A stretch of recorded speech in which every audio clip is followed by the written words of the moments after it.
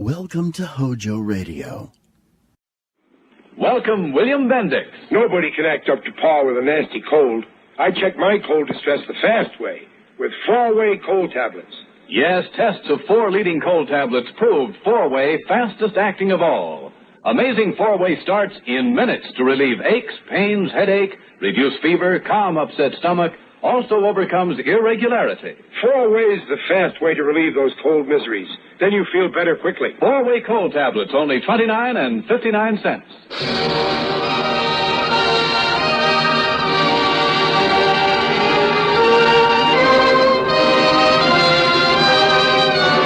This is the Radio Hall of Fame.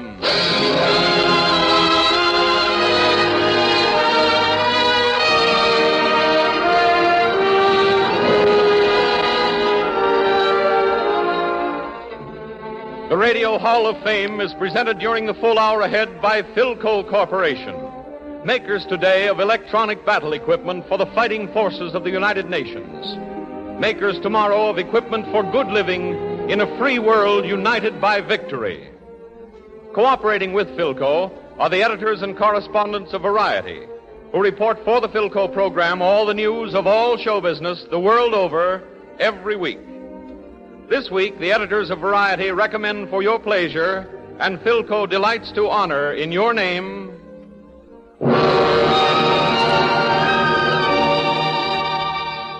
from Motion Pictures, Joan Fontaine. From Stage and Screen, Frederick March. From Radio and Nightclubs, Jimmy Durante. From the Metropolitan Opera, Billy Sayol. From Radio and the Concert Stage, Alec Templeton. From the Network Newsroom, Lowell Thomas. Conducting the Philco Hall of Fame Orchestra and Chorus, Paul Whiteman. Our Master of Ceremonies, the distinguished composer, author, and commentator, Deems Taylor.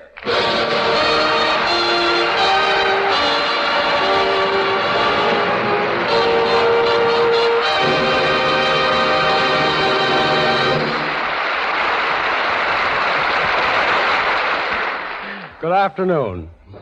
This is Deems Taylor speaking for Philco. We're here today among new surroundings to take part in an occasion of rather special significance, and I believe that you of the radio audience should be made aware of these proceedings. Mr. Riggs, will you please explain? The Radio Hall of Fame is being brought to you today from Philadelphia, the home of Philco. Assembled here in the Academy of Music is an audience of patriotic Americans, war bond buyers, each of whom has done his or her part to back the attack in the 4th War Loan Drive. It is a source of pleasure and satisfaction to the cast of today's program, to the Emergency Aid of Pennsylvania, to the Philadelphia Retail Merchants War Bond Committee, and to Philco that our studio audience here has added $7,415,000 to Philadelphia's total in the 4th War Loan Drive. Now, here again is Deems Taylor. And you in your homes are invited to listen to this following full hour of entertainment And may your conscience and your purse decide what your price of admission in terms of war bonds should be. And so, to Paul Whiteman and the chorus and orchestra in a Whiteman cameo overture of the spirited tunes of our many armed services.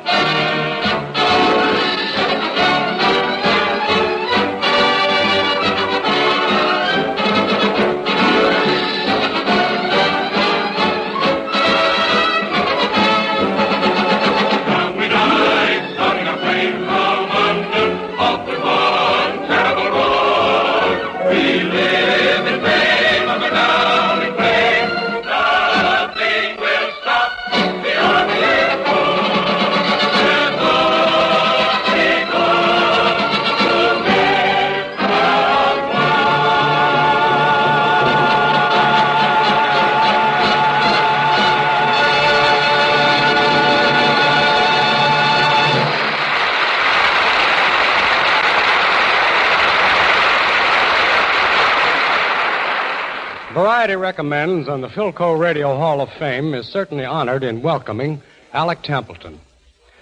Mr. Templeton might be described as the problem child of music, one who delights to place tacks upon the seats of the mighty and strew banana peels upon the paths of glory. He is that rare creature, a serious musician who's not solemn. He'll play you libelous trifles such as Mendelssohn Mows 'Em Down or Debussy and Dubuque, or conversely, he'll make you a very respectable sonata out of Mairzy Doats. But there's no point in explaining Alec Templeton. The thing to do is to hear him. And what we're going to hear are two favorite routines from his Wednesday night Cresta Blanca Carnival. One from his Modernizing the Master series, the other from his famous musical impressions. Mr. Templeton, take over.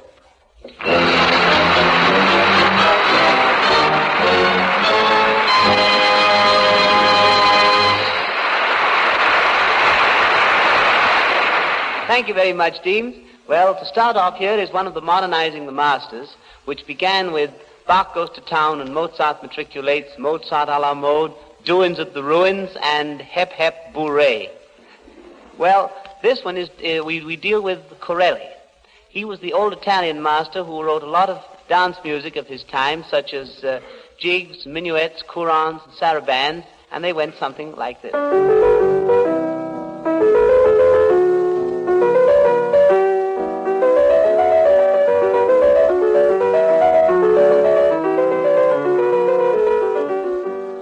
Well, here's my idea of the way Corelli might have written if he were alive today and were deep in the heart of Texas.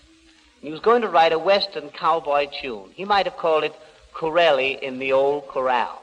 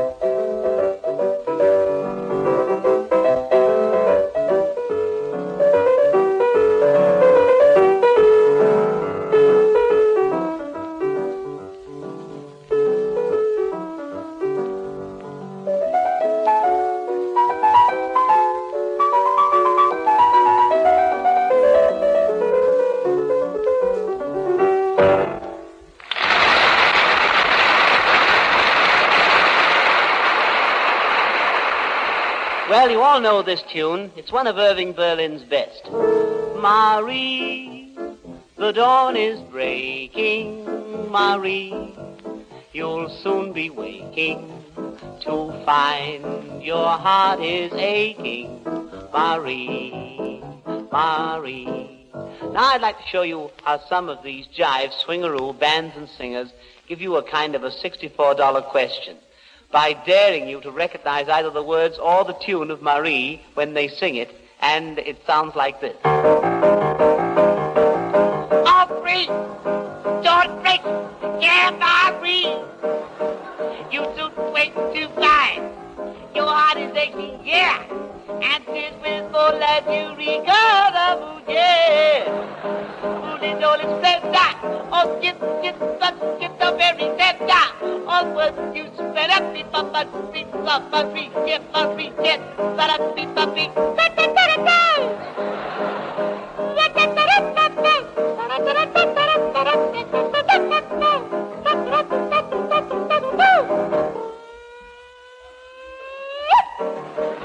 the moon in all its splendor, yeah, and it's all upward, you better be Maria, Maria, Maria, yeah!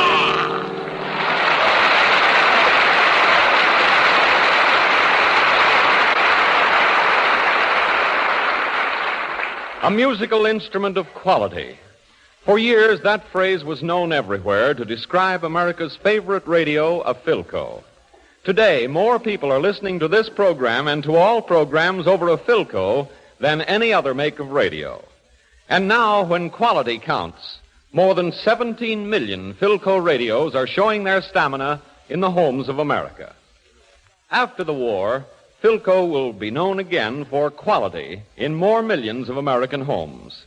Quality that has been enhanced by new knowledge, new experience, and the new demands of war production. And then you'll see and hear that phrase again to describe the finest in radio, phonograph, and television entertainment. A Philco, a musical instrument of quality.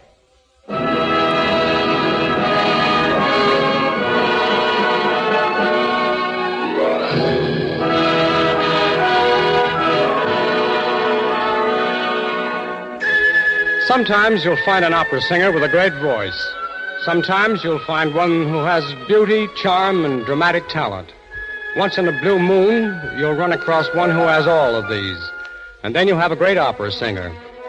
We have one with us today. Her name is Bidou Sayao. Exactly 7 years ago today, on February 13th, 1937, she made her first appearance at the Metropolitan Opera House in New York. Only yesterday, she scored a triumph as Violetta in La Traviata. Variety recommends, and Philco is proud to present Bidou Sayao singing her first act aria. Enter Bidou Sayao.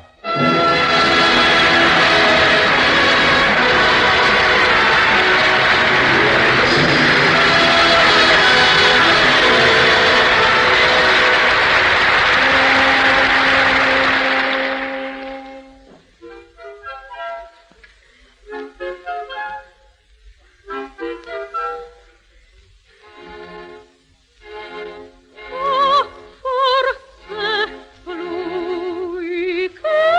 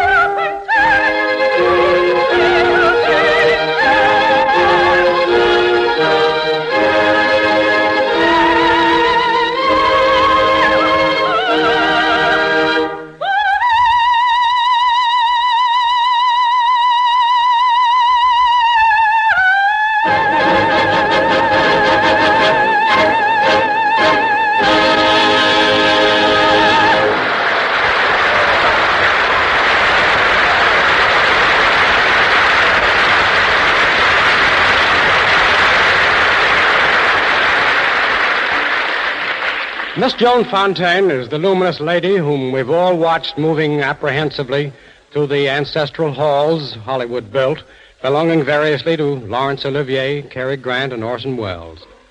Miss Fontaine has already won Academy Award for her performance in Suspicion, and there is serious talk about her winning another Oscar for her work in The Constant Nymph. In her current 20th Century Fox picture, Jane Eyre, co-starring Orson Welles, she gives another brilliant performance. And now the Radio Hall of Fame presents Miss Joan Fontaine, by arrangement with David O. Selznick, in an impression of Jane Eyre from the novel by Charlotte Bronte.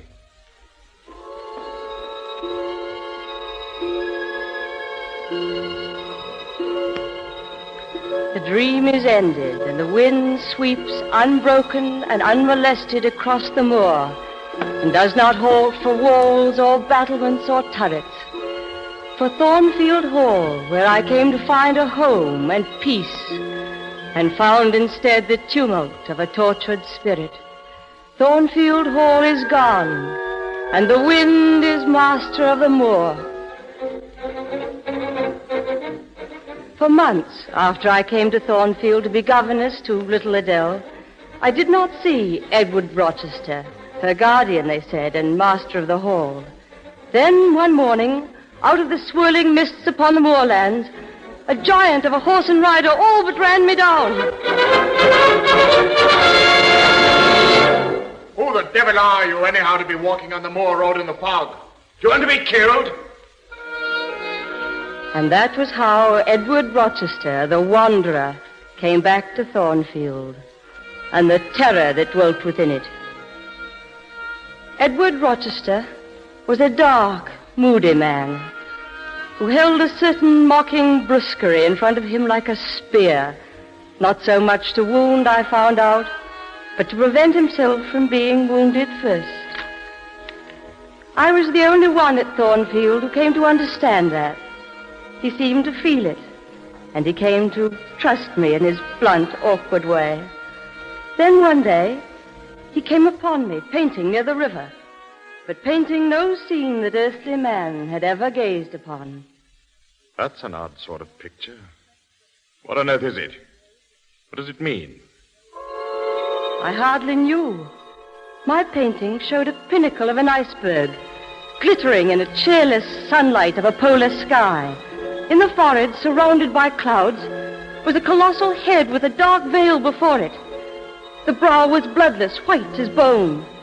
The eyes hollow and fixed, staring out across the empty sea into the empty sky. And the eyes were blank and glassy with despair. How do you paint such nonsense? What does it mean, Miss Eyre? I don't quite know myself, sir. I dreamt it.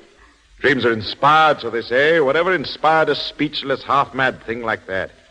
It's madness. No, it's loneliness, desolation. Oh, is that what it means? I didn't know. But what inspires such things in your mind? Suddenly, he looked at me sharply. You say you dreamt it? So be it. He turned abruptly and marched off across the moor. I looked again at what I'd painted, at the powerful, brooding head gazing out forever over a barren sea.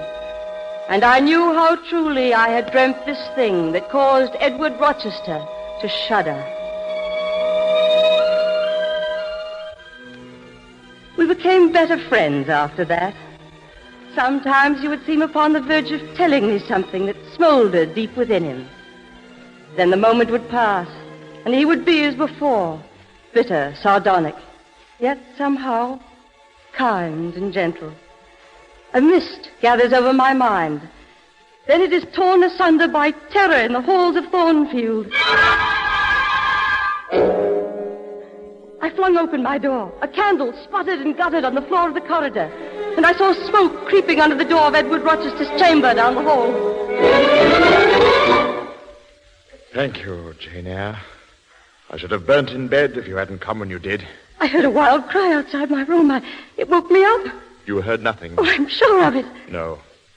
You are subject to wild dreams, you know. Thank you again. Good night. But I did not dream that candle sputtering on the floor. What came next follows in feverish haste through my mind. Edward Rochester was gone in the morning, and when he returned a fortnight later, there was a gay, laughing company with him, and beautiful, proud Blanche Ingram. At the gay party that night, I haunted the shadows miserably, envious of her loveliness. Seeing Edward prepare to waste himself on beauty that was arrogant and proud. And when I could stand it no longer, I fled into the moonlight with all my small possessions before he should learn of my jealousy, of my love for him, the master of the house. Jane! Jane Eyre! Where are you? Come back, Jane Eyre! Someone had seen me leave, and he had come for me, to take my hand and lead me home again, and to utter a miracle to me. A miracle. Marry Blanche Ingram? I? You brought her here to marry you. I had to turn to someone, Jane. I never knew or thought. Jane, I summon you as my wife. Oh, I knew it was his loneliness that made him love me, if indeed he did. Yet I loved him, and yet it was a miracle. For I, Jane Eyre, who had never known love, I who was so plain and uninspiring, I was loved.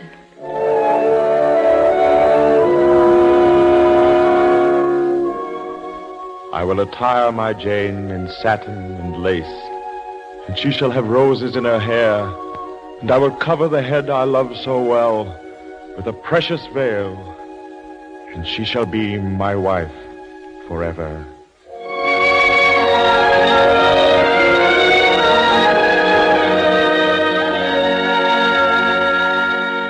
I require and charge you both that if either of you know of any impediment to this marriage, let him confess it now. Then wilt thou, Edward Rochester, have this woman for thy wedded wife? The marriage cannot go on. I declare the existence of an impediment. In my mind, I see again the winding stairs leading into a high turret of Thornfield. I hear the heavy bolt move under Edward's nerveless hands. The ancient oaken door swings open, and I see by the candle held high in Edward's hand the creature cowering and gibbering in the darkness, madness in her eyes, and on her foaming lips. Behold the impediment to our marriage, Jane. Behold my wife. Edward. Edward. The man who challenges us is her brother. God will pity me in time, I hope. But will you forgive me, Jane? The mists close in. The artful mind tries hard to save the spirit from too much harm or pain. I fled to Ferndean, 200 miles away, to live there with an aunt who years before had driven me from her. And now, broken and alone, she was glad to have me back, and I had no other place to go. Snow fell.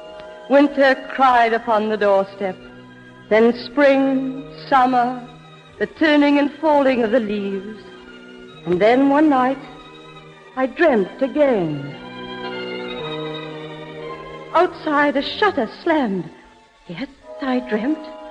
A great scarlet bird stood with outspread wings over Thornfield Hall and slowly fanned his wings. And the walls and turrets of Thornfield glowed scarlet too, and dissolved in the wind from the great bird's wings, and a voice cried, Jane! Jane Eyre! Where are you? Come back! Come back! Come back! Edward! Edward, I'm coming! Wait for me! Wait for me! The woods that border Thornfield rose over the hill, and the loud cawing of the crows broke the morning stillness. I looked up at the sky where the battlements of Thornfield stood, and saw only the sky. Thornfield was gone. But out of the wood a tall figure strode, but as one whose vision fails him. Edward. Edward. Jane, I knew you'd come. I knew it. I knew it. What had happened? She and the turret had escaped again, candle in hand. There was no Jane Eyre to hear her laughter in the hall, quench the flames again. The flames drove her to the battlements, and there she died. I tried to go to her. The flames struck between us and across my eyes. Edward. Later, when I thought that I should never see again, I cried out to you to help me. I heard you, Edward. Oh, so far away. Yes. How odd. How very odd indeed.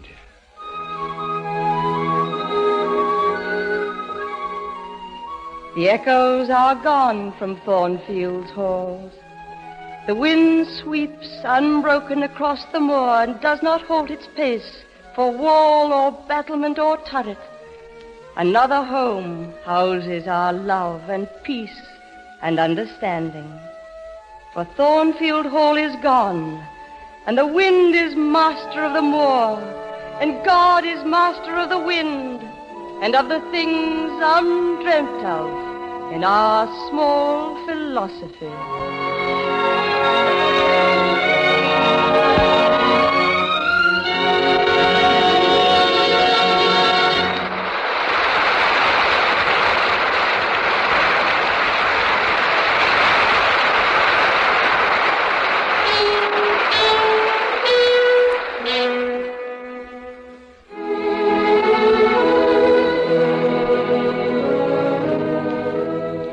The Radio Hall of Fame pauses. Act Two will follow immediately thereafter with Lowell Thomas, Jimmy Durante, Alec Templeton, and Frederick March. Mr. Riggs, if you please. This is the Blue Network. HOJO Radio. We're your old-time radio headquarters. Stay tuned. A musical classic was born at Aeolian Hall, New York. It is a matter of no small pride to us that our own maestro, Paul Whiteman, urged that classic out of the imagination of George Gershwin and performed it on February 12th, 1924. George Gershwin has gone, but his Rhapsody in Blue will be with us for many years to come. Our guest, Alec Templeton, has always wanted to play the Rhapsody with Paul Whiteman, its godfather. And today, therefore, is a day of realization as well as of tribute. Variety has skillfully selected the parts, and the Philco Hall of Fame is honored to assemble those parts into a real musical event. Paul Whiteman, Alec Templeton, and the orchestra in excerpts from The Rhapsody in Blue.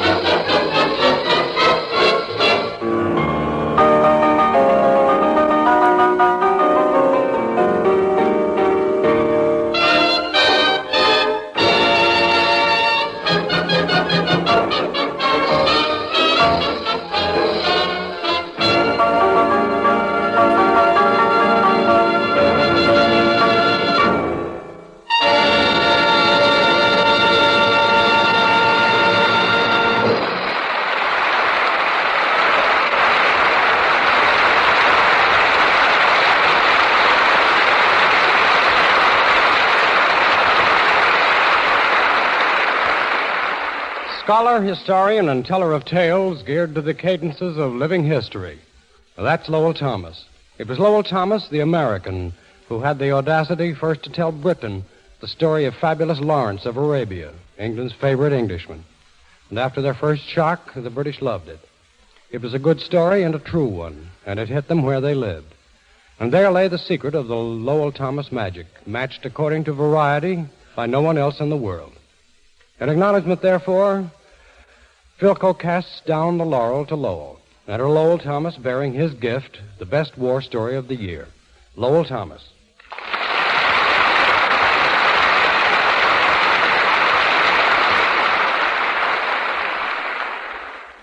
Deems, you played both against and with my notorious ball team, the Nine Old Men, and I believe I have something here that may bring satisfaction to that patriarchal soul of yours. Remember how early in the war we heard that youngsters from 18 to 22 were needed for combat pilots because that was the age that air fighters should be?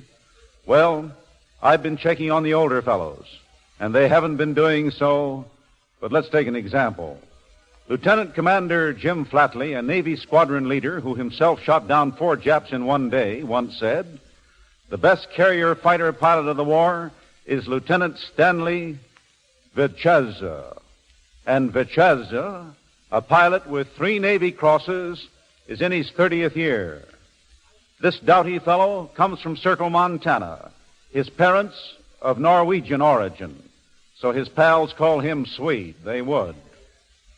He won his first Navy Cross in the Battle of the Coral Sea, his second Navy Cross at Salamaua and Leh in the air battles over New Guinea. May 4th, 1943, he bombed Tulagi. May 6th, he bombed a Jap carrier. Then on May 7th of this past year, he was attacked by 9 Zeros at once while acting as an anti-torpedo plane defense flyer, flying a Navy dive bomber. Now, those dive bombers are not so maneuverable. They're designed specially for one purpose, dive bombing, while the Zeros are amazingly maneuverable because of their much lighter construction. When those 9 Japs had the jump on the lone Vicheza, he accepted that challenge.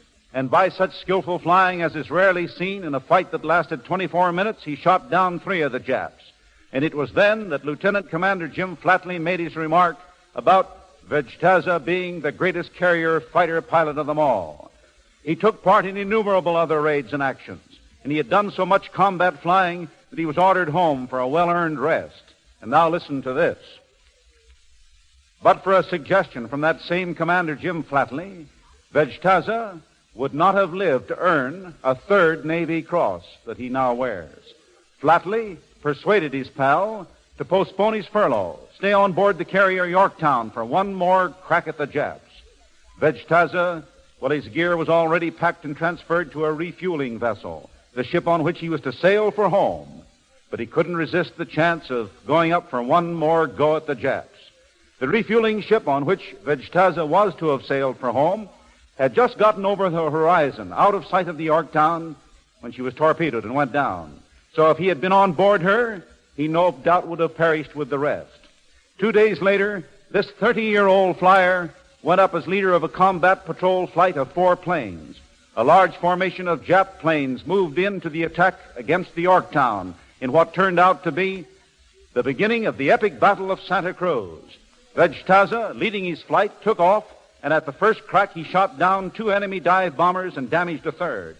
And while the 2 Japs were falling into the sea, a squadron of 12 enemy torpedo planes came swooping down out of the clouds, heading for the carrier Yorktown. Vegtaza maneuvered his flight so the 4 American planes were right in their path. The Japs turned. As they did so, Vegtaza bagged 2 of them. The rest of them flew into a cloud in a tight V formation. Fantastic though it seems, Swede Vegtaza shot down all 3 of them while they were in that white mist. And so it was that in one action, Lieutenant Stanley Vegtaza got 7 Jap planes, a feat that hasn't been surpassed so far as I know, and by a pilot now in his 30s. Deems, almost old enough to be one of the 9 old men.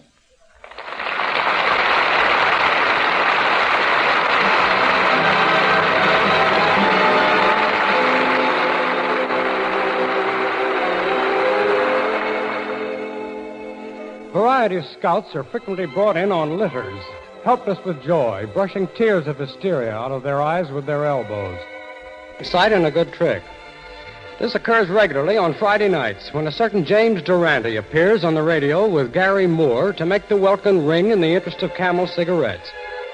Variety acclaims Mr. Durante as one of the funniest and friendliest beings in existence, and the Philco Radio Hall of Fame accepts that characterization without a quibble. And therefore, for the second time within these hallowed halls, appears Durante, the Wizard of Schnoz, one of the best informed men in these United States, the only man who can stay in New York and still keep his nose in Washington. Jimmy Durante in person. You've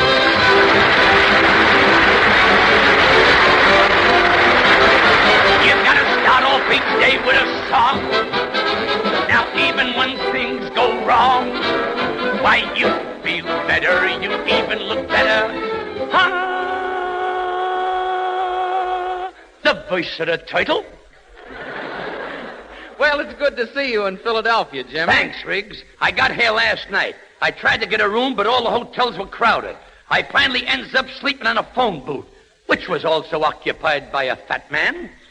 I didn't mind him crowding me a little bit. I didn't mind him trying to get a number. But when he started jiggling my nose up and down and said, "Operator, there's something wrong with this hook," that was going too far.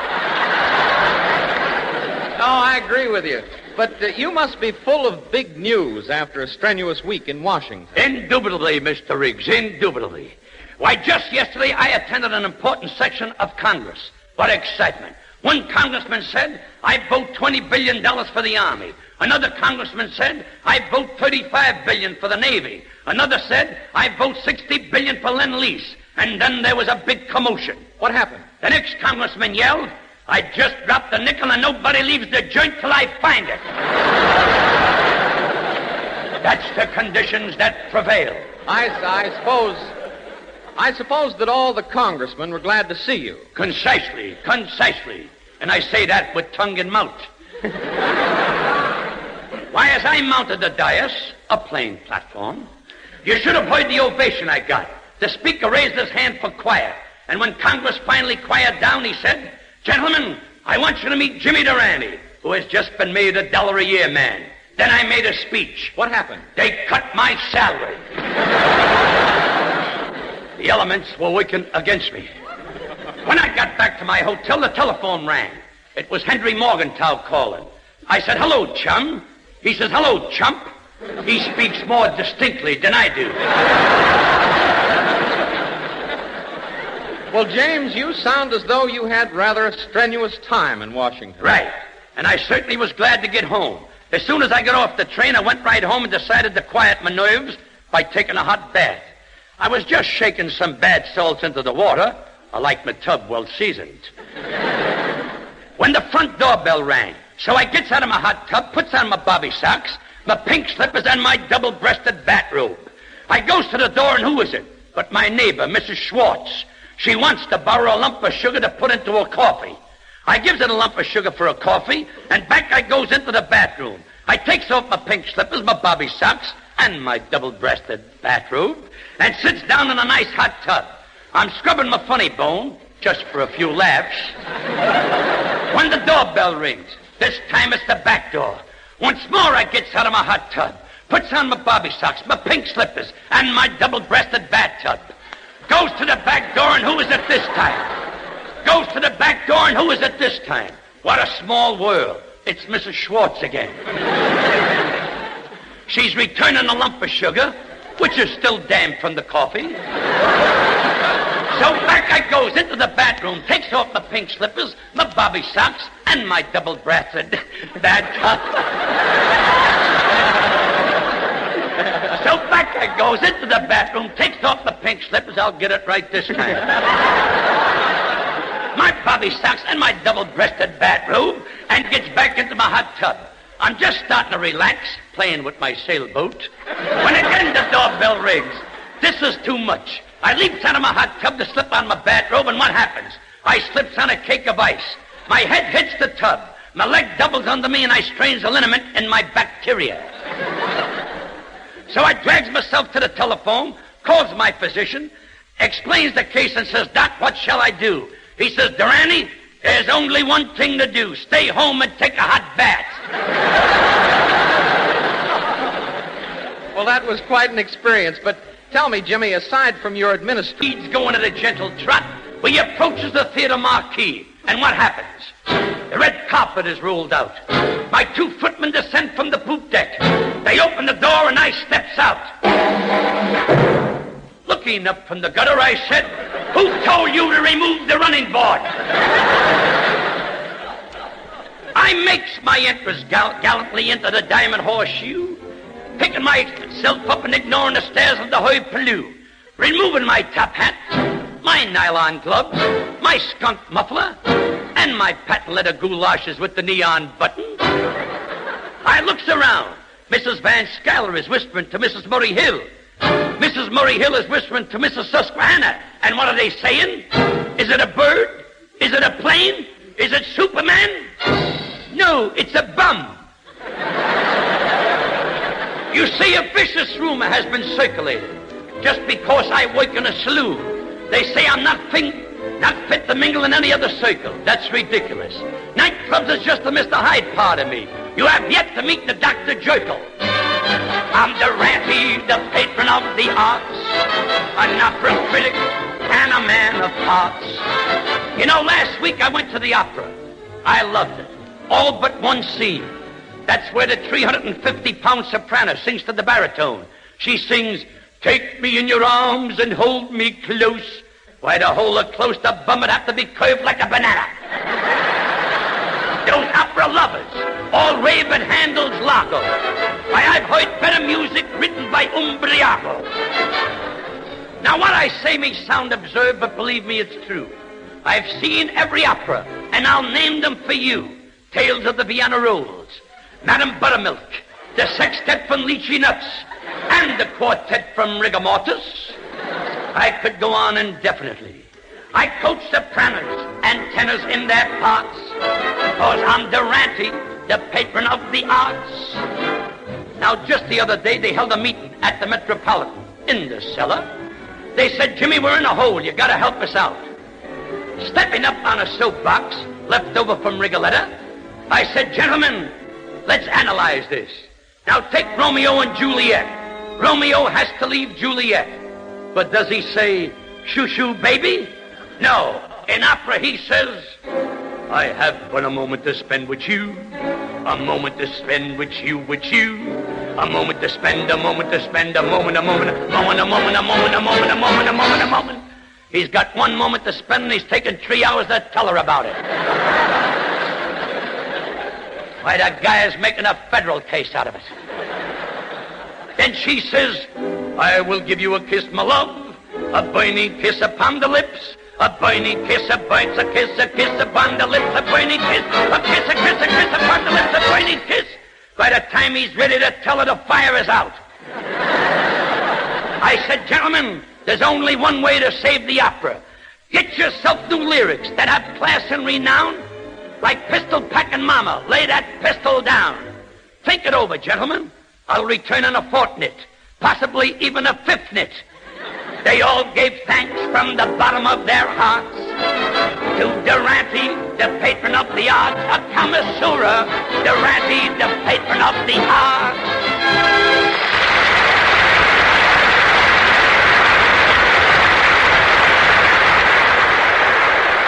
He was the sinister Prince Silky in Hollywood's Death Takes a Holiday. Oh, you know him well for his moving portrayal of Hollywood heartbreak in A Star is Born. His performance in Broadway's The Skin of Our Teeth undoubtedly had something to do with that play's winning the Pulitzer Prize last season. All Variety has to do is pick a Frederick March performance, any performance, and that's it for the Philco Hall of Fame. Today, he has something to say that mortally concerns every last one of us. Enter Frederick March in Milton Geiger's I Pledge America.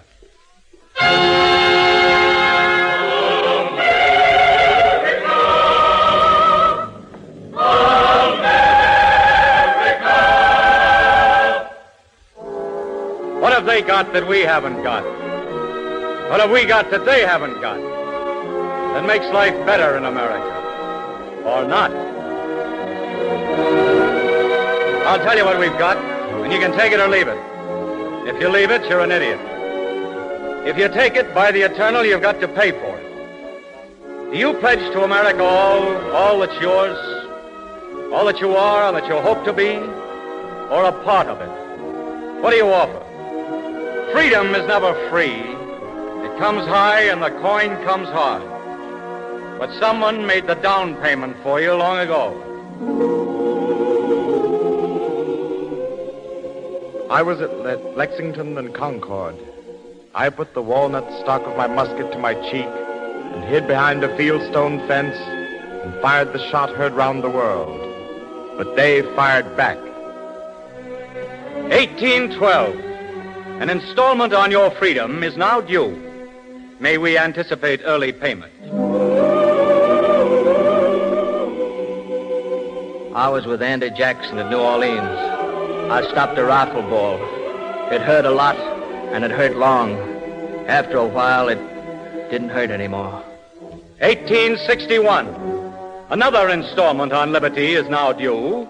We trust this will receive your early attention.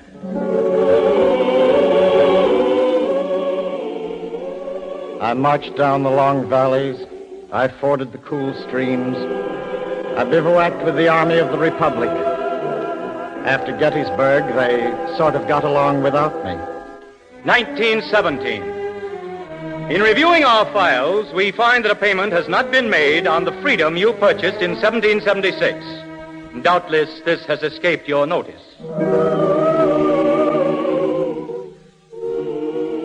I flew a Hanley Page over the German lines in 1918. How did I know that that cloud was full of German planes?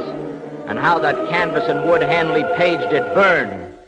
1941. Repeated warnings have elicited no response from you concerning the freedom you purchased in 1776. This account is now long overdue.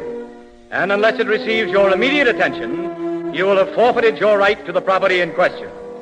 Let us caution you that once you surrender the goods, it is highly unlikely that negotiations can be reopened for its recovery. This is positively the last notice you will receive. You'll find me lying in the marshes of Bataan. See that I get home. I'd like to sleep beside my dad. He'd like that. Payment has been duly received and bill receipted with the customary cross. We are sorry this occurred, but in the future, such unpleasantness can be avoided by eternal vigilance. Thank you for remittance. We trust you find your freedom giving you the same fine service as ever.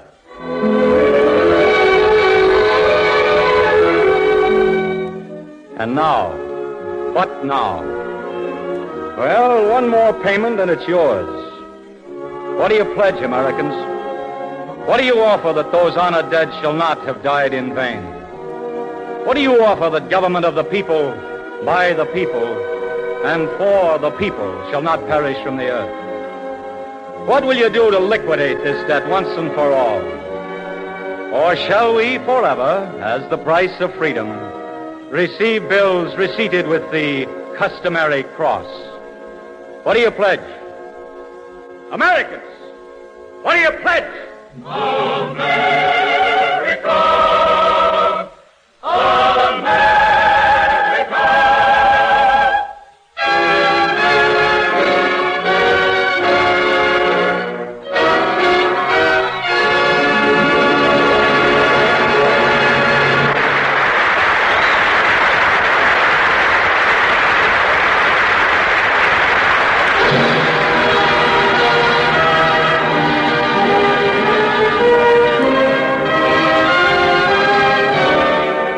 Next week, same time, same station, when the Radio Hall of Fame returns with another all-star show of shows. We'll expect you this time next week at the gates of the Radio Hall of Fame. Signed, Deems Taylor. Next week, the inspiring Song of Bernadette with Jennifer Jones and Charles Bickford, Jerry Lester, Helen O'Connell, Paul Whiteman, the Philco Hall of Fame Orchestra and Chorus, and others.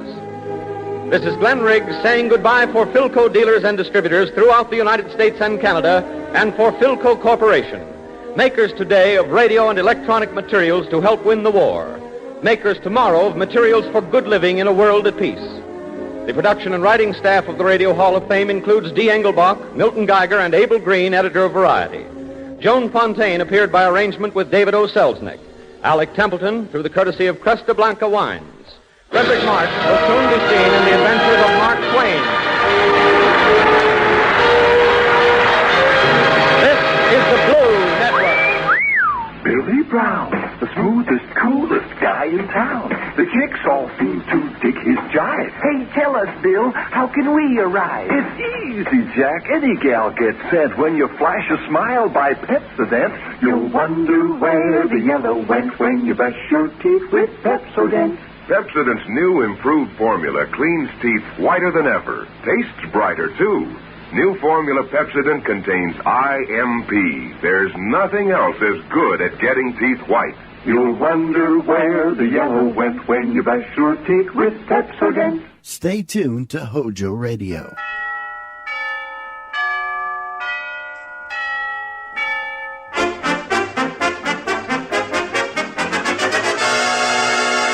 Ladies and gentlemen, the makers of Ipana for the Smile of Beauty and Sal Hepatica for the Smile of Health present It's Time to Smile. With Eddie Cantor, time to smile. Where's that grin? Put a dimple in your chin. Better times are coming, things are humming. Time to smile. What the world is after now is a lot of laughter now. There's no room for gloom is out of style. And it's time to smile. And here he is, Eddie Cantor.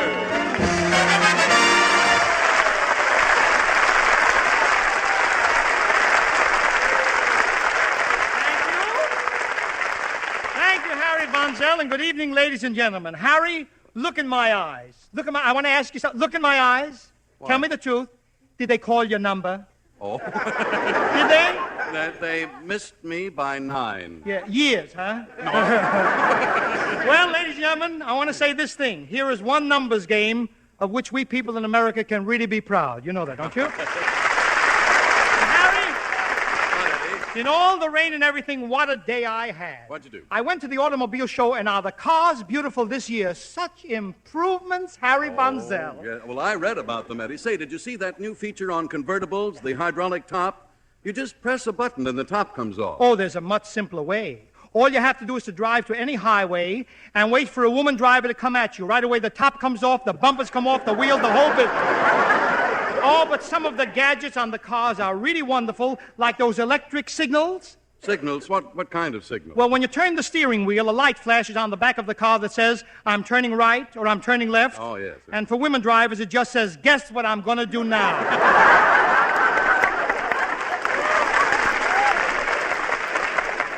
The thing I like about those new cars, Eddie, is the brakes. You know, they put the emergency on the left side under the dashboard. Well, everything on the new cars is concealed. You press a button, the lights disappear. You close a door, the running board disappears. And when the guy from the finance company comes around, the whole car disappears. Oh, yes, those finance companies really mean business. Oh, they do things right. You know those musical horns, they go, da, da, da, da, da, da. Yeah. Well, when you buy a car on time, the finance company installs one of those horns for you, and on the first of each month, the horn goes, don't forget the payments. Oh, but Harry, you should see the upholstery on the new Packard. What? The seats are pure lamb's wool. The seat covers are lamb's wool. The entire lining of the car is lamb's wool. Every time you sit down, the whole business goes, ah. Well, you know, I've made up my mind to buy a new car, Eddie. The thing that sold me was the way they put the gear shift on the steering wheel. Oh, that's nothing new, Harry. 6 years ago, my uncle had a car that had everything on the steering wheel. The gear shift, the clutch, the brakes, the motor. Well, wait, how could that be? He hit a telegraph pole. The whole thing was... You know, Eddie, I think I'll buy one of those new 1941 models. Yeah. Say, what do you suppose they'll allow me on my car? Your car? You call that jalopy a car? Why, even Jack Benny's Maxwell does this to it. Goes away. I understand that when you turn on the motor, the fan stands still and the car spins around. Is that right, Harry? Yes, you're right, Eddie. I ought to stop driving that thing. It isn't fair to the pedestrian. Oh, don't worry about them. There's a new thing out called pedestrian pants. They do away with hit-and-run drivers. You see, the lining of these pants is carbon paper. And when a car hits you, all you've got to do is to take off your pants and you've got his license number in black and white. There it is.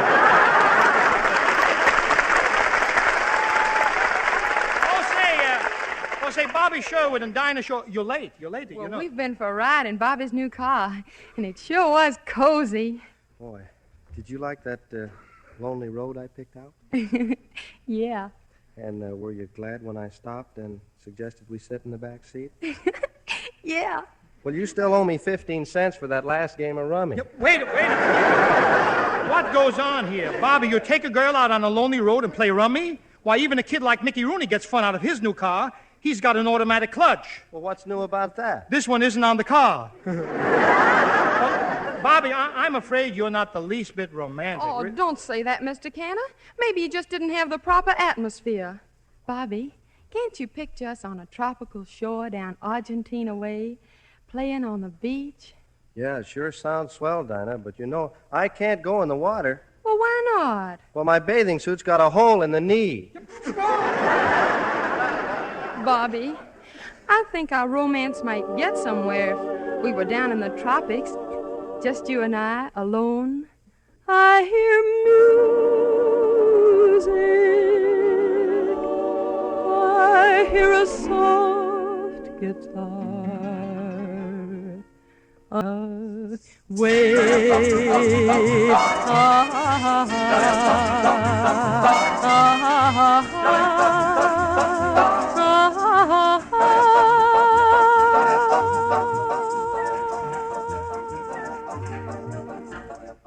Argentina.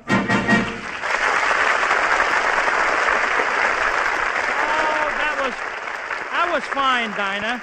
And now, if you'd only... Mr. Cantor, would you mind stepping out of the way, please? Thank you. All right, Miss Shore, look over here. Now, a little to the right. Look, mister, would it be asking too much? Mr. Cantor, will you please step over to one side? And don't let me have to speak to you again. I have pictures to take. Yeah, but I have a show to do. I've got a lot of jokes to tell. Yeah, I've heard them. Miss Shore, are you ready now? Where's that smile? Will this do? There, that's perfect. There we are.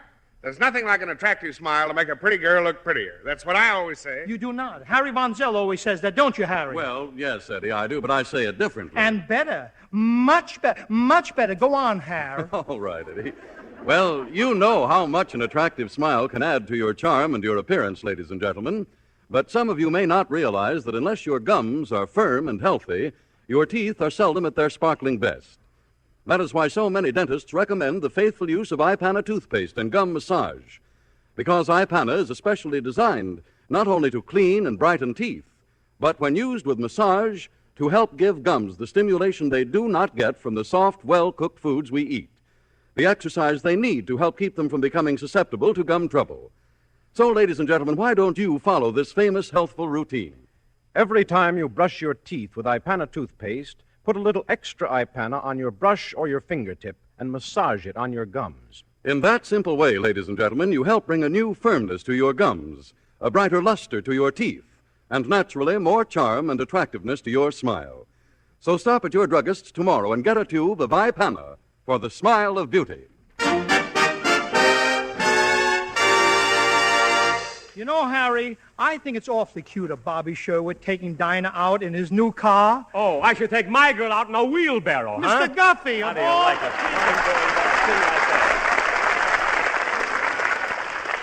I'm glad to see you, Guffey. Where have you been? Fine thing. He lays me off for a year and a half, and he wants to know where I've been. I have to be out of work because you're lazy. Look, I'm not lazy, Guffey. I'm working on the radio now, and I'm going to Hollywood to make another picture. You're going to make another picture? Yeah. Won't give up, huh? You don't understand, Guffey. I'm glad you're here. Why didn't you come to see me sooner? Sure. A lot you'd care if I got shot climbing over the wall. Guffey, tell me you've been in jail? You don't think they cut my hair this close at Princeton?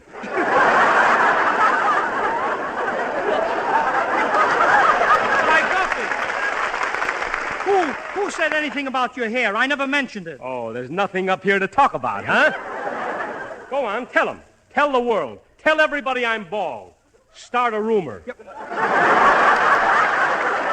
Don't be silly, Guffey. I wouldn't tell that to a soul. Oh, you're ashamed of my head, huh? What's wrong with a man being bald? Nothing, Guffey. You've got one of the finest-looking heads I've ever seen.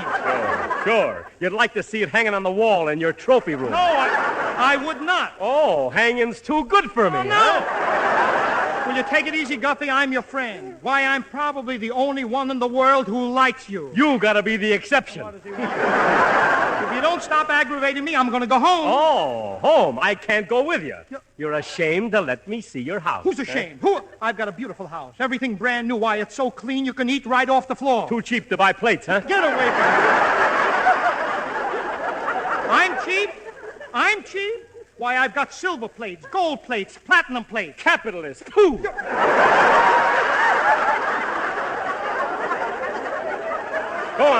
Go on, tell the world. Show off your wealth to everybody. I'll bet you wouldn't give me a nickel to buy a cup of coffee. That isn't true. Here, Guppy, here's a nickel for a cup of coffee. Oh, nothing to dunk with it, huh? Why not? Here is $1. Buy anything you like to dunk with. Dunk to your heart's content. Dunk as much as you want. Sure, I should go in up to my elbow, huh? Ruin my wristwatch. What does he want? You'd like to call me Sloppy Guffey. No, Guffey, you are not sloppy. You're not a jailbird. You're not bald. You're just like I am. Exactly like I am. How do you like that? Now I'm a jerk. Yep. Wait a minute. Help me out.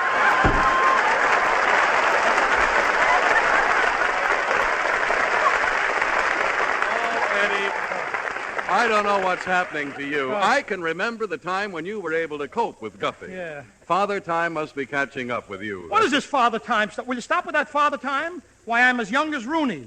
Mickey or Pat? Yep. Wait a minute. Some funny stuff. Encourage him. An announcer's getting left. Look here, Mr. Von Zell. I'm tired of being insulted around here. Everybody picking on me with that old man stuff. I'll show you. I'll show all of you. I'm quitting this program. Oh, well, no, Eddie, don't be silly. We're just ribbing you. Everybody around here likes you very much. They do? Certainly. I'm glad they do, Harry. I'm glad they do. They've always liked you. When are you quitting? That's the last straw. Listen, everybody. Dinah, Bobby Von Zell, Guffey, sponsor, NBC. I'm quitting this program. And I'm leaving right now. And when I walk through this door, I'm not coming back. I'm not coming back when I walk through this door. You hear me, everybody? I'm quitting this program! Well, maybe I have been a bit hasty. It's a lucky thing you spoke up when you did, Von Zell. Spoke up? I didn't say anything. Don't beg me. I'll stay. I'll even forgive you for calling me an old man. I won't even move away from this microphone. Too weak to walk over to the door, huh? Get away. Get out of here, Guffey. I'm staying, Harry, but not because of you. It's because of my fans, my public. I can't let them down. You see what I mean? Mr. Cantor. Yes? I never enjoyed your program as much as I did last Wednesday. What are you talking about? I wasn't on the air last Wednesday. I never enjoyed your program as much as I did last Wednesday. Say, Eddie, how did it happen that the president took your place on the air last week? Oh, it was very simple. He asked my permission. He called me on the phone and sang to me. Well, what did he sing? He sang, "Your time is my time, my time." Oh, well, it was nice of him to ask your permission. Anyway. Yes, and since he took over my job on the radio last week, I think it's only fair that I take over his job of running the country this week. What do you think? Huh? Wait a minute. I don't... what do you know about running a country? Oh, Harry, with my cabinet, I couldn't miss. Right away, I appoint Jack Benny, my Secretary of the Treasury. Jack Benny, Secretary of the Treasury. Anybody gets a nickel out of him, it's a miracle, I'm telling you. And if that isn't enough, I'll appoint Mr. Guffey Minister without portfolio. How do you like that? A big country like this, too cheap to buy me a briefcase. Get away from me. Let's not waste any time. Harry. Yes. Bobby Sherwood. Yeah. Dinah. Yes, sir. Mr. Guffey. Are you all ready to come with me to the White House? Yeah. Then come on, let's go. Got to pack my grip, going to take a little trip, go to Pennsylvania Station, got to make a reservation, take the 10 o'clock sleeper, going to ride all night. So long, everybody. Don't forget to write. Red cap, sir. Is you looking for a porter? Yeah, take the bag, boy. Here's a tip, a quarter. Track 29, sir. What's your destination? Washington, D.C., the capital of the nation. Washington. I'm on my way to Washington. I'll take the whole gang along. We'll run the country with song. And when we get to Washington, my administration will pass legislation inviting the nation to our celebration. From the coast of Maine to the Rio Grande, we'll sing to the swing of the big brass band. High Silk Cats and the Hoi Polloi, Texas, Oregon, Illinois, from Alabama to Boulder Dam, we'll shout the praises of Uncle Sam. We're on our way to Washington. We'll bring a new kind of thrill to good old Capitol Hill. We're on our way to Washington. When I become the president, we're really gonna play some. We'll all roll legs on the White House lawn, and I might even lay some. It won't be the first time. We're on our way to Washington.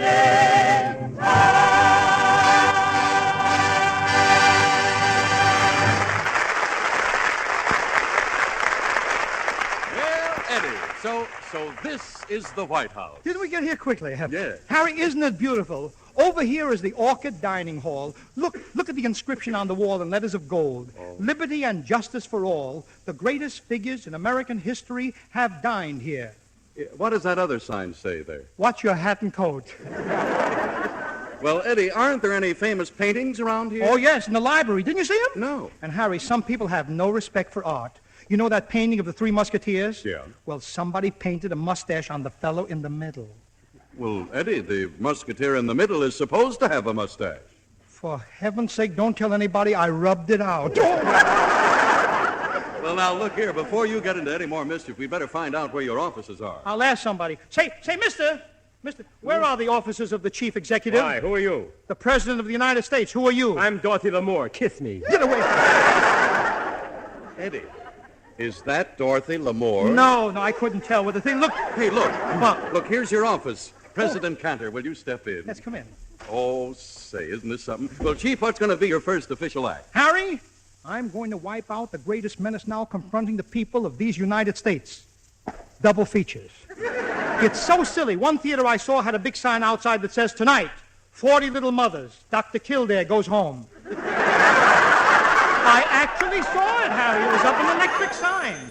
Gee, what do I do now? The phone bell is ringing.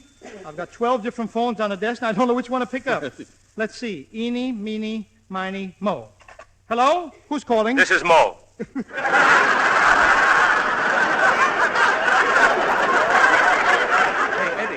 That is Parks Commissioner Mo McGonigal. President Cantor, it is my unpleasant duty to report that 20 benches were broken in Central Park last Saturday night. 20 broken benches, eh? I guess the fleet's in. Dinah? Yes, sir. Take a letter to the Secretary of the Navy. Right away, sir. Dear sir, last Saturday night in Central Park, 20 benches were broken during necking maneuvers. We'd either have to get stronger benches in the park or weaker sailors in the Navy. Now I'd better go over to the FBI and report what I have to... Come in. Excuse me, Mr. President. I'm Mrs. Grumps, your next-door neighbor. Yeah. May I borrow a cup of sugar? Well, I don't know. I'll have to take it up with the Senate. But why all this fuss over a measly cup of sugar? I saw a senator come in here yesterday and get an appropriation for $1 million. Is that sugar? Brother, it ain't hay. Hey, Eddie, was that Dorothy Lamour? No. Mr. President? Yes? The Senate is in session now, and they may be discussing some important issues. Thank you, Dinah. I better turn on this loudspeaker and listen in. Mr. Chairman. Chair recognizes the senator from the state of Mephistophelies. I wish to introduce a bill which, if passed, will shake the very foundations of the American home. Resolved that the legal resident and occupant of the White House hereafter be allowed to lend, lease, entrust, or give to his neighbor, Mrs. Grumps, one measly cup of sugar. The boys are really working. Oh, Mr. Chairman, I protest most strongly against the passage of this bill. Why should the White House give this woman a cup of sugar? Is it necessary? Is it constitutional? Is it granulated? What if it is granulated? Say she may not like it. If she doesn't like it, she can lump it. One moment, Mr. Chairman. Let us examine the sugar question thoroughly. Now, sugar is sweet, and so are blueberry pies. Now, where do blueberry pies come from? Blueberry Hill. And where does Blueberry Hill come from? From Bobby Sherwood playing the number of the same name. Play, Bobby.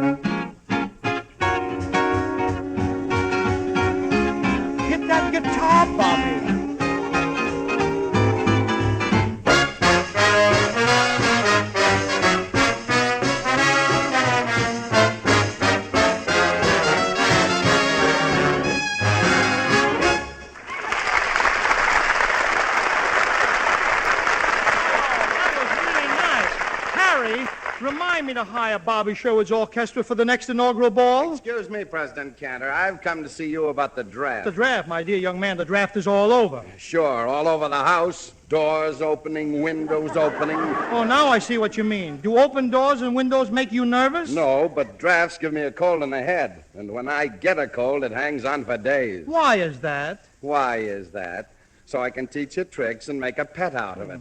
Why does anyone get a cold in the head? I wouldn't know, but maybe if you were to get after a cold at its very beginning, it wouldn't hang on so long, huh? Sure, but get after it with what, for instance? Well, I'd say sal hepatica, because so many doctors say the same thing. Wouldn't you, Harry? Yes, Eddie, I would. And as a matter of record, ladies and gentlemen, in a recent impartial survey among physicians conducted by leading medical journals, it was found that 7 out of 10 physicians recommend a saline laxative when treating a cold. And sal hepatica, we believe, is America's outstanding saline laxative. There are 2 very good reasons for this, which you can check with your own doctor. First, as a laxative, sal hepatica acts quickly, yet it is exceptionally gentle. And since the progress of a cold is fast, the speed of sal hepatica is especially important in fighting it. Second, this famous saline also helps counteract the excess gastric acidity that so often accompanies a cold. So, ladies and gentlemen, to help fight your colds faster, don't delay. Get a bottle of gentle, quick-acting sal hepatica at any drugstore.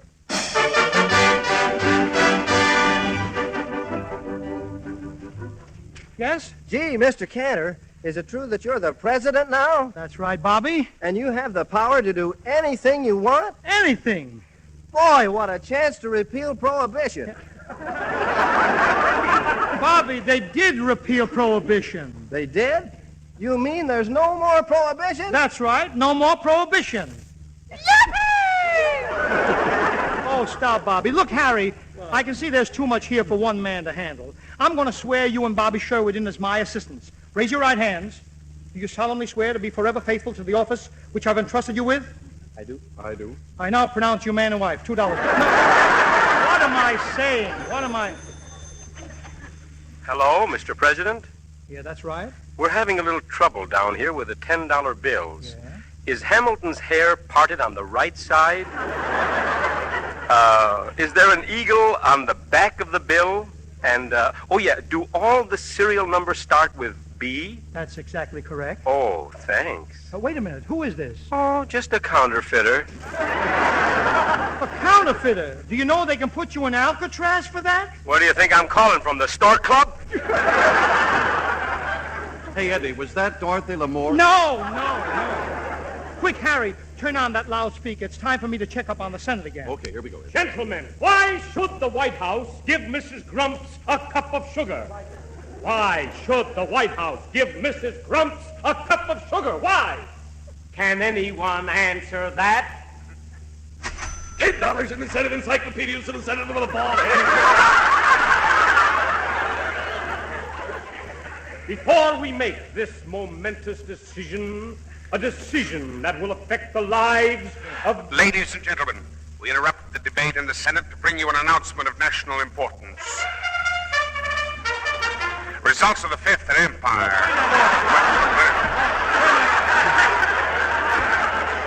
Wait a minute, you can't turn it off, Eddie. You've got to get the Senate report on Mrs. Grump's sugar. Oh, yes. Ladies and gentlemen, a decision has just been reached by the Senate in regards to Mrs. Grump's sugar. We have decided to let Mrs. Grumps have her lumps. Harry, we must let Mrs. Grumps know. Quick. Yeah, I'll get the window. Yoo-hoo, Mrs. Grumps! Okay. Shoot the grease to me, Chief. Mrs. Grumps, the Senate has decided you can have that cup of sugar. Oh, never mind now. The coffee's cold. How do you like that? Congress gives me the sugar, and now Mrs. Grumps trumps the lumps. That makes us two mugwumps chumps. Yeah, it gives me the jumps. Yeah, but I'd rather be two mugwumps chumps with the jumps than down in the dumps doing bumps with the mumps. I think you've got something there, Eddie, but who's going to pay for the sugar? A resourceful president like me knows all the answers. Dinah, take a letter. Yes, sir. Ready for dictation. To the people of the USA, I send this proclamation. Shoot. Let's put a tax on the beautiful girls. Place an assessment on love. We can tax the benches where lovers embrace. We'll make each couple foot the bill for their sparking space. Let's charge a fee for the thrill of a kiss. Charge for the moonlight above. And when we start collecting from the beautiful vamps, I want to be the guy who goes around with the stamps. Oh, let's put a tax on the beautiful girls, and we'll balance up the budget with love. If I thought Bobby Sherwood would consider romance, I'd gladly pay my taxes up a year in advance. Dinah. Oh, let's put a tax on the beautiful girls, and we'll balance up the budget with love. Do showgirls get a discount if they promptly remit? Yes, any striptease dancer can take off quite a bit. Oh, let's put a tax on the beautiful girls, and we'll balance up the budget. And nobody will begrudge it, 'cause we'll balance up the budget with love.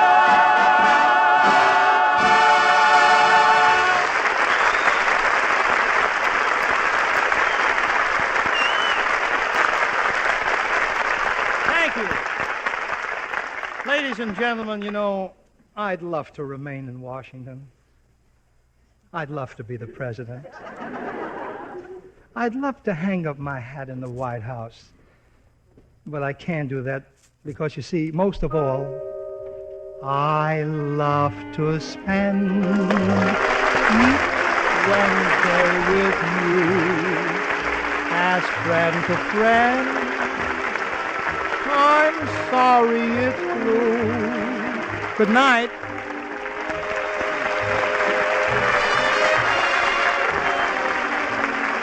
Join us again next Wednesday, won't you? And in the meantime, remember the two products which make these Wednesday evenings together possible. Ipana for the smile of beauty, Sal Hepatica for the smile of health. Ipana, Sal Hepatica.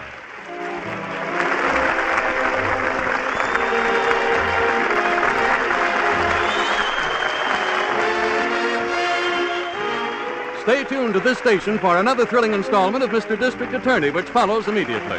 Good night. This is the National Broadcasting Company.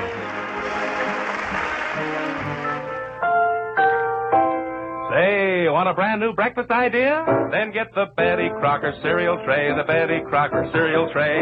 Yes, indeed. Try the brand new cereal assortment with 10 individual packages in all.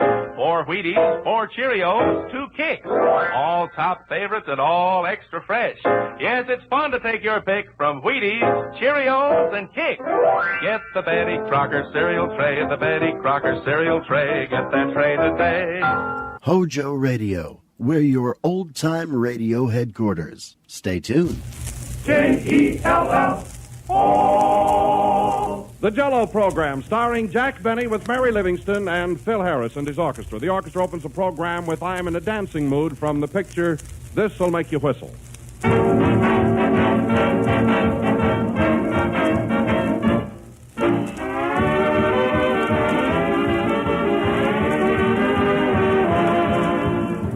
Only 16 more shopping days from now till Christmas. 16 busy days, each day busier than the one before. 16 days with little time for planning or preparing your daily menus. So stock up on Jell-O right now, because with Jell-O in your kitchen, you'll never be at a loss for a delicious, easily prepared dessert. You'll save time and trouble whenever you serve Jell-O, and its refreshing taste, its bright, cheerful color are a happy prelude to Christmas time. Jell-O is always welcome, for Jell-O is always enjoyable with its fine, fresh fruit taste. More of the flavor of real ripe fruit, more skillfully blended. These are the reasons for Jell-O's added richness. No other gelatin dessert has Jell-O's extra rich fruit flavor. So make sure you get the real thing. Insist on genuine Jell-O.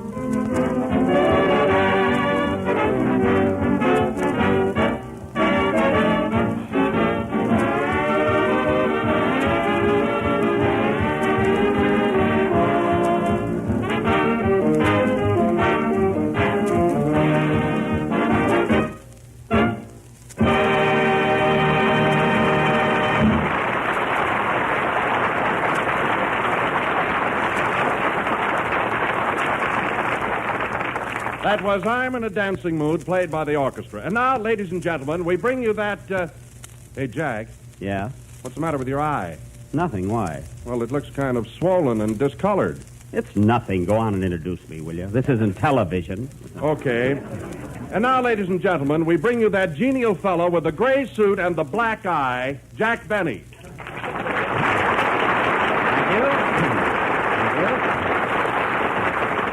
Thank you. Hello again. This is smiling Jack Benny coming to you in his usual good spirits and never felt better in his life.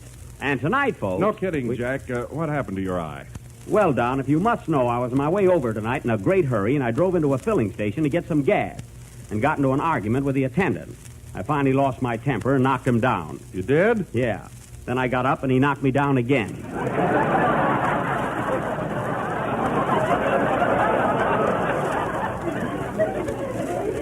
Well, this went on for about 3 minutes, and then I took a terrific swing at him, hit him on the jaw, and he went out like a light. Well, then what happened? I finally got away without having my windshield cleaned.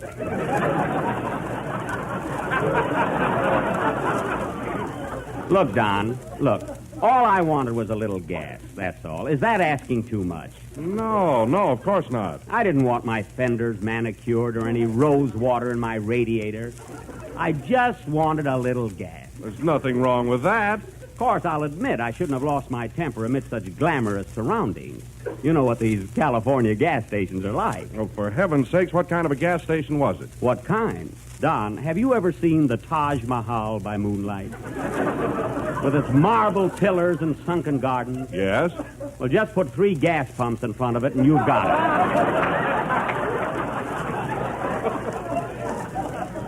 Well, to tell the truth, I didn't mind so much when the man insisted on cleaning my windshield. But when he started to wash my face, that was going just a little too far. I don't blame you, Jack. You know, I must drop in there for gas sometime if it's that swanky. By all means. And if you do, Don, be sure to ask for Oscar. He's the maître de lubrication. Meanwhile, Jack, you better have your eye attended to. It's getting worse. Oh, it'll go away. Hello, Jack. Do you look good? I do. Take a look at his eye, Mary. Oh. Hello, Jack. Do you look bad? What happened? Oh, nothing. I had an argument with a guy who was selling me something, that's all. You're some sap to buy a black eye. I didn't buy it. It was given to me. Gee, I wouldn't have it for a gift. Don't be comical. Anyway, you ought to see the other guys. Hey, I can always take care of myself. Well, then why do you let that Phil Harris bulldoze you all the time? That guy gets away with murder. Oh, no, he doesn't. After what I told him last week, he's plenty worried. Believe me, Don, there's not room on this program for both me and Phil Harris. Is there, Mary? I'm not talking till after Christmas.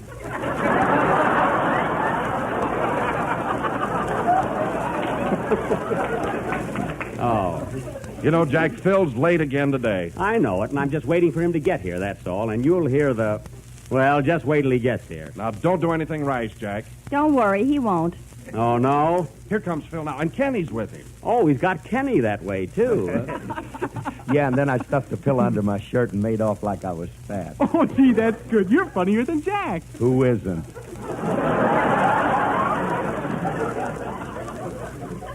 Hello, Buck. Hiya, Jack. Now, come here, Kenny. What's the idea of walking in here 10 minutes late? Well, I was with Phil. Now, don't change the subject. I've had enough of your actions coming in here late every week. This is the first time. It's Phil that's And always... furthermore, I don't like your attitude one bit. Neglecting your work and running around with girls. I don't have any girls. It's Phil that's Well, cut it out, that's all. Oh, leave him alone, Jack. He's a lovable dope. Yeah. Now, look, Kenny, you're just a kid, and you've got your whole life before you. You ought to watch your step. See, do you want to grow up to be like Phil Harris? Do I? Wow!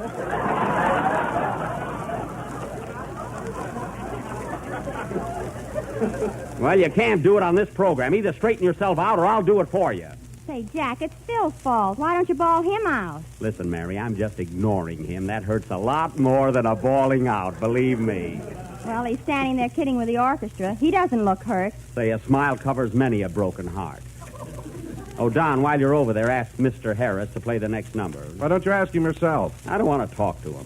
First thing you know, we'll get into an argument, and after all, I've only got one good eye. And you want to keep that open. Yeah.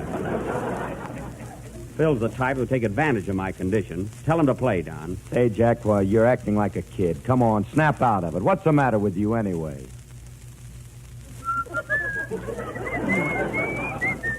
If I did anything wrong, I'm sorry. Let's shake hands and make up. Go on, Jack. Shake hands with him. Oh, no, it's probably a trick to break my arm.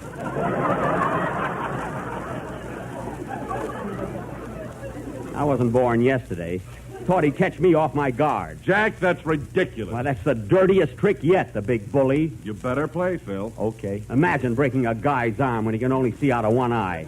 That's the most brutal thing. And look at him now, picking up that stick. He's going to hit me. That's his baton. He's getting ready to lead the orchestra. Oh, I bet he's got it full of lead, the big dope.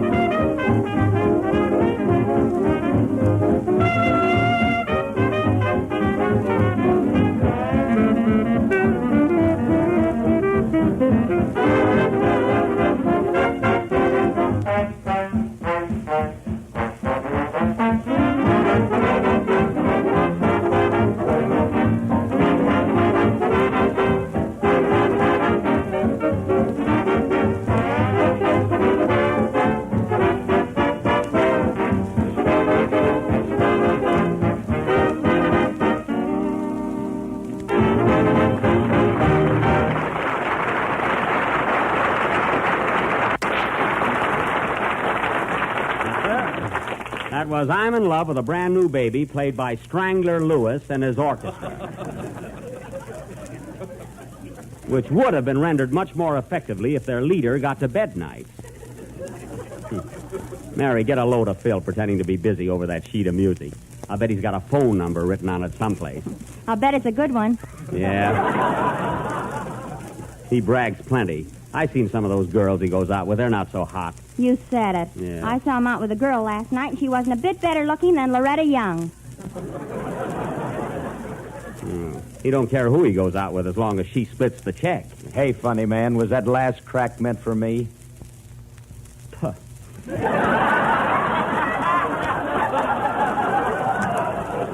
Well, was it?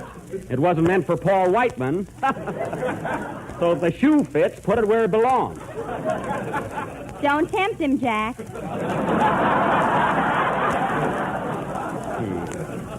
That's so. He talks a great fight. Now, wait a minute, Jack. I've tried to be a regular fella, but you've gone a little too far. Enough is enough. Oh, you've had enough, huh? You see, Mary, he gives up, the coward. That's what he is. Coward? Why, you swell-headed... You swell-headed... Punk. You swell-headed punk. I'll take care of you. Oh, you will, eh? Well, if I had the use of both of my eyes, I'd give you something to write home about. Oh, yeah? Yeah. For heaven's sakes, fellas, what's the matter with you? Ladies and gentlemen, when you order Jell-O for your dessert, insist on genuine Jell-O. Look for the big red letters on the box. And remember, it comes in 6 delicious flavors: strawberry, raspberry, cherry, orange, lemon, and lime.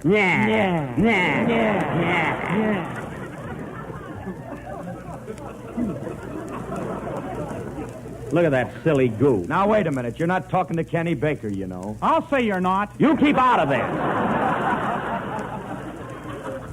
You hear? Don't worry, Kenny. I'll take care of him. You and who else? Ha! Top that one, big boy. Say, Mary, look at him standing there with a chip on his shoulder. Quiet, it might be muscle. Yeah, it would be just like him to hide muscle under his coat. The sneak. I'm so mad my ears are ringing. That's the phone. Oh. Hello? Who? It's for you, Mary. Plainfield calling. Plainfield? Yeah. Hello? Oh, hello, Mama. How did you happen to call? What? Oh, they're fighting as usual. See, everybody knows about it. No, don't worry about me. I'll be all right. Oh, it isn't that bad, Mama. I don't have to get under the piano. You see, Phil? No, Mama. Jack didn't break Phil's arm. Phil broke Jack's arm. I did not. I don't want to disappoint Mama.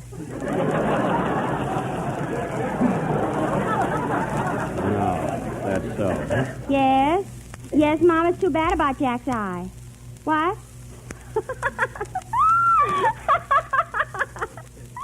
Well, give my love to everybody. Goodbye.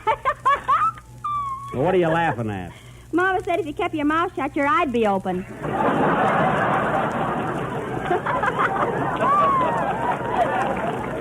Oh, she did, huh? Well, why don't she join this program? We're short of comedians. Say, Jack. What? Kenny wants to sing his song now, and he's afraid to mention it. Well, let him sing. Why ask me? Nobody around here seems to worry much about what I think. Should I sing now? Yes, Kenny, go ahead. Don't bother asking me. I'm just a stooge around here anyway. Oh, no, you're not, Jack. No, not much. No. I'm surprised I'm allowed to talk. Sing, Kenny. Go ahead. Your pal Harris will cooperate with you. Go ahead, Kenny. Yes, anytime. In the middle of one of my jokes, if you want to. Don't mind me. Nobody else does. The next orchestra leader I hire is either going to be a gentleman or smaller than I am. Sing, Kenny. What are you waiting for? Sing!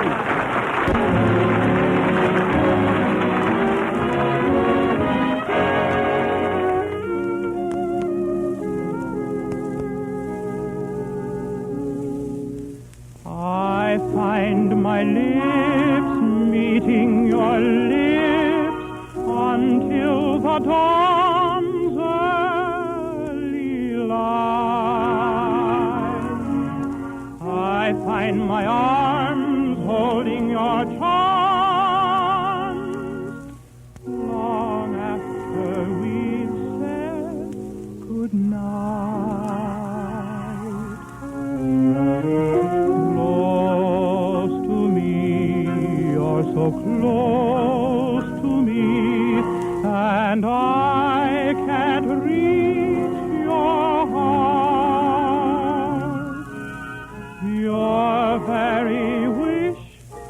should be my command. I hold my breath when I hold your hand.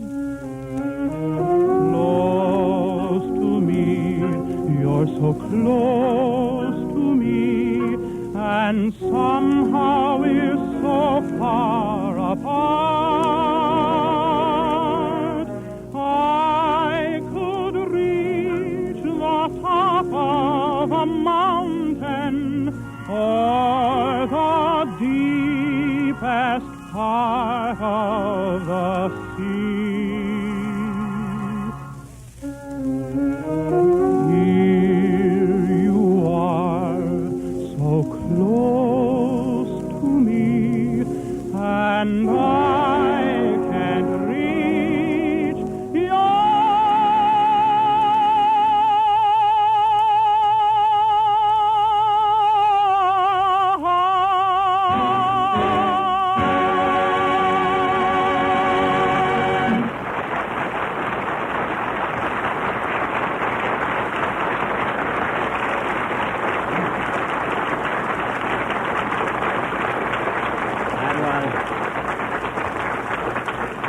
That was Close to Me, sung by Kenny Baker, accompanied by the Jello Orchestra. And now, ladies and gentlemen, as you all know, we were supposed to continue our serial, Buck Benny Rides Again. As you will remember, last Sunday night, the play ended with Buck Benny having just cornered Cactus Face Elmer, the outlaw, in Ike Muller's saloon. But Cactus Face, using unfair tactics, like some other people I'm associated with, made good his escape. Meanwhile, up to this very moment, we have been unable to locate Cactus Face. So tonight, we will have to discontinue Buck Benny. Aww. It hurts me too, fellas. Kind of had my heart in that there character. But anyway, not to disappoint our listeners altogether, tonight we are going to present an original society drama entitled Money Ain't Everything. Or, oh yeah? I will play the part of J. Stuyvesant Schnorrer, an American millionaire who is cruising the Mediterranean on his luxurious yacht. I will be his daughter, I imagine. Yes. Don Wilson will play the captain of the boat, and as a special added attraction, he will not mention our product. Not at all, Jack. Not one single flavor. Shucks. Kenny Baker will play the part of a bogus prince. And owing to the shortage of actors, our orchestra leader will play the part of Kenny's brother, who is also bogus. And I don't mean only in the play. What? This will go on immediately after the next number, which will be rendered by that Vine Street playboy and his yes man. Mary, take a quick look and see if Phil is burning up, will you?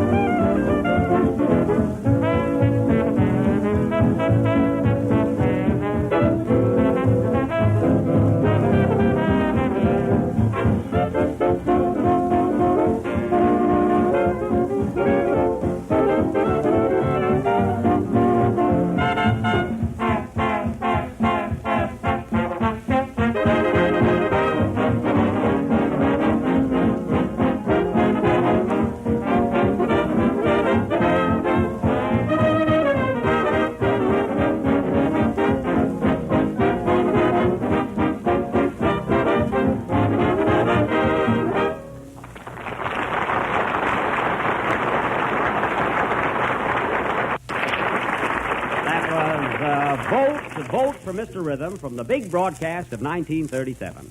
And now for our play, Money Ain't Everything. The scene takes place on the palatial yacht of that well-known millionaire, J. Stuyvesant Schnorrer, which is cruising the peaceful Mediterranean with a gay party of moochers aboard.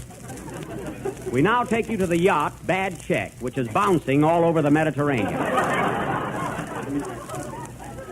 Curtain, music, waves.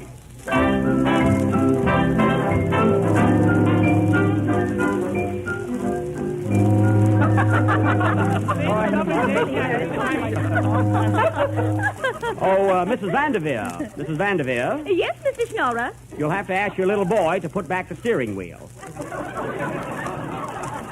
We've been going around in a circle for 3 days.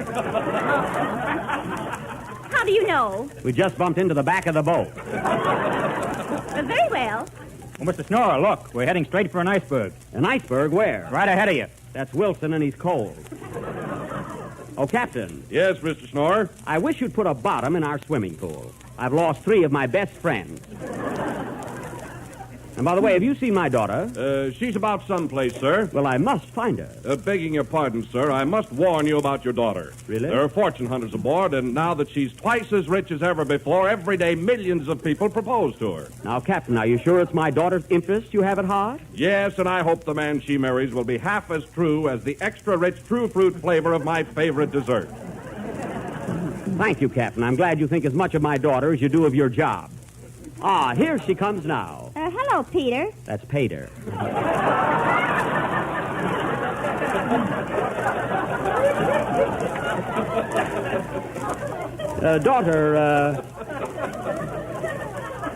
Tell me, daughter, where have you been? Up on the poop deck drinking pop.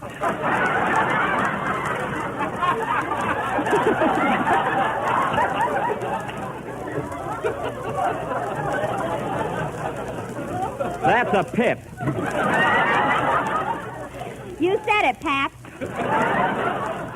My child, you look worried tonight. What's on your mind?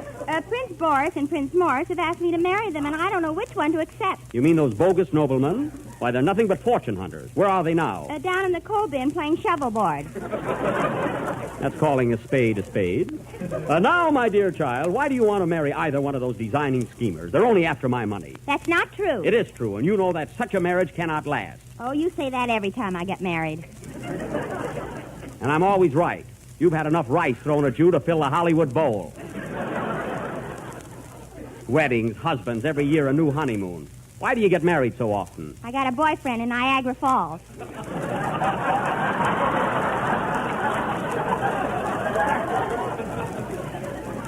Well, one thing you can be sure of, young lady. I won't stand for either one of those fake princes. Pardon me, Mr. Schnorrer. Yes? The stowaways are complaining about the food. Well, tell them to throw it overboard. They did, and the sharks threw it back. What's the score? Oh, Pater, here come the 2 princes now. Ah, Prince Boris. Mademoiselle. Prince Morris. Mademoiselle. Quiet, Prince. Oh, Pater, I want you to meet Boris and Morris. They've been on your yacht for 3 months. Oh, so that's who they are. I saw them in the dining room so often, I thought they were the waiters. Give me back my tips. Phooey on you. That goes for me, too. You I'm not worried about. Now, your highnesses, I understand that both of you bums are in love with my daughter. Is that right? Yes. And you want to marry my daughter? Yes. And if I was broke, would you still want to marry her? Yes. Just as I thought. I won't stand for this, daughter. You can't marry either one of them. Oh, but I love him, Father. Which one? The one in the middle. You need glasses. Where did he come from? The pup deck. Well, let's get down to facts. Even if I should permit this marriage, Your Excellencies, only one of you tramps can be her husband. I have an idea. We'll toss a coin to decide. Have you a coin, brother? No, have you? No. Then we'll fight a duel. Good. Daughter, leave the yacht. I want to watch. Leave the yacht, I say. Okay. Doggone it, I meant leave the room.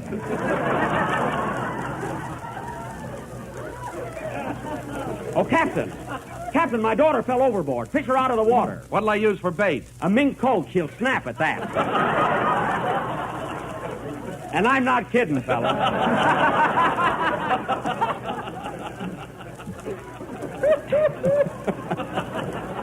Oh, yes. Oh, yes. Well, let's go on with the duel, gentlemen. Here are the pistols. Mine's okay. Hey, wait a minute. Mine isn't loaded. You're telling me. Now stand back to back. Pistols in right hand. March 10 paces. Turn and fire. Understand? Yes. All right. Ready? 1, 2, 3, 4. Oh, Mr. Schnorrer. Mr. Schnorrer. Yes? A cablegram for you, sir. A cablegram? Let's have it. Hold everything. Hey, fellas, listen to this. It's from Frank Carson. What does it say?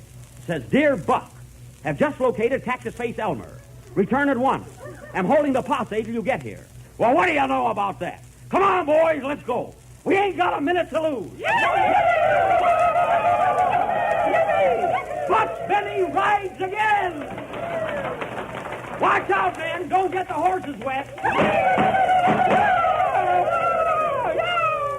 This will continue next Sunday night. Will Buck get Cactus Face? Will the horses get wet? Will Phil Harris get here on time? These and many more questions will be answered next Sunday night. Jack, are you screwy? Tune in next Sunday night and find out.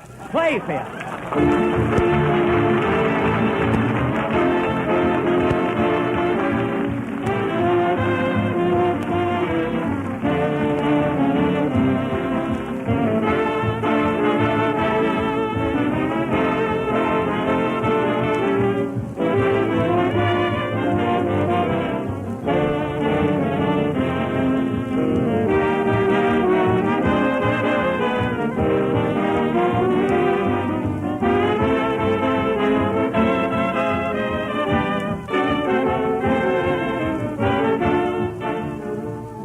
For years, chocolate pudding has been one of the most popular desserts, but now it's more popular than ever, and all because of Jell-O chocolate pudding, the new way to make that grand old-fashioned favorite. Jell-O chocolate pudding is smoother, creamier, more chocolatey. It's amazingly easy to make, too, and it brings you delicious, real homemade flavor. Just follow these simple directions. Mix the contents of a package of Jell-O chocolate pudding with some milk in the top of your double boiler and let it cook for about 10 minutes when the mixture will be thick and luscious. Wait for it to cool and then serve your prize pudding in sherbet glasses. It's no trouble to make, and once you've tasted Jell-O chocolate pudding, I know you'll agree that it's one of the swellest desserts you ever served. Your family and friends will tell you so, too. Get some Jell-O chocolate pudding in the morning. It sells for the same low price as Jell-O, and one package makes enough for 6 happy servings. If your grocer hasn't put Jell-O chocolate pudding in stock yet, be sure he orders it for you.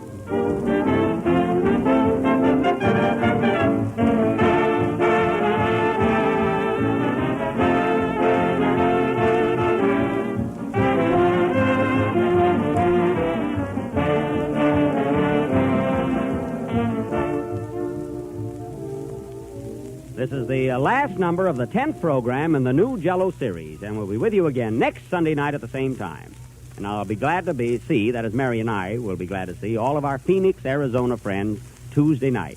Say, Mary, I'm giving a little party tonight at the Trocadero. You want to join me? Oh, sure, Jack. How about you, Don? Thanks, Jack. I'll be glad to. You too, Kenny? Okay. Well, I guess that's about all. Didn't you forget someone, Jack? Oh, I don't think so, no.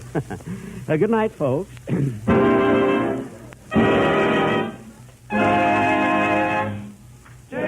Jell-O.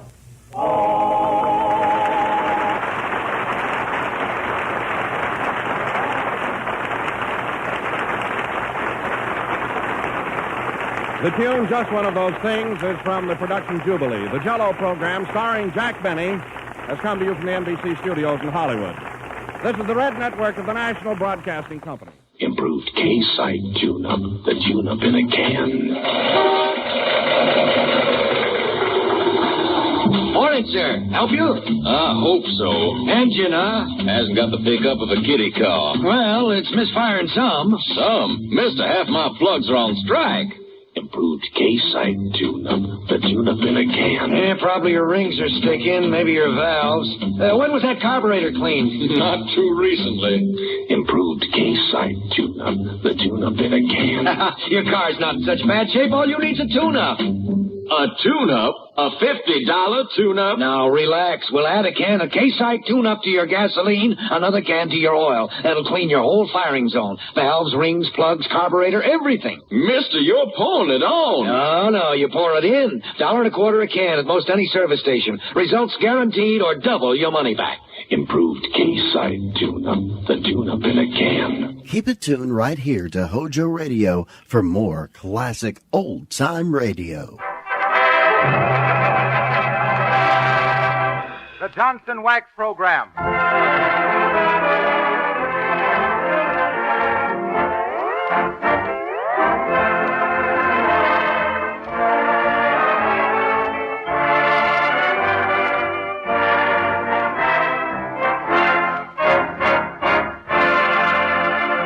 Good evening, everyone. The makers of Johnson's Wax present Fibber McGee and Molly, with Rico Marcelli's orchestra opening the show with Bugle Call Rag. Rag it, Rico.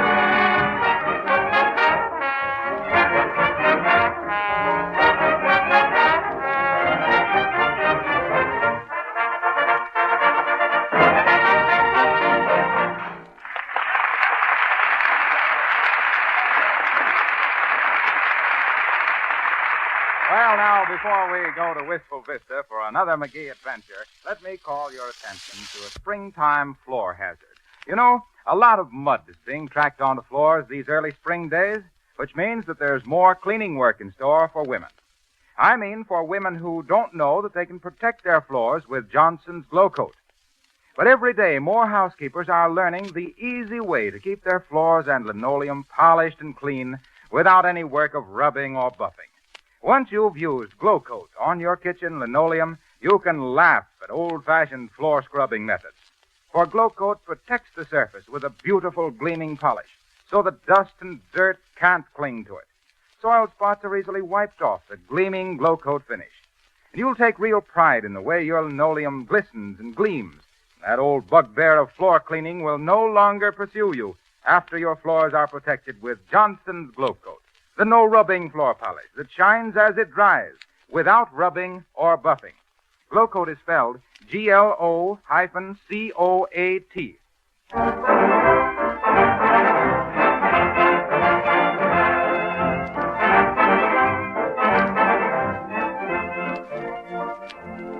Well, Fibber McGee is keeping bachelor hall today. Molly has gone to visit her Aunt Sarah downstate, and Fibber is planning a big surprise for her return. Yes, sir, a big surprise. He's going to have the spring house cleaning all done by the time she gets back, and he's going to do it himself. That's another big surprise, McGee working. Well, here's Fibber greeting a foreign domestic he is engaged through an employment office. Oh, hi there, sis. You the gal from the employment place? Yeah. Good. You ready to go to work? Yeah. Fine. Come right in. Yeah. Right in here. Yeah. Now then. Now here's the idea, sister. Yeah. Hey, I ain't told you yet. Now listen. Yeah. You must be from Yonkers. No. Well, anyway, I finally got a different answer out of you. Yeah. Now listen. My wife's gone away for a couple of days, see? Yeah. No, you don't. Not till I tell you. No. Yeah, I mean... My wife's gone away for a couple of days, see, and I'm going to surprise her and have all the spring cleaning done by the time she gets back. You catch on? Yeah. So I want you to take charge of the mopping up. And me and my man, Silly Watson, here will... hey, where is Silly? Hey, Sil. Hey there, Silly. Yeah, so you calling me, boss? Yeah, what you doing? I just doing what you told me to, boss, Lisa. What I told you to. What was that? I don't remember. Yeah, so me too. Sure. Fine lot of help I'm going to have around here. Sil, what'd you say your name was, sis? Wilhelmina Schlagenkopf. Yeah, this is Schlagenkopf. Okay, that's fine. Now, I want you to do whatever whatever she says, Sil. Yes, sir. You understand, sis, Silly's here is going to help us. And, yeah. Yeah. And if we're going to surprise Molly, we got to get busy. Now, first, I want all the rugs and the carpets up, see? Yes, sir. Yeah. Then I want all the furniture all took out onto the front lawn where it can be washed down and the rugs beat. I want all the mattresses took out in the sun. Understand? Yeah. Yeah, sir. Then I want the wallpaper all cleaned, the floors scrubbed and waxed. Of course, you know what kind of wax to use, don't you, sis? Yeah. Oh, you do? Well, what kind? Johnson. Yeah, I mean, okay. Well, I'll get to work then, you two. I'll just kind of keep an eye on the things. Yes, sir, but boss, please, sir. What's the matter, Sil? You mean we taking all the furniture out there on the grass? Why, you betcha. Shucks, you got it half done already, Sil. And with Miss, that gal there to help you, it'll be pie. Be careful with that mirror there, sis. Yeah. Dad, drat it, didn't I tell you to be careful? Yeah. 7 years bad luck, boss. Oh, go on with you, Sil. That there 7 years bad luck stuff is a lot of panucci. Did you ever hear of anybody having bad luck because they busted a little piece of glass? Yes, sir. Huh? Yes, sir. My brother, Considerable Watson, he done had 14 years bad luck for busting some glass. Is that so? 14 years. What was the glass? Jewelry store window, please, sir. Okay, then. Sweep up that there glass, sister. Yeah. Yeah, is that all you can say, yeah? No. Well, I'm glad to hear it. Yeah. And you, Sil, start carrying the furniture out, so... Yeah, the doorbell, boss. I know. You two get busy now. I'll answer the door. Oh, hello there, Marcelli. Oh, hello, Fever. What you doing here? I'm playing alone. Playing alone, huh? And what are all them fellas doing with you? Oh, they are playing alone, too. Okay, Marcelli. Folks, while we take the furniture and stuff outside, Marcelli and his boys will get together and play alone. The full title of this song is They're Hanging Danny Deaver in the Morning, Alone. Or, Lynching for One, please, James. A swing number.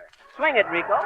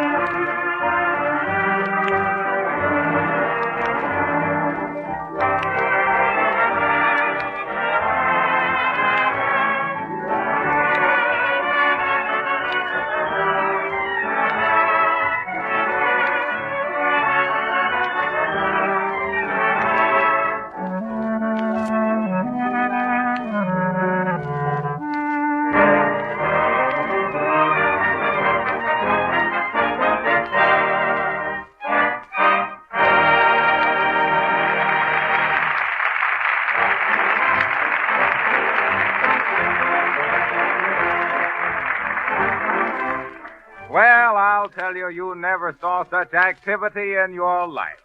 With Silly Watson shuffling up and down stairs with this and that, and Miss Yaw hauling furniture outside, and Fibber giving loud orders.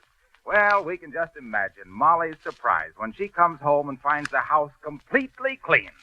Well, anyway, she'll find the house. We hope. Okay, there, Phil, outside with the mattresses. And you, sis, take the pictures down. Never mind the attic, Phil. We'll get that later. And you, sister, if you have to drop one of them pictures, drop the one of Molly's Uncle Wilbert, the fellow with the walrus mustache. Thanks, that's the one. Now, come on, Phil, help me roll up this here rug. Yes, sir. Now, you take that end and pick it up and walk toward me. That's the idea. Come on. This here's a real old rug, boss, ain't it? I'll say so. But they really made rugs when this was made. Chucks, a rug like this was made to last 100 years. Yep, 100 years exactly. Been in the family since 1836.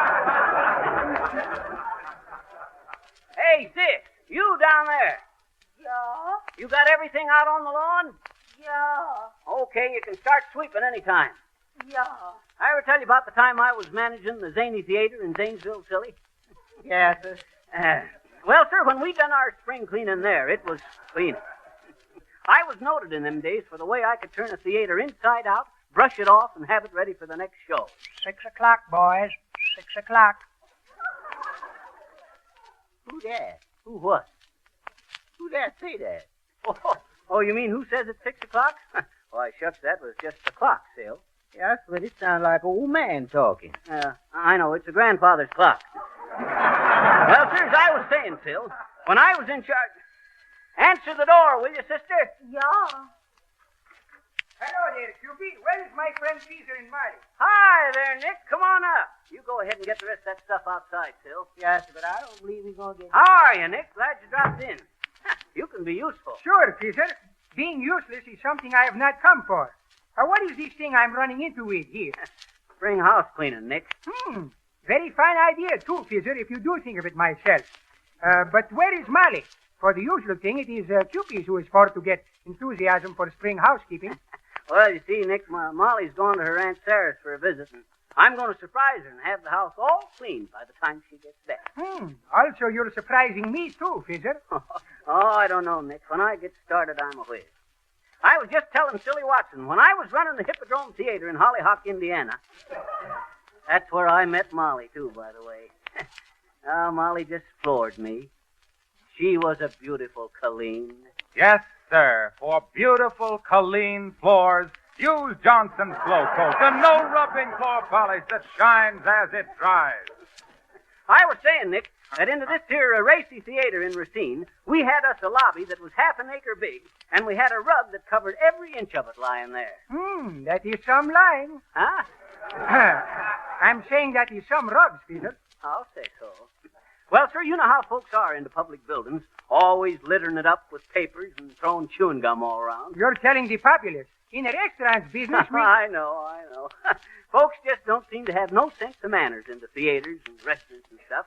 Well, sir, as I was saying, when I had the theater cleaned for the spring of 1911, or was it 12? No, it was 13. Or was it? Come to think of it, it was 1910. Or was it? Yeah. Oh, thanks, sis. Well, Sir Nick, as I says, this lobby carpet was 1,000 foot by 1,000 foot into this here Palace Theater in Palestine. Say, that's making 3 places you've been finding these big rugs, Peter. It's reminding me of these stories with the magic carpets, which is going some places quick with somebody on top of it. If you're believing such Cupid duck stories. You mean Mother Goose, Nick. Oh, sure, yes. But the magic carpet was in the Arabian Nights. Oh, sure. I sit down with the corrections. Well, sir, as I said, this here carpet... Hey there, sis, wait a minute. You have to make so much noise with that bucket? Yeah. Oh. Okay, step over this way, Nick, so we can hear ourselves think. If I'm hearing you think, Fizzer, it will be a very comical-sounding noise. I'm killing me with these fine jokes. You ain't doing me no good, neither. Well, sir, as I was saying, I got all the ushers into this here theater, and we rolled this huge rug up into one big roll. But when they went to unroll it at the cleaners, they couldn't. No? No. Folks had trampled so much chewing gum into it, it was stuck tight, solid as a big log. We couldn't unroll it without ruining the rug. Is that so? Yeah. But I got to figuring, and all of a sudden it come to me. These rugs are coming to you? No idea about what to do with it. Quick as a flash, I hauled that big roll of gummed-up carpet to a lumber mill. I fed her into a bandsaw and cut her into slices a 1/4 inch thick, just like bologna. You're telling me. I cut it into slices a 1/4 inch thick and sold them for non-skid bath mats. Figuring 4 slices to the inch, 12 inches to the foot, 1,000 foot to the roll, it made 576,000 mats, which I sold for $2 apiece, making myself a cool million. That's a wonderful thing to be doing, Peter. What are you going to do with all those money? I bought chewing gum for for 1 million orphans and give them tickets to the opposition movie house, Nick. Shucks, I'm no hog for profit.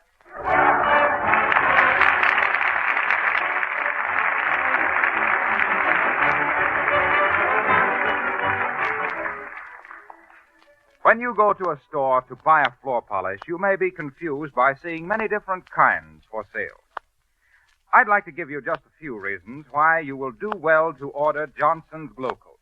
First of all, this polish was developed by the scientists in the famous Johnson's Wax Laboratory, known the world over as authorities on floor finishing problems. When they recommend Glow Coat for your linoleum, you can feel assured that Glow Coat is as fine a product of its kind as can possibly be made. Glow Coat can be applied with a soft cloth or the special Glow Coat applier. There's no hard work to it, no rubbing or buffing. In 20 minutes, the Glow Coat is dry, and in these few minutes, this remarkable no-rubbing polish transforms a dingy, lifeless floor into a beautiful, bright surface, very easy to keep clean. Just try Johnson's Glow Coat on your own floors. When you see how much better it makes them look and how much work it saves you, you'll be a Glow Coat user for life. By the way, it's very economical to buy Glow Coat in the larger sizes.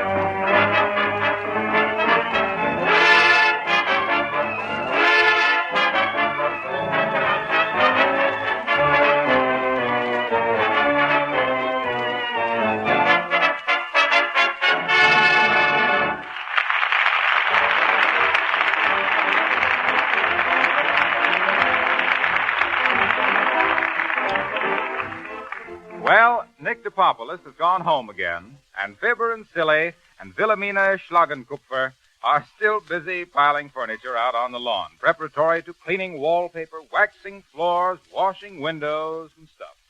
Molly will certainly be surprised when she gets home and finds the house all shining and beautiful. We can hardly wait. But look, here's Fibber directing Silly on the proper rug-beating technique. Now listen, Sil. Yes, sir. You ain't getting your hips into the swing. You gotta do that, boy? Why, shucks, you know you do, Sil. You don't get no power just swinging your arms. Now, look. Now, first you take the carpet beater into the left hand, like this, see? Yes, sir. Kind of loose like this. Yes. Then the right hand comes over like this, enclosing the left thumb into the palm of the right hand. That there is known as the overlapping grip, used by all champion rug beaters. What? I says this here's the overlapping grip. Oh, yes, sir. Yes, sir. Now then. Now, you take your stance like this. My what? Stance.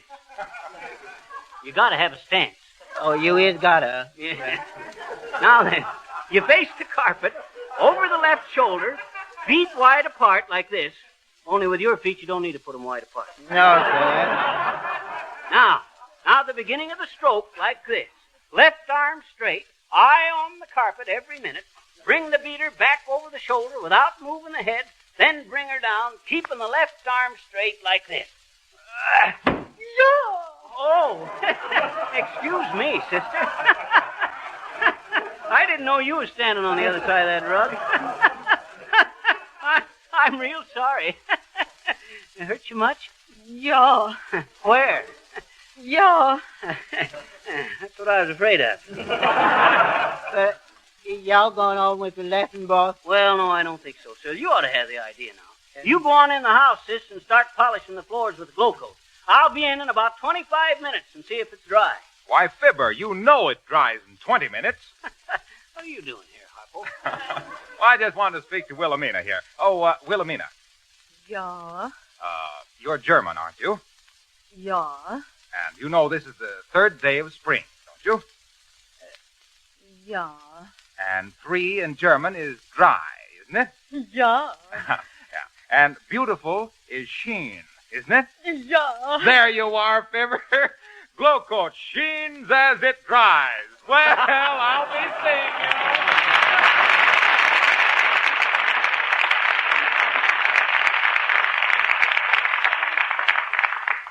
Okay, Harpo. Yes, sir. Yeah, fool. Hey, ain't you gone in the house yet, sister?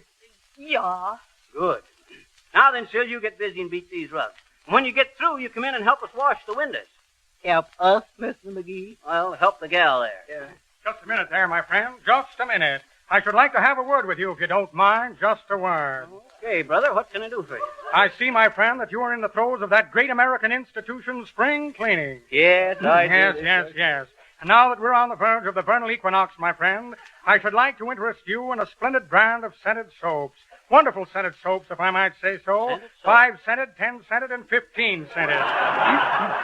Gives the house an air of refinement, gives the body a lovely fragrance, and gives yours truly a small profit. Yes, a small profit.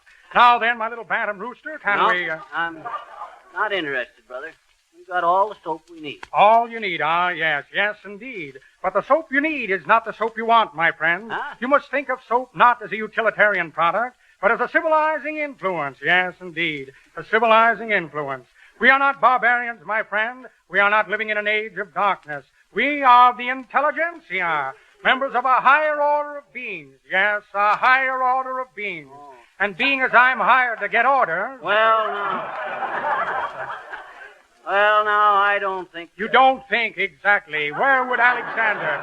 Tell me, where would Alexander the Great have been at Waterloo if he had not thought? And Pugnacious at the bridge. Napoleon crossing the Delaware. All thinking men, my friend. All thinking men, I think. And each and every one of them an ardent advocate of Sigel Simon's Spring Song soap. The lovely lather with a fancy fragrance. Only 2 bits, 25 cents for a large cake. Well, okay. And for you, my little boll weevil, a special price to you of only 20 cents for the usual 25-cent size. Oh, but shucks, brother, I don't want to spend that much for soap. Only got 80 cents on me. 80 cents? Splendid. 4 cakes of soap, my friend, that you will never forget having purchased as long as they last. And they will last, for years probably. I have some I've never used myself. Thank you, my friend, thank you. Now, here's your soap. Here. Yeah. Hey, you took all my change. Yes, indeed. A welcome change. Quite welcome. That is what I like about spring. A complete cleaning. Yes, a complete cleaning. Now, let me see. What was I doing? Oh, selling soap. Imagine me forgetting.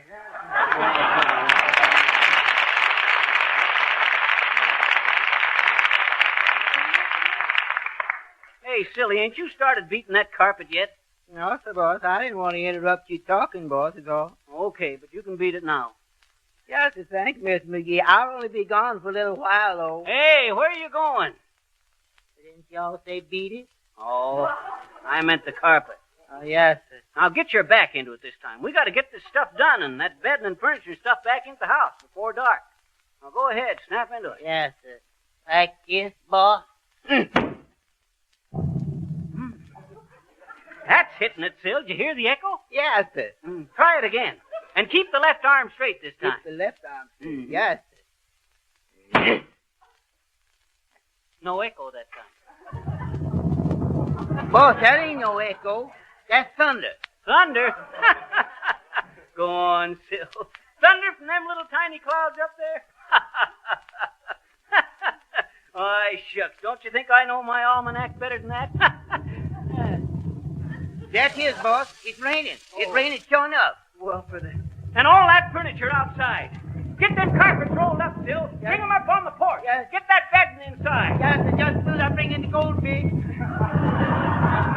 Hey, Sid. Come out here and get busy. Yeah. Hurry now. Get all that stuff back inside. I'll go in and see if everything's ready for it. Hurry up now.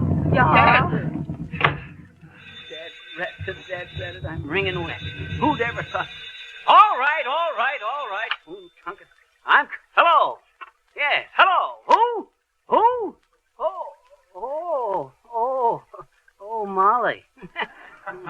Well, where are you, Molly? Huh?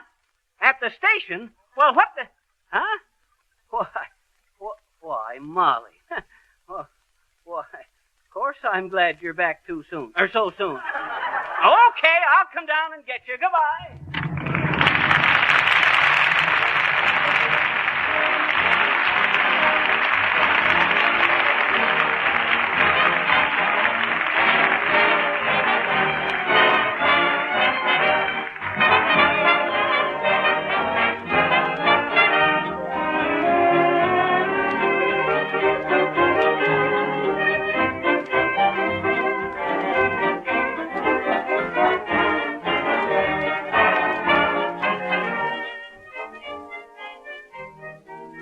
Fibber and Molly have had thousands of requests for their new spinning tops. Now, if you haven't already sent for your Fibber and Molly tops, you'd better do so right away. Here's the way to get them free. Buy a can of the remarkable no-rubbing floor polish Glow Coat, pint size or larger. Lay a thin piece of paper over the face of the can and trace the letters Johnson's Glow Coat. Send your tracing of the two words Johnson's Glow Coat to Fibber and Molly in care of this station, and you'll receive 2 of these clever little spinning tops free. One picturing Fibber and the other Molly. Trace the Glow Coat lettering with pencil if you like, but no tops can be sent unless your tracing is made from an actual can of Glow Coat. Address Fibber and Molly in care of this station. This offer expires April 30th.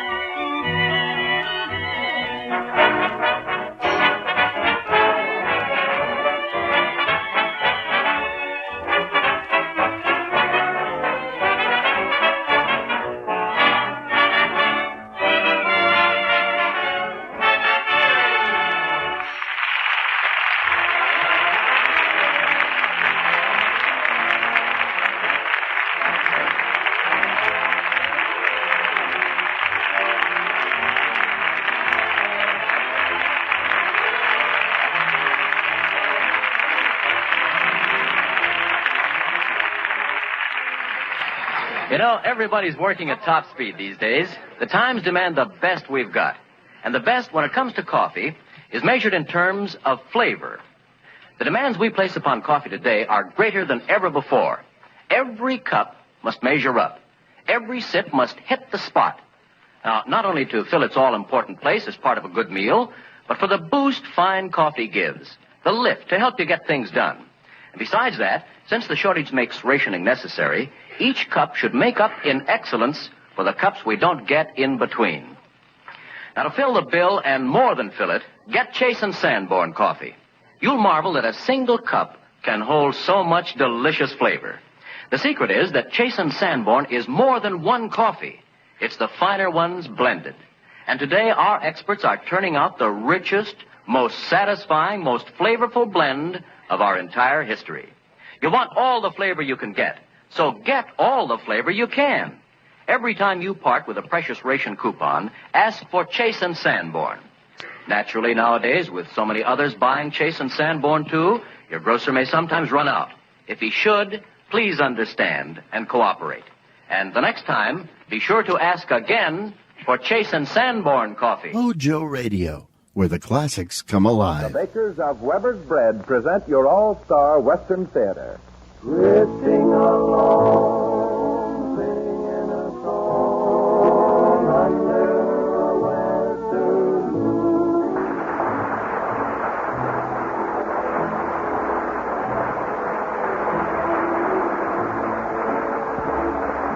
From Hollywood comes your all-star Western Theater, starring America's great Western singers, Foy Willing and the Riders of the Purple Sage.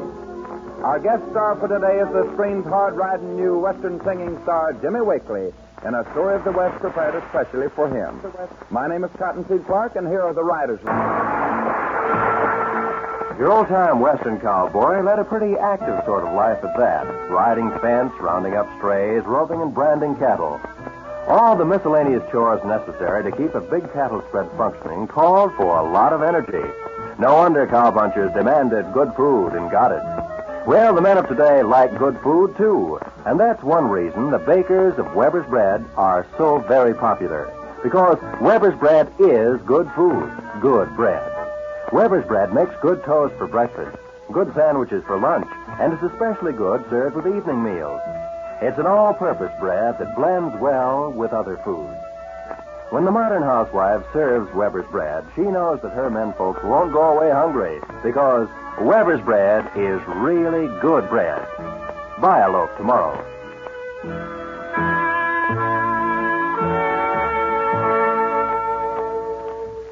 Guest star time today is a special event for us all-star Western Theater folks, for it's time to welcome a young fella that's made a mighty big mark for himself in Western pictures. But the same young fella that we used to play marbles with and spin tops and swipe watermelons and go to prayer meeting with. Friends and neighbors, the screen's great new singing cowboy star, Jimmy Wakely, in a Western musical drama written especially for him entitled Rose of San Antone.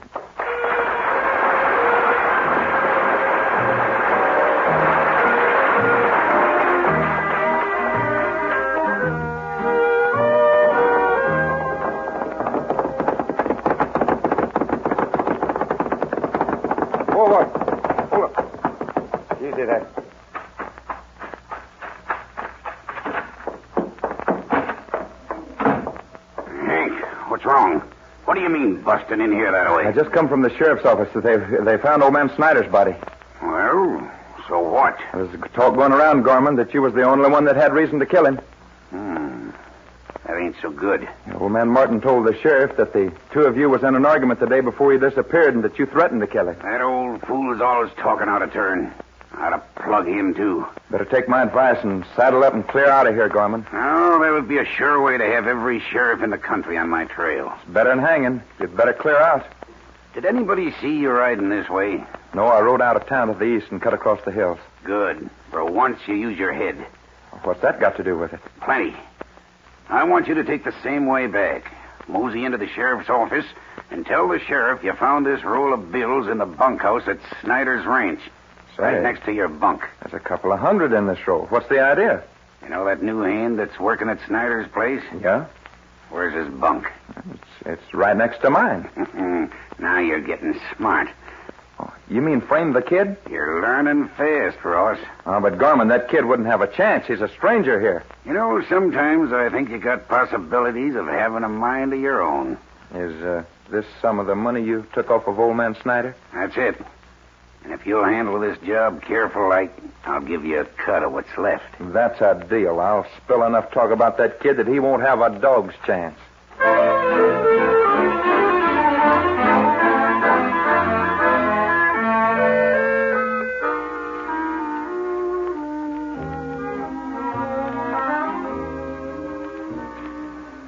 My name is Brennan. Jim Brennan. To most folks, I'm what you'd call a wanderer. I never stay in one place very long. You see, I have to keep on the move. I'm a hunted man, and if the law ever catches up with me, I reckon it'd be the end of the trail for Jim Brennan. If I was really a criminal, I reckon I'd be deserving of all this, but I'm not. I never did know exactly what happened, except that I was framed and charged with killing old man Tom Snyder, owner of the Bar S Ranch at Scottsville, Nevada. Snyder was a mighty big man in state politics, and his brother was a prominent attorney. It was his brother that swore to spend his life avenging Snyder's death. I've been on the go, dodging the law from state to state ever since. That was 10 years ago. I was just a punk 18-year-old kid. I'll never forget the day I escaped and left town with a posse in hot pursuit.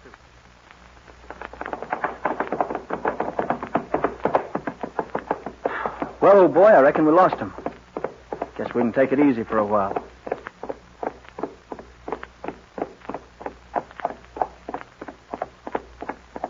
Well, I was scared, and I was mad, too. I thought to myself that as long as I had to put a lot of miles between me and Scottsville, that I'd head for Texas. I'd heard a lot about the Lone Star State, and believe me, when I rode into San Antone, I found most everything as I'd pictured it. And I wasn't long in getting a job punching cattle at the Circle B Ranch. How do you like it here after 2 weeks? Well, Betty, a job's a job, but knowing you has helped a lot. I hope you mean that. In a way, I'd like to. Or it means I'd like for it to mean more, but... But what? But nothing. I'd rather not talk about it. You're about the strangest person I've ever known. You won't talk about yourself, and all we know is that your name is Bob Edwards.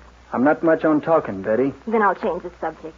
How would you like to ride into town tonight? And go dancing? No, I'd just like to kind of wander around town. I want to see the Alamo. All right. It'd be fun.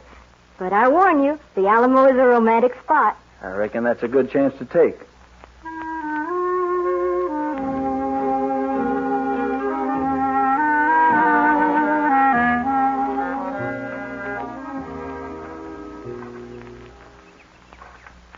Well, you've seen the Alamo under a full moon. Kind of nice, isn't it? Very. You know, a great battle was fought right here. And now it's the most peaceful-looking spot I've ever seen. There's a path leading all the way around it. And let's see it all.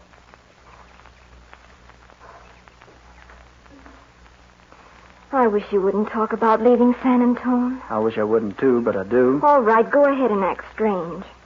Say, look at that. Now, that's for you. It's against the law to pick these flowers. For a rose as pretty as this and a girl as pretty as you, I'd go to jail. Here you are.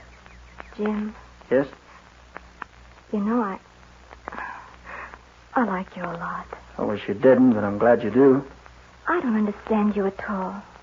Maybe you'll understand this.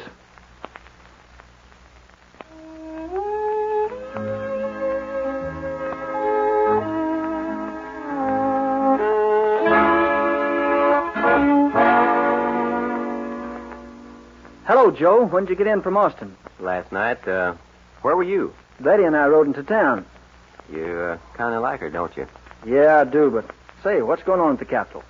Oh, not much. I did notice in the state paper that the Rangers have been notified to look out for some cowboy that's wanted for murder up in Nevada. Well, have they found him? No, but they did give a pretty good description of him. That's right. Yeah. His real name is Brennan. Jim Brennan. Killed some big ranching politician, they claim. Yeah? I hadn't heard about it. You know, if it was me and I was down in this part of the country, I'd move on. Why? Well, the paper said he was last seen in San Marcos heading south. Frankly, I feel sorry for the guy. I just got an idea he isn't as bad as they say he is. Much obliged to you, Joe. Here's an extra 2 weeks' pay. If you need anything else, Bob, let me know. Joe, I didn't kill that man. I promise you I'm telling you the truth. And I promise you I believe it. Don't say anything about this to Betty, will you? I understand, and good luck to you, Bob. Thanks.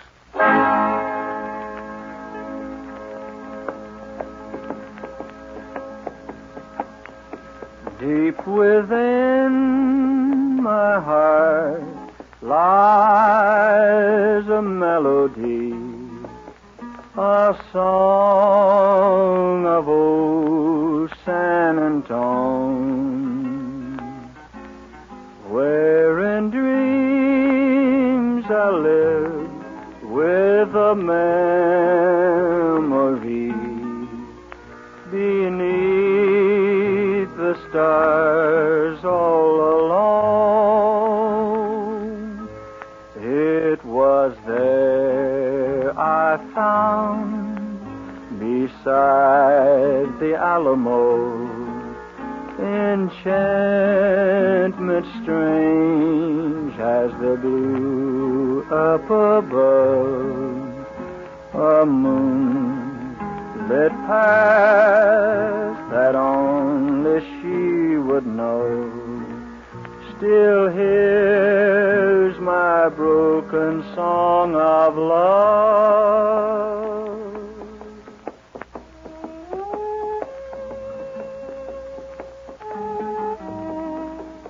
Well, I reckon San Antonio was one place I'll never forget, especially her.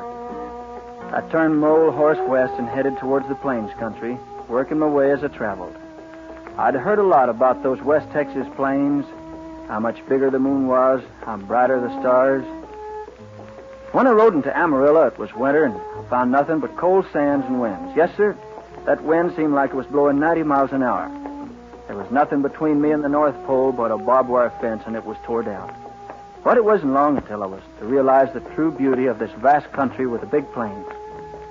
I'll never forget that one night when I was punching for the Cross X Ranch.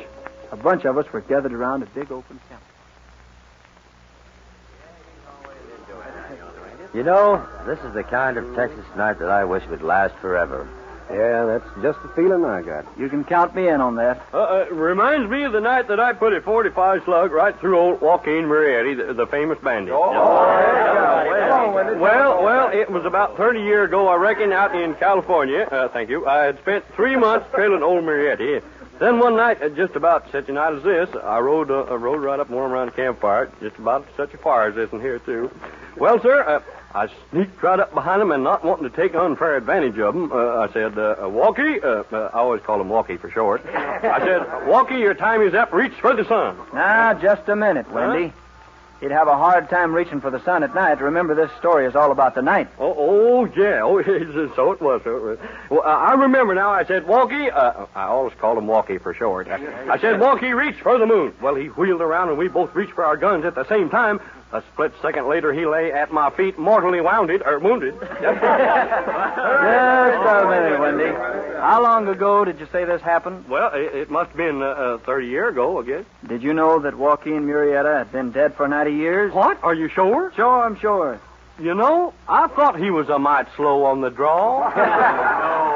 Oh, you can always depend on old Wendy to stir up a breeze. You bet you can. You know, men, you can have your city lights and your ways, but I'd be content to spend the rest of my life just lying here on my back looking up there, listening to that fire popping and drinking black coffee 50 miles from any town. You guys were singing a song about that a night or two ago at the bunkhouse, Shorty. What was it? Oh, you mean this one. You hand me that guitar. Come on, boys. Let's sing it for him.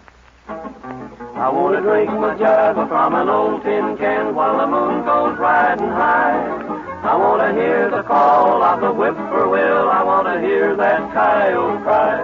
I want to feel my saddle horse between my legs, riding him out on the range, just to kick him in the side, making sure he's stepping pride out on the Texas plains. Each night in my dreams, somehow it seems I'm back where I belong. Just a country hick, way back in the sticks, back where I belong. Oh, the city lights and the city ways are driving me insane. Oh, I want to go back, oh, won't you please take me back to the Texas plains. I want to drink my java from an old tin can while the moon goes riding high. I want to hear the call of the whippoorwill. I want to hear that coyote cry. I want to feel my saddle horse between my legs, riding him out on the range, just to kick him in the side, making sure he's stepping pride out on the Texas plains.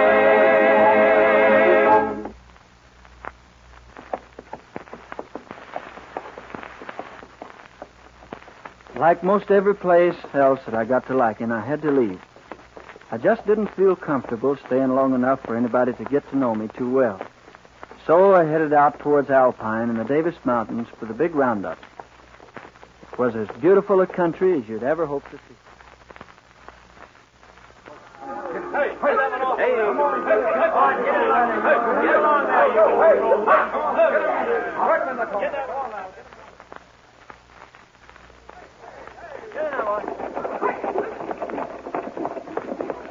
Man, you know, I'm hungry enough to eat a cow, raw. That sagebrush in bloom there looks good enough for me to eat. It may look good enough to eat, but don't go trying any of it. Hey, it's nice you got here in time for the roundup, Barton. I'm glad I was here, too.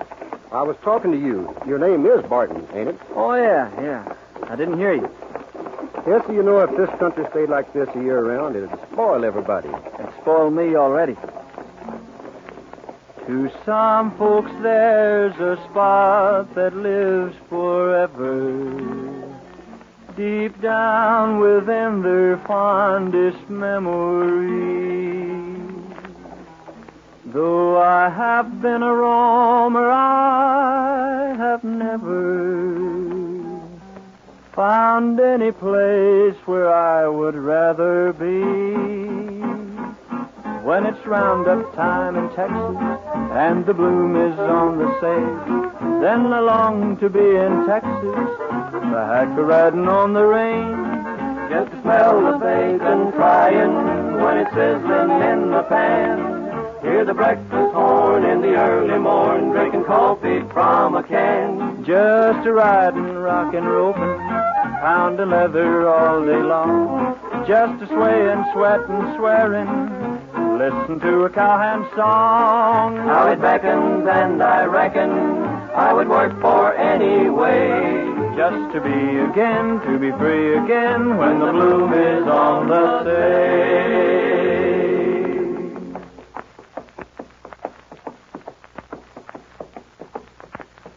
Years came and went. At times I thought to give myself up, but always wandering somewhere, anywhere. But for some reason, I stayed in Texas. I felt safe there. And then when I'd get in the mood to let my thoughts wander, they'd take me back to San Antone and to Betty. Many times I thought I'd chuck it all and go back there and settle down until I was caught. But if she was waiting for me and would have me after I told my story, it still wouldn't be fair to her. Well, 10 years passed and I couldn't carry on any longer, I thought to myself. At least until I got Betty out of my mind. So I turned my horse toward the Circle B ranch. Hello, Joe. Remember me? No, I don't believe it. Well, you're Bob. Bob Edwards. That's right. How are you? Fine. I hardly knew you. You've aged a lot. Well, they say a man grows older with the years. I'm still a kid at heart, though. You know, I've often wondered about you, Bob, if they ever caught up with you. I reckon I've been lucky. A couple of days after you left, the Rangers came calling. Then they made pretty regular visits for the next couple of years. Thinking I'd come back, huh? Yeah. And so did I, Bob. For some reason or other, I figured you'd give in and come back to see the Alamo again. How is she? Fine. We're getting married next spring. I didn't know, Joe. I'm sorry I happened by. I'll be going along. Well, you don't have to. It's best I do. She still loves you. She told me so when she promised to marry me. I'm sorry about that. I'm sorry, too, Bob. But if it'd make her happy, I'd step aside in a minute. I've met a lot of right guys in my time, but I'm putting you at the head of the class for keeps, Joe. Then, you're going to stay? You don't think I'm that sort of a friend, do you? It might be better if you did. Nope. You couldn't hog-tie me here and make me stay. Well, so long, Joe. I'll never forget you. You won't change your mind? I've got a lot of willpower, and right now I'm using most of it. I hope you'll both be the happiest two people in the world.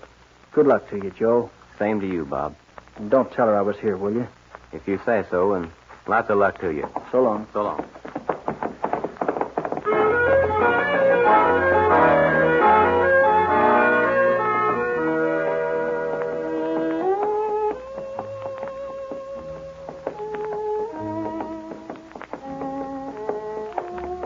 Well, I guess you know how I felt. As I rode away, I thought I'd go into San Antonio City and get a few supplies that I needed and put up for the night. I got a room and got myself cleaned up and decided to take a walk out in the fresh air. I reckon that was a mistake, because before I knew it, I was strolling down by the Alamo. I suppose I'm a sentimental cuss, but I figured it wouldn't hurt anything or anybody but me, and soon I found myself right where we had stood that night. A lot of thoughts went through my mind of what could have been.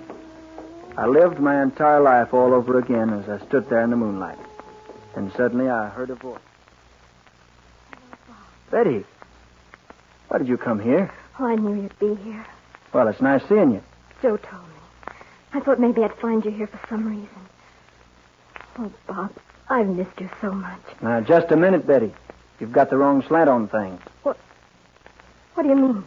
You see, I'm waiting on a girl to meet me here. I've got a date. You couldn't. Not here. Why, sure. You ought to see her. Good looking and a lot of class. How could you do such a thing? Oh, now look, Betty. I hope you're not thinking about that silly meeting you and me had here one night. Oh, no. Oh, no.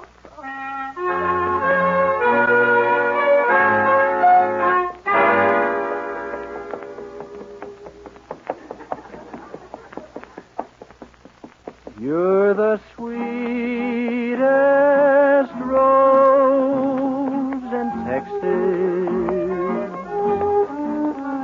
and you belong to me. You've got me writing O's and X's in my book of memories.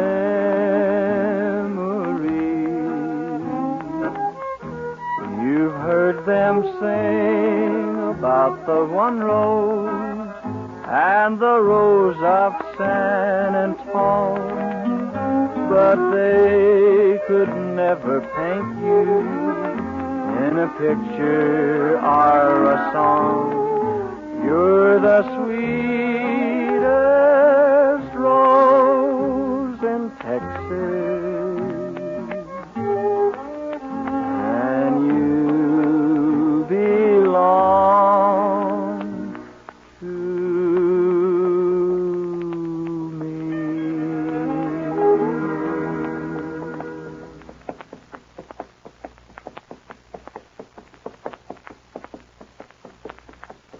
I felt mighty bad deceiving Betty like I did. On the other hand, I felt mighty good about it. Maybe it helped to make for a lot of happiness between Joe and her. Well, they say time heals everything, and believe me, I'm hoping it'll do something for me. Because there's a mighty big hole in my heart. So I reckon there's nothing for me to do but keep a-wandering and take my chances on being caught. Maybe someday they'll give up. You know, I wonder if they've forgotten me up there in Scottsville. George, I think a lot about that young Brennan kid that cleared out of the country about 10 years ago when he got the blame for killing old man Snyder. Yeah, I've wondered about him myself. You know, if old Charlie Ross hadn't got shot and confessed that Gorman did the job 2 years before, I bet that Snyder's brother at the state capitol would have caught him by now. He swore he'd get him. Yeah, it's too bad that kid's never shown up in these parts. I wonder if he knows he's not a hunted man.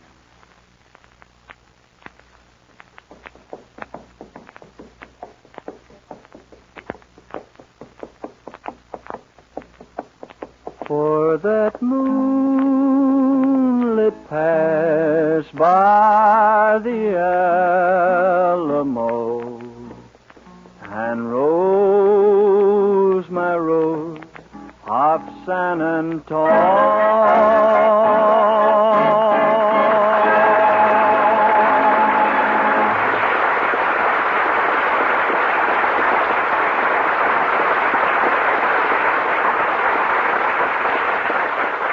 Thank you, Jimmy Wakely, for your appearance on your All-Star Western Theater. Friends and neighbors, our guest star will return in a few moments. The boss of a cattle outfit had to have a lot of understanding. He was responsible for the herd getting to market in prime condition And he had to know both human beings and animals pretty well in order to make them work together. He saw that the men took care of their horses and the steers, and he took care of the men, made certain that their working conditions were just right, and that they had plenty of good food. Modern mothers and housewives know the value of good food, too. That's why so many Southern California families use Weber's bread, because today's housewife knows that Weber's bread is well mixed and well baked, that its firm, even texture and delicious flavor add extra enjoyment to every meal. Weber's bread stays fresh longer, too. Buy a loaf of Weber's bread next time you go shopping, and see if you too don't agree that Weber's bread is really good bread.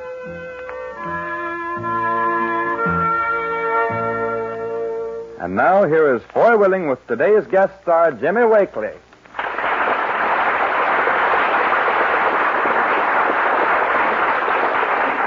Jimmy, since you're among home folks, I reckon there's no need for us to tell you how much we've enjoyed keeping company with you today. Well, it's been good being with all of you, as well as the folks here in the Western Theater audience and on the air.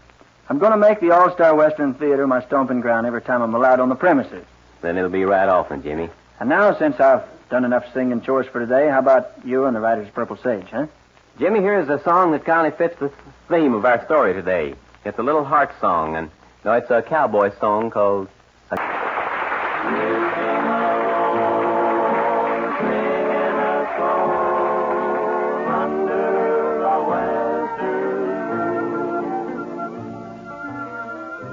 From Hollywood, you've heard your all-star Western Theater, a V.M. Bear production starring America's great Western singers, Foy Willing and the Riders of the Purple Sage. Our guest star today has been Monogram Pictures' great new singing cowboy, Jimmy Wakely, whose next monogram release is Song of the Sierras. My name is Cottonseed Clark. The Riders of the Purple Sage may soon be seen in Republic's all-color Western Out California Way.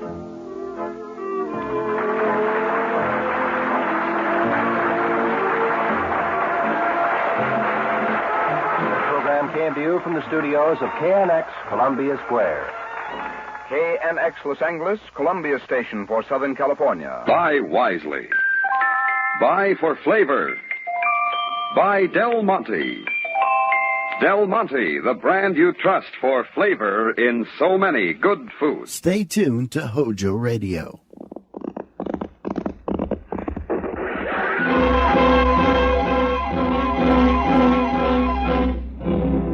Around Dodge City and in the territory on west, there's just one way to handle the killers and the spoilers, and that's with a U.S. Marshal and the smell of gun smoke.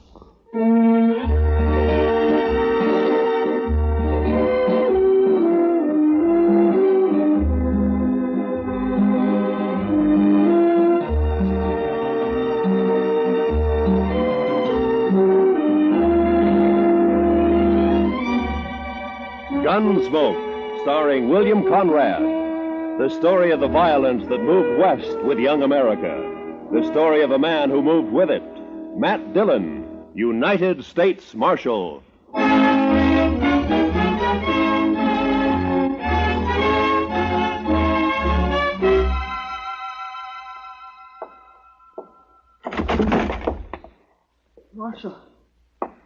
Marshal Dillon. Over here, son. What's the trouble? Marshal.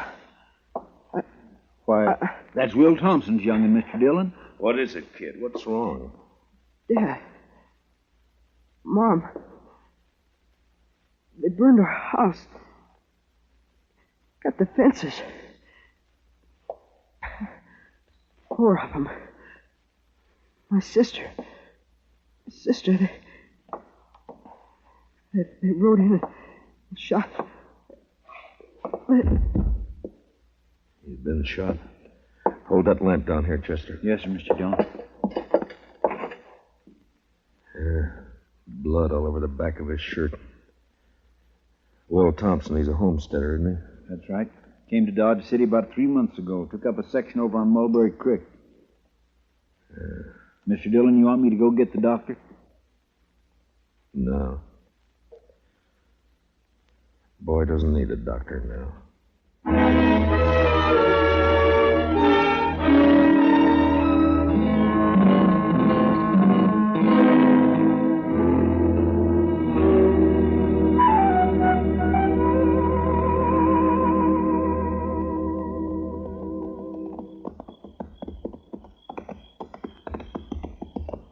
the house is right, Mr. Dillon. It's still burning. Yeah, what's left of it is.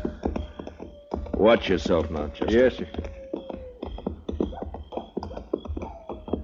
No sign of life, though. Whoever did it's probably long gone by now. No reason to hang around. Now, let's tie up here and look around on foot. Bring up your carbine, Chester. I got it, Mr. Dillon. Yeah, they even fired the corn crib. Now, why would anybody want it? What's there? What is it? It's a dog. Shot. A dog? When they even shoot the dogs, it's a... You see something? Yes, sir. It's Will Thompson. I think it's Will. What do you mean you think it's Will? Scalped. He was Indians, Mr. Dillon. They couldn't have been Indians. Only tribe reported in 20 miles is the Kiowas, and they wouldn't do anything like this. They've been peaceful for years. Yeah, I don't know, but... Come on. Let's find out what happened to the rest of the family. Yeah. Besides Will and the boy who rode into town, there's Miss Thompson and a daughter. Girl about 17, pretty as a picture. There's something lying over there by that cottonwood. Yeah, I see.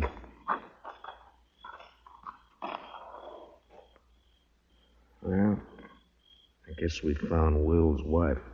She's alive. Yeah, if you can call it that. Scout around and take a look for the daughter, Chester. Yes, Mr. Dillon.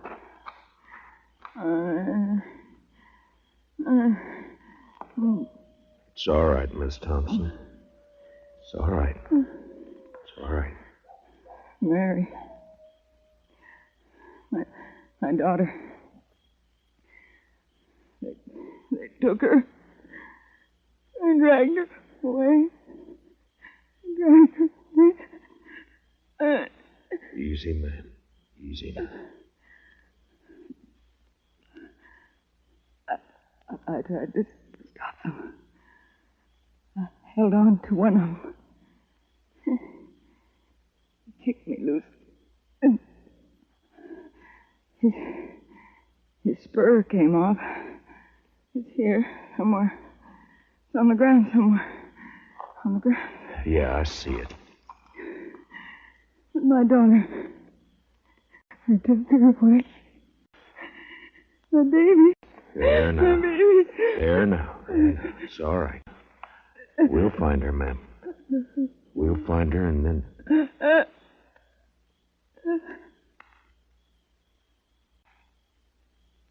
Miss Thompson?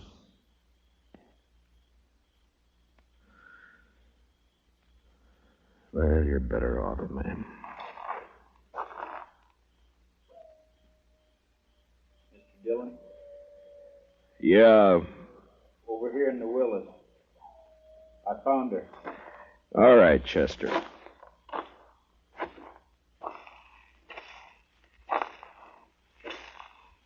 She's pretty as a picture.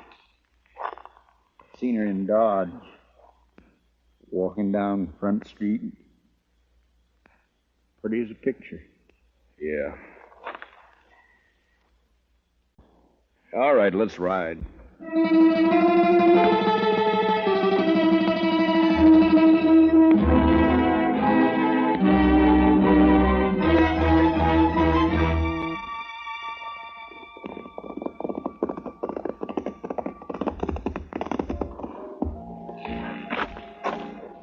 We'll look in the Long Branch first, then if Jalisco Pete's not there, we'll try the other saloons. I bet his boss is here.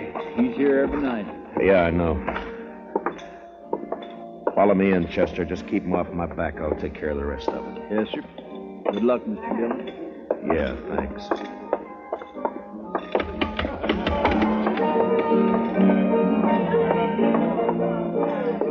Well, look who's here. Matt Dillon. Hiya, Kitty. What brings you in, sweetie? Business or pleasure?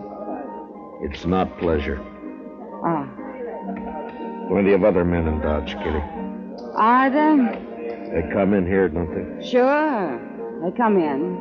I talk to them, and I drink with them. That's my job. You follow me, Matt?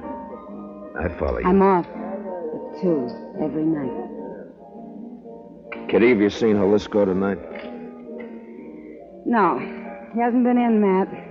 Ben Rourke's sitting over there at a draw table, though. Good, I'll talk to him. I'll see you, Kitty. Sure, Matt. Sure you will. Well, I think I got a pretty good hand here myself.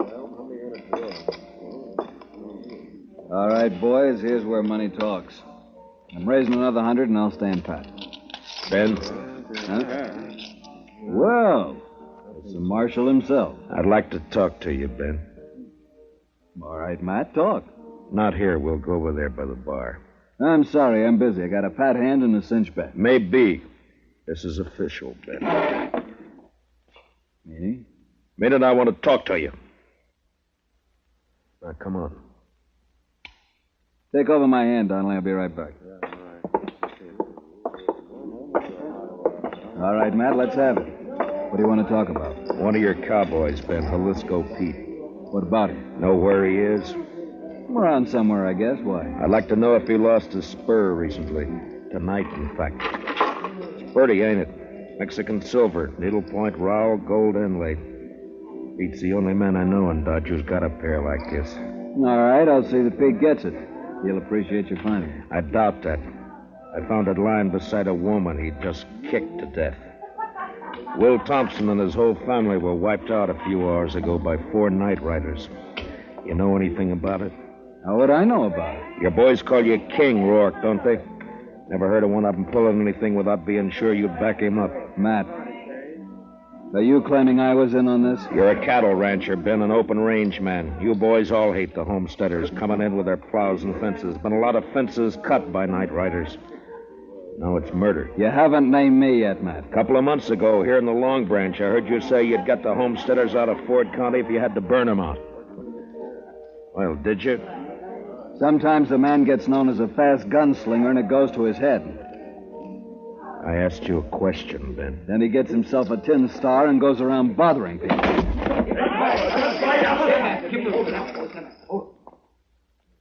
Ben, if you're figuring to draw on me, don't. Why not, Matt? I've seen you in action. You're not fast enough. Now, I asked you a question. And maybe I don't feel like... What's going on in here? Nothing. Oh, there you are, Marshal. How are you, Colonel? Marshal, what's this I hear about an Indian uprising? There's been none that I've heard about. Whole family massacre, the way I hear it, sir. Murdered and scalped. Scalped? 2 of them were. So it was Indians. What game are you playing, Matt? Indians don't cut fences, Ben. That's a cattleman's trick. Scalping, too? Could have been an afterthought. It wasn't an Indian who lost that spur. Well, we'll soon find out about it. I'm riding into the Kiowa country with Troop C tonight. I hope you won't do that, Colonel Blake. You know the Kiowas. They're peaceable enough when you let them alone, but if you push them, they'll fight. True enough, Marshal. We can't let them get away with it. The Indians weren't responsible, Colonel. I got evidence to the contrary. Give me 24 hours and I'll prove it. Well, I certainly don't relish stirring up a tribal war, but... Just 24 hours. Well, all right. Ben, if you know where Jalisco is, you better turn him in. It'll save trouble. When any of my boys need discipline, I take care of it. Not this time. Other people are involved. Homesteaders.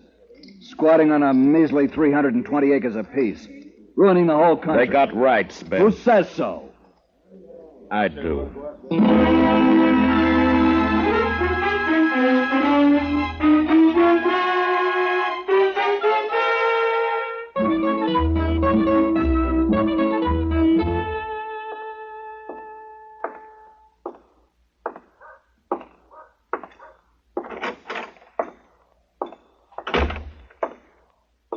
Morning, Marshal. Good morning. Any luck, Chester? No, sir. I just stopped by the jail here to see if you'd found it. I wish I had. I'll head out again in a few minutes. Oh, this fellow's been waiting for you all morning, Mr. Dillon. Is that so? My name's Ezra Hawkins, Marshal. We ain't met before. I got a homestead up the river. Don't leave me much time to get to town. I see. Well, what can I do for you, Mr. Hawkins? Well, it's about what happened to the Thompson family last night. The other homesteaders sort of appointed me to speak for the whole bunch. All right, speak. Well, we want to know what you aim to do about it, Mr. Dillon. I aim to get the killers. When? Mr. Hawkins, I've been up all night trying to get an answer to that question. If you got any information to offer, fine. If you haven't, then... What's up, Chester? A trail herd hit town, I guess. Hey, pull up, boys. Look at that pretty sign, Dodge City Trail. Come on, let's decorate it. Let's go, Chester. Yes, sir. All right. Hold it there. Hold it. My, the jail is occupied, boys. You men just blow into town? We ain't talking to men, Sheriff. These are curly wolves from the Circle Bar B, the roughest, toughest outfit in the Panhandle. And you're not talking to the sheriff. I'm the U.S. Marshal. You the range boss? That's right. Ed Dudley, and what about it? Dudley, we got a new law here against shooting off firearms inside the city limits. Yeah? You mean like this? No, Dudley, I mean more like this. Hey! Now come on down off that horse. Well, I'll come down off it. Watch it, Mr. Dillon, he's got a knife. Yeah, so I see. Well, nice work, Mr. Dillon. Drag him in and lock him up, Chester. Throw some water on him. Yes, sir. Hey. All right, curly wolves. Your boss is jailed and fined $50. You can get him out tomorrow morning. We got the money. We'll take him now. I said tomorrow! Now on the move. All of you, get!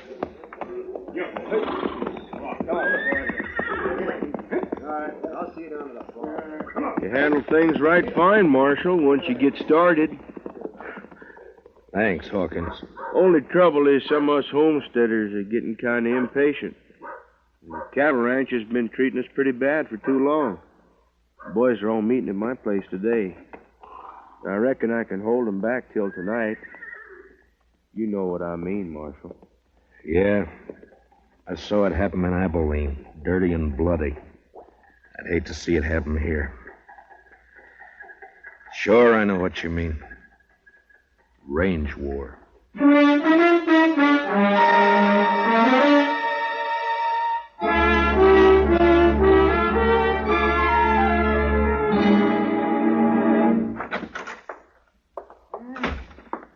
Marshal, we can hold an inquest any time now. I'm all finished with the autopsy. All right, Doc. It goes pretty fast when you can line 'em that way, 4 in a row. Makes the job a lot easier. Yeah, I imagine.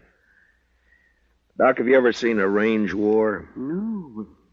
I hear there's one brewing. There is, plus Indian trouble. If I don't bring in Jalisco Pete before tonight and find out who his 3 partners were, you're going to have bodies lined up 20 in a row. Well, it'd sure bring in a lot of fees. I could retire and buy myself a ranch. Sure, Doc. Oh, that sounds like Chester, Marshal. Yeah, he's been scouting those thickets along the river bottom. Mr. Dillon, I brought in Jalisco. Where is he, Chester? Outside, tied on a pack mule. Good. No, sir. I'm afraid it ain't so good. He's dead. Been shot in the back and scalped.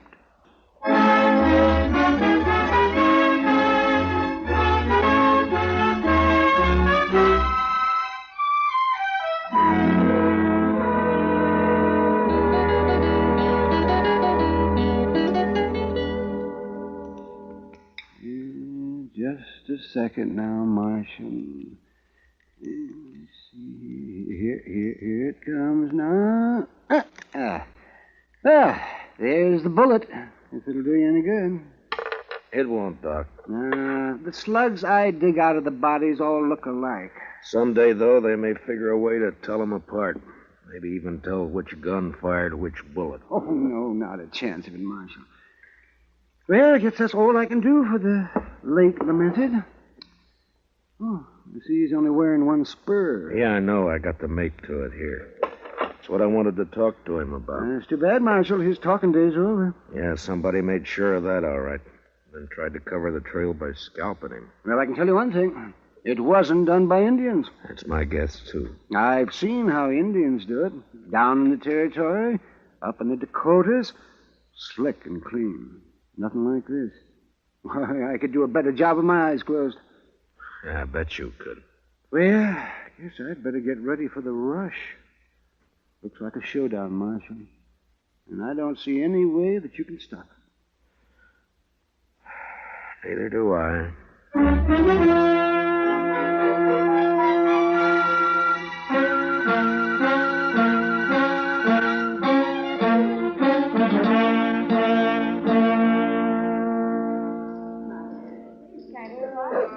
Matt, over here, Matt. Oh, hiya, Kitty. Business again, Matt? Well, I was looking for Ben Rourke. He isn't here. He left about an hour ago. Some of his boys came after him. Matt, I waited for you last night. I worked, Kitty. All night? Yeah. There's a bad feeling in the air, Matt. What is it? What's going to happen? I wish I knew. They called all the soldiers from C Troop back to Fort Dodge this afternoon. I hear they're planning to move out tonight. I hope not. Been a lot of homesteaders in here drinking today. That's unusual for them. What's going to happen, Matt? The bloodiest mess you've ever seen. And I don't know any way of stopping it. If I'd only found Jalisco Pete before they killed him, now I got nothing to go on. Jalisco came in here last night, late after you'd gone. What? Well, why didn't you let me know? There wasn't time, Matt. He heard he was wanted and he left right away. His friends with him. Friends? What friends? Oh, I'd never seen him before. I think Pete had known him in the Pecos country. They're all pretty drunk. How many were with him, Kitty? 3, I guess. One of them was named Red Dudley. Red Dudley? And one called himself Tulsa Jim. They kept talking about the Circle Bar B brand. It might be. They could have ridden in last night ahead of the herd to look up Pete, and then they... Oh, Marshal. Say, you better come on outside here if you want to stop a lynching. Coming, Doc. Be careful, Matt. Be careful. What is it, Doc? Ben Rourke and some of the cattle ranchers. They caught themselves an Indian, and they're going to string him up. I doubt it.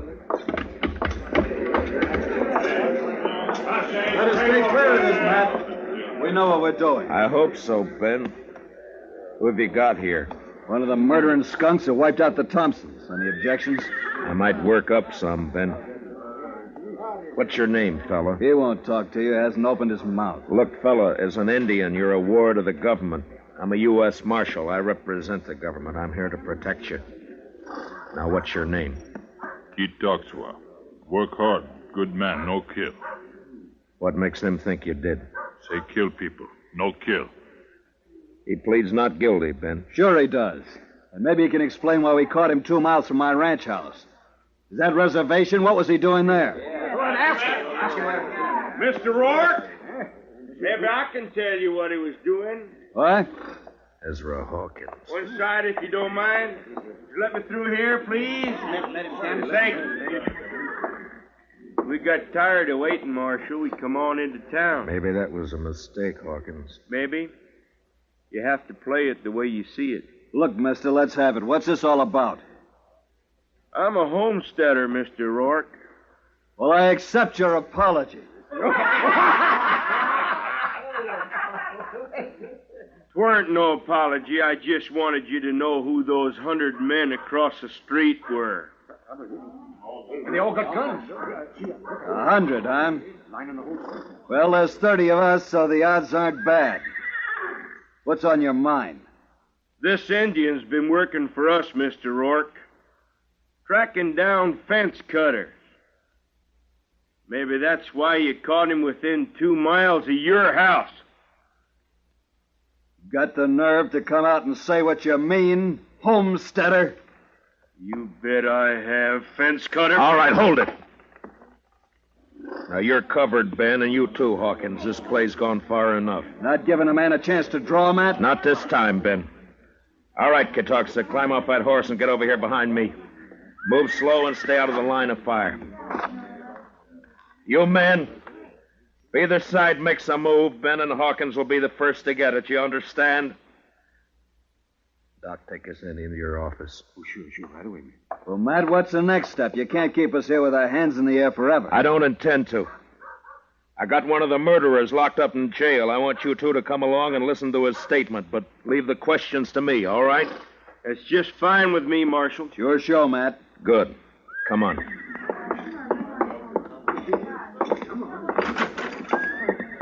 Chester? Chester? Looks kind of deserted, Matt. He may have gone back to the cells to see. Chester? Move on, Joe. Ben, Hawkins. What's the matter, Matt? Here, I'll get that gag off of him. You cut the ropes, Ben. Right. All right, Chester, here we go. Easy now. There. What happened, Chester? Oh, they slipped in and got the drop on me, Mr. Dillon. Took Red Dudley with them. There was two of them, not more than 20 minutes ago. Who were they? Did you know them? Nope. Circle Bar B-boys, I think. They slugged me and thought I was out, but I heard them talking. They were all in with Pete on the Thompson killing. Yeah, I know. And they killed Pete, too. They was afraid you'd make him talk.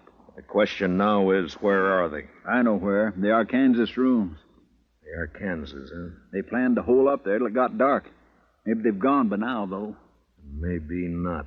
Want some help, Matt? No, thanks, Ben. It's my job, mine and Chester's. Come on, Chester, let's go.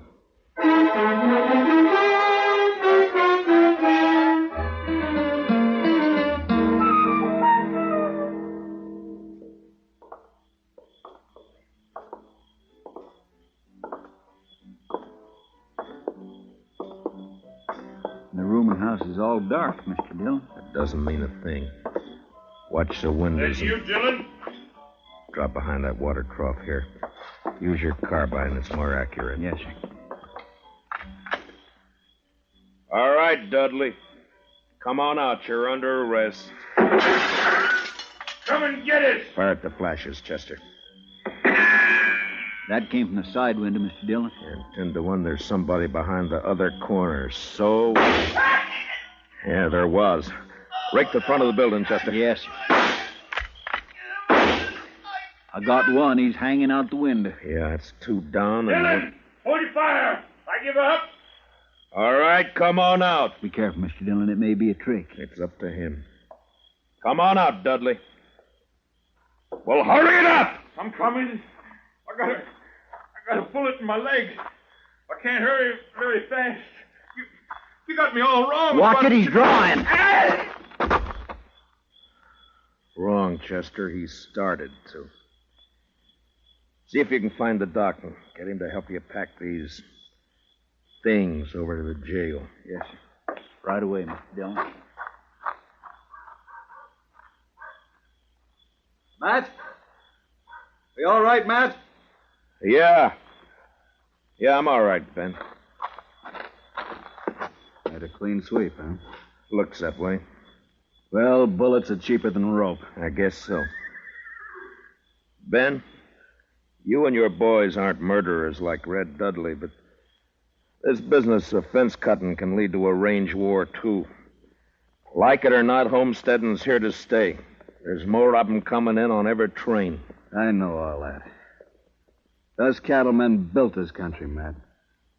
A few more years now, they'll have us fenced out of it. Times change, Ben. There's range still left out west, New Mexico, Arizona. Yes, I know. Some of us have been thinking about it. Matt, they'll fence you out, too, you know. Yeah, I guess they will. Well, when that time comes, I'll move on. If I'm still around. Farms and families. Next thing they'll do is set up courts and bring the law in here.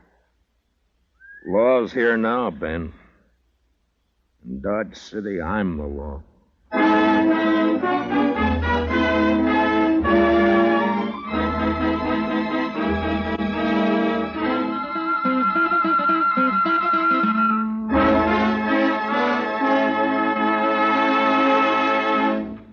Gunsmoke, under the direction of Norman MacDonald, stars William Conrad as Matt Dillon, U.S. Marshal. Tonight's story was especially written for Gunsmoke by Les Crutchfield, with music composed and conducted by Rex Corey. Featured in tonight's cast were Harry Bartell, Lou Krugman, and Georgia Ellis, with Jack Crucian, Barney Phillips, Vivi Janis, and Johnny McGovern. Parley Bear is Chester, and Howard McNear is Doc. Join us again next week as Matt Dillon, U.S. Marshal, fights to bring law and order out of the wild violence of the West in Gunsmoke.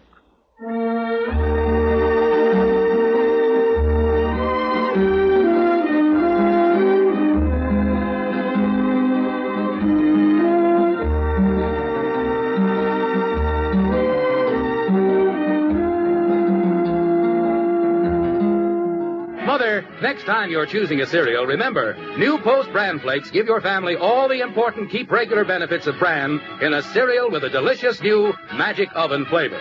Insist on Post Bran Flakes, the cereal preferred and eaten by far more people than any other bran flakes. They're wonderful for breakfast, lunch, or in-between meals. So get Post Bran Flakes this weekend. They're good, and so good for you. Stay tuned to HOJO Radio. In Colorado Springs, Colorado, a group of men are gathered together for their annual conference.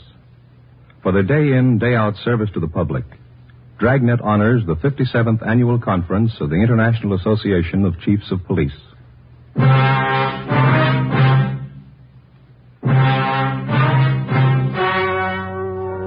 story you are about to hear is true. Only the names have been changed to protect the innocent. Fatima Cigarettes, best of all long cigarettes, brings you Dragnet.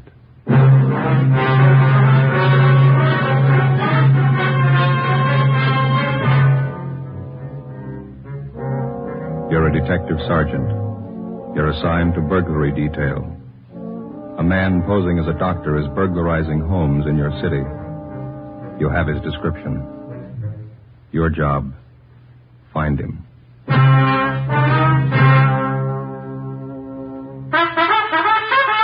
Oh, no. Ah, that's different. Yes, what a difference. In Fatima, the difference is quality. You see, Fatima is the quality king-size cigarette because it contains the finest Turkish and domestic tobaccos superbly blended. And Fatima is extra mild with a much different, much better flavor and aroma than any other long cigarette. Because of its quality, its extra mildness, its better flavor and aroma, Fatima has more than doubled its smokers coast to coast. Fatimas cost the same as other long cigarettes, but your first puff will tell you... Ah, that's different. Yes, in Fatima, the difference is quality. Ask your dealer for Fatima, the quality king-size cigarette. Best of all, long cigarettes. Start enjoying Fatima tomorrow.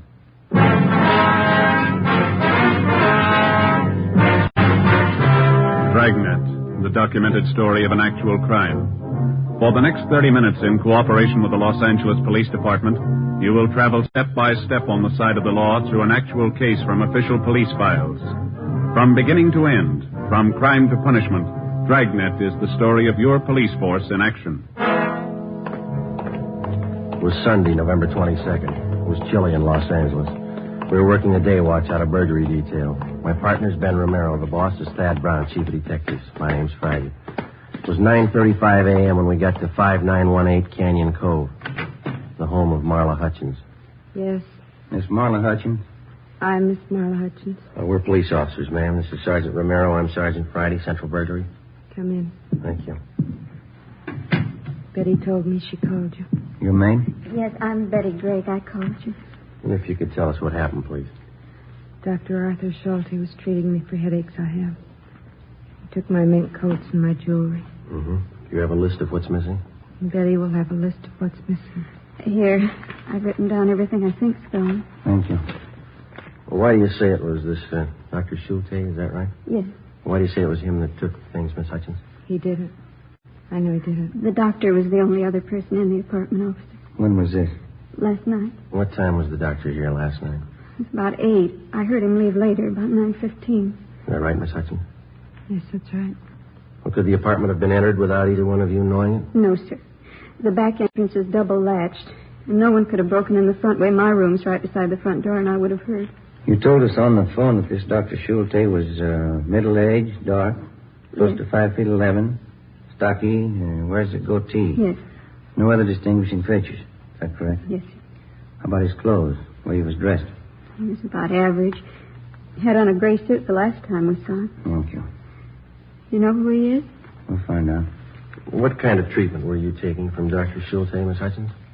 We call it hypnotherapy for my headaches. Mm-hmm. Last night, the same thing? Yes. Or anything different from his previous visits? I was very nervous.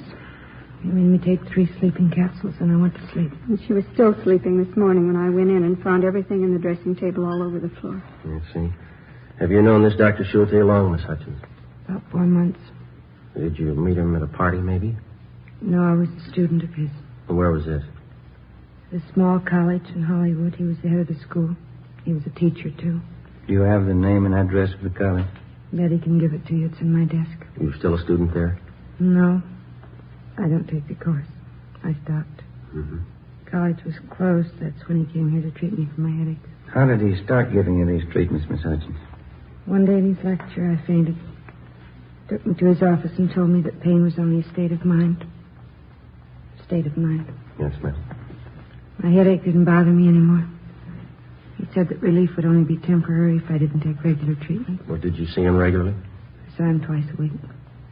Twice a week. Always here? At the college, then it closed. I don't know why. He telephoned and said he would continue here. Well, where did you get in touch with him when the college closed? I never did. He always called here. Do you have any idea where he is now? No, I just know that he's a thief. Yes, ma'am. Why don't you lie down, Miss Hutchins? You look tired. All right. Thank you, Miss Hutchins. Yes, ma'am. Thank you very much. All right. Would you gentlemen like some coffee? Oh, Ben? I could sure use some. Well, it'd be very nice, miss. Thank you. Officer, Yes, ma'am. if this man's just a common thief, the treatments he's been giving Miss Hutchins couldn't have been very good, could they? She's still got the headaches, hasn't she? 11:50 a.m. We checked the apartment for physical evidence. There was nothing to indicate that the place had been broken into. We put in a call to Latent Fingerprints to send a man out to check the closet and dresser. We completed the crime report, and Betty Gregg, the maid, gave us the name and address of Dr. Schulte's college, the Los Angeles College of Psychotherapeutics and Psychiatry at a Franklin Street number in Hollywood. Ben and I got out a teletype to Sacramento asking information on the chartering of the school that Dr. Schulte was supposed to have headed. We checked on Betty Gregg, the maid, and found that she was a Los Angeles girl, parents still living in the city. She had a good reputation. 2:35 p.m., we went to the address where the college had been. It was a big brown clapboard house with several dormer windows facing the street. It was vacant. The front door was boarded up. A rental agency sign was stuck up on one of the pillars on the front porch. Joe. What room there? Must have been where they had classes. Rows of chairs nailed down, you see? Yeah, let me look. Yeah.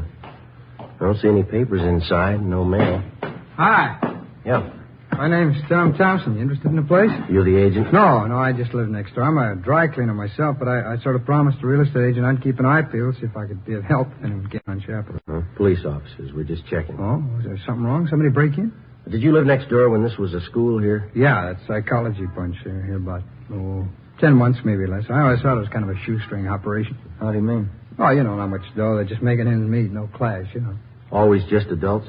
Well, classes used to be mostly during the day I was at work. The wife used to tell me, no kids that she ever saw.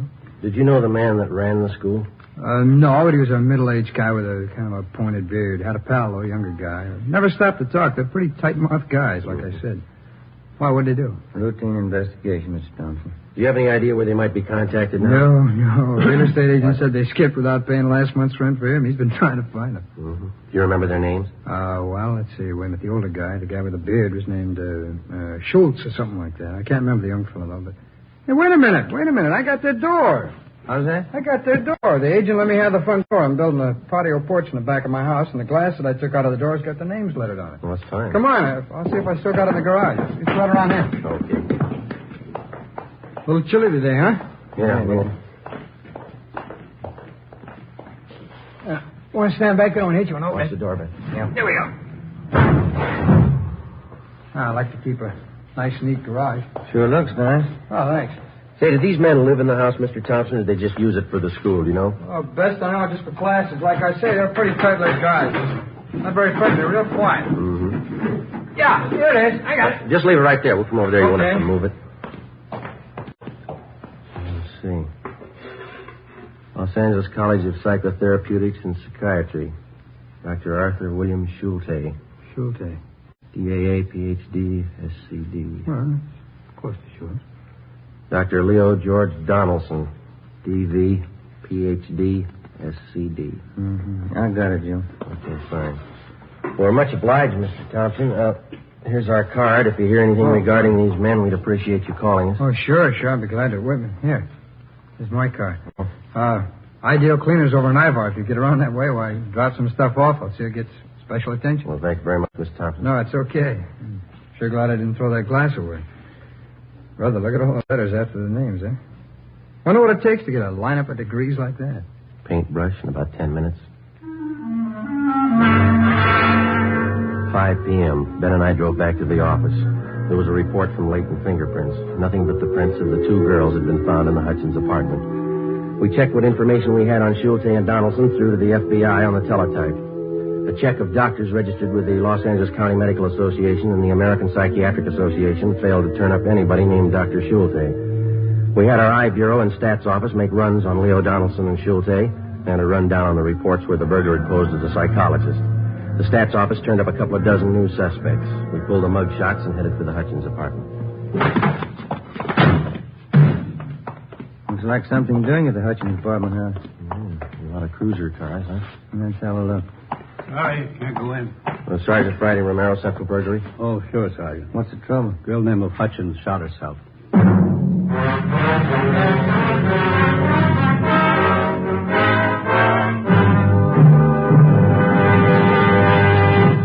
You are listening to Dragnet, authentic stories of your police force in action.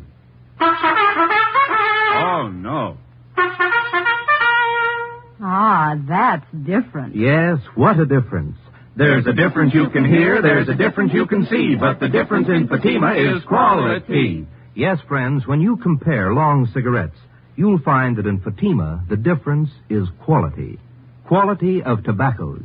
The finest Turkish and domestic varieties, extra mild and superbly blended to give you a much different, much better flavor and aroma than any other long cigarette.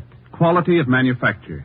Smooth, plump cigarettes rolled in the finest paper money can buy. Quality even to the appearance of the bright, clean yellow package. Carefully wrapped and sealed to bring you Fatima's rich, fresh, extra mild flavor. Fatima's cost the same as other long cigarettes, but your first puff will tell you... Ah, that's different. Yes, in Fatima, the difference is quality. Ask your dealer for Fatima, the quality king-size cigarette. Best of all, long cigarettes. Start enjoying Fatima tomorrow.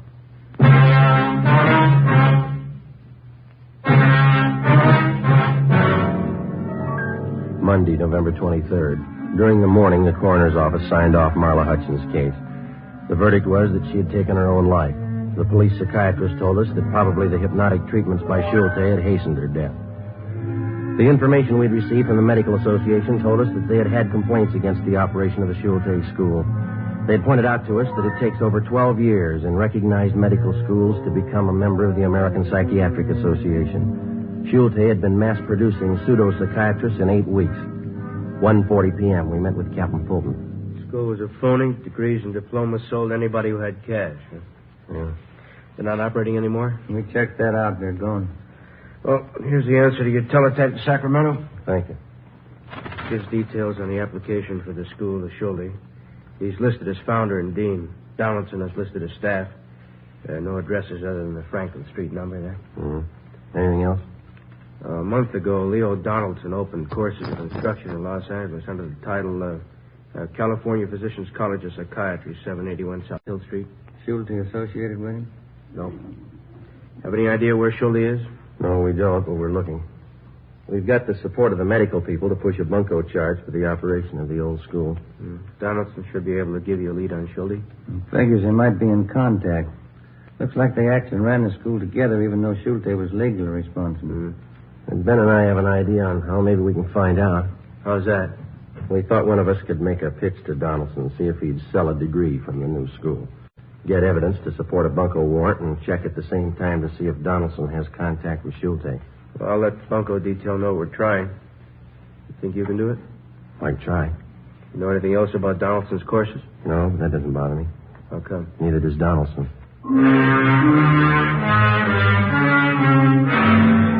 In trying to get Schulte through his former associate Leo Donaldson, we again contacted the Medical Association. They furnished us with the name of Ralph Morse, a graduate of the Franklin Street School, who had since been killed in an auto accident. Tuesday, 11:30 a.m., Ben and I got to 781 South Hill Street, a 7-story office building in the heart of the Los Angeles business district. The directory in the lobby listed the California Physicians College of Psychiatry for rooms 214 and 216. Ben waited outside in the car. I took the elevator up.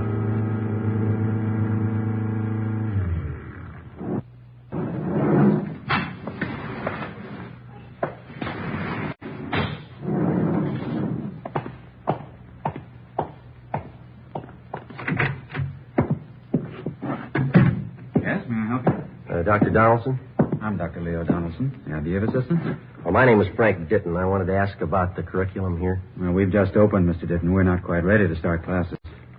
You understand this is very advanced instruction. Most of our students will have had considerable background in psychiatry. Oh. Well, a friend of mine, Dr. Morse, said that he was sure I'd be a good student for you. Dr. Morse? Mm-hmm.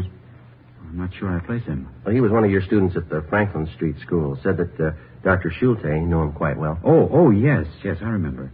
Brilliant man. How's he getting along? He was killed in a car collision. Oh, that's too bad. Well, frankly, what I was interested in was being able to take over his practice. Could I get the same deal he got? I think so, Mr. Ditton. What'd you have in mind? Well, take some courses and get a degree. I worked with Morse for a while. I can set up a clinic. He did okay. I figure maybe I can, too. Well, here's a list of the courses we'll offer. Thank you. We'll go over it together, and you can indicate what sphere of study you'd like to undertake. Mm-hmm. Does Dr. Schulte teach any of these courses? No, he doesn't. Now, the first semester will include painless and drugless childbirth, practical and applied psychology, autosuggestion, prenatal suggestion. Yeah. Well, look, Dr. Donaldson, straight practical and applied psychology is the specialty that I want. See? What degree do I get and how much will it cost? Well, the least expensive is a doctorate of psychotherapy at $450. A doctorate of philosophy and psychology is $500. For all purposes, if you can afford it, Mr. Ditton, is a doctorate of science. That's $800. Oh. That course was $1,000 at the Franklin Street School. Yeah. Well, I don't know. It's a lot of money. I guess I have to have it, though. I wonder if you'd take a check now. Certainly. You understand what a tremendous advantage these degrees are to the professional man who, for one reason or another, may never have had a chance to get a college diploma. Mm-hmm. Well, the course is very hard? You look like an intelligent man, Mr. Ditton. I'm sure you'd have no difficulty. All right. Well, say, look, Doctor, I live out in Van Nuys now, and I'm working 3 days a week at the present time. It's going to be pretty tough to get downtown here. Do I have to be here every day? Since it's the diplomas most of our students are interested in, we have on occasion made exceptions in cases like yours. Well, I'd appreciate that. We could possibly, in the case of a doctorate of science, present you with your diploma in advance of you taking the course, and you could launch into private practice at once, take the course whenever it suited you.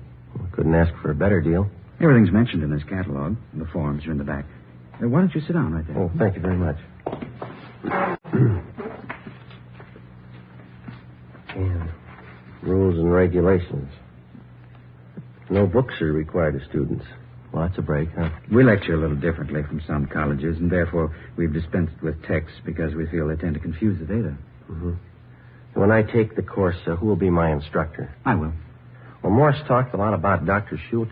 Does he teach any of the classes? No, Dr. Schulte was associated with me in the operation of the Franklin Street School, but is not the staff member of the California Physicians College of Psychiatry.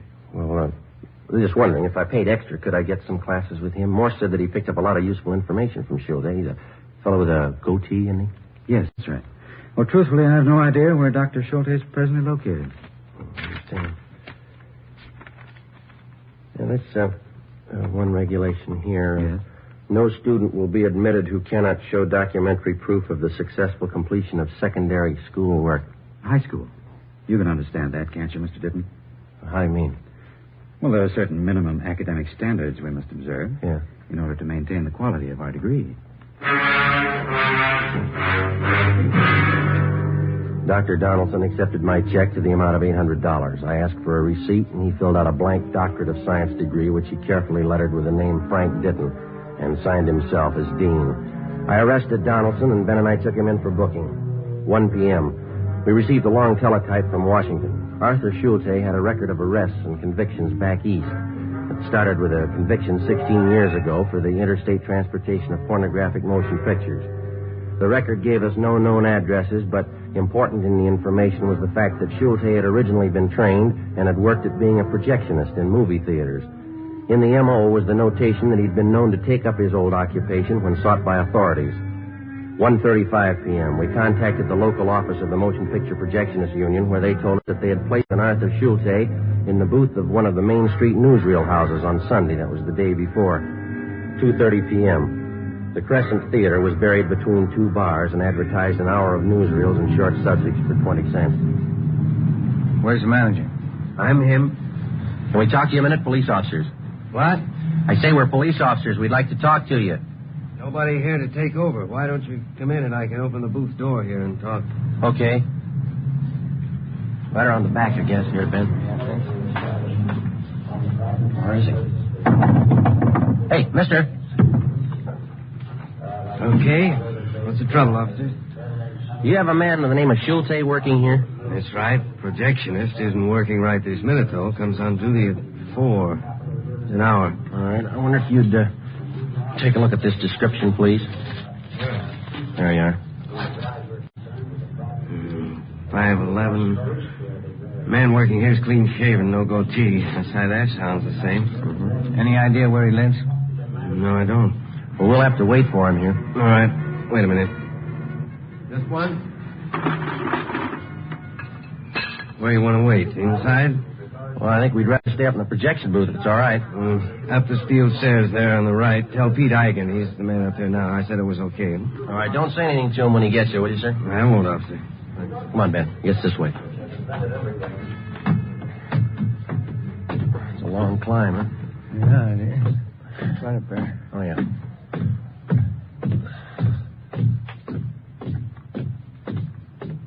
Must be it. Hey, mister! Mister! Yeah? Police officers. Anything wrong? We're going to have to wait here. The manager said it was okay. Wait for what? We want to talk to your relief man. You mean the doc? You know him? Well, just since yesterday. Why do you call him the doc? Well, you know, speaks kind of fancy for a projectionist. What do you do? Oh, we just like to talk to him. Okay, you know the guy doesn't come on for about an hour. Yeah, they told us. You want to look at the picture? You can both sit by the observation port on the film stage, sir. Yeah, thanks. Yeah, sit over here, Ben. Is this all right here? Yeah, that's fine. Huh. Well, what's the matter? I've seen this newsreel. 5:45 p.m. Schulte was nearly 2 hours late. Ben and I were worrying about whether somehow he'd been tipped. Usual for a man to be this late for a shift. Not in a house like this. Bigger house would be different. Way it is with a doc being late like this just cost the boss a couple of bucks. How do you mean? I got more dough. I'm over my maximum hours. The old guy'd stay away long enough, I'd be on golden. Golden? What's that? Yeah, double and a half time. Boys in the business call it golden time. Oh. Most dough you can get is double golden. You get that working over maximum number of hours after midnight on a Sunday. Uh-huh. That's double golden. Never happened to me, though. How do you stand it? What do you mean, the money? No, the noise. You get used to it. Don't pay any attention after a while. Don't you get tired of hearing the same soundtrack over and over? No, you just know it's there. It never registers. What they're saying, I mean. Just if it stops when it shouldn't. Get used to it over the years. You've been doing this long? 11. It's a long time. Excuse me. I gotta make a switch over. What'd you say? I said I gotta make a switch over. I've been watching you do that all afternoon. How do you know when to turn the other projector on? Marks on the film, up in the right corner on the screen, usually a black dot. Look through the window. Look, Ben, right here. Mm-hmm. The first dot tells me to start the other projector. When the second dot hits, I cut this one, turn on the other one. Now watch. Okay. See, the first one. Uh-huh. Now the second dot, see? Uh-huh.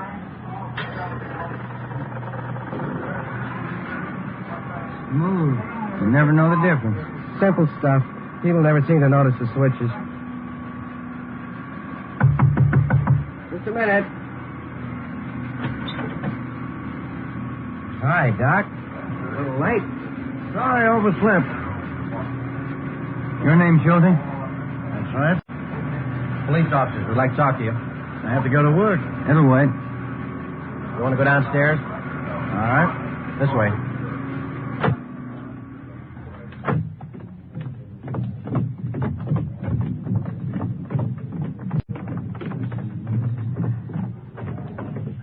All right, this will be fine right here.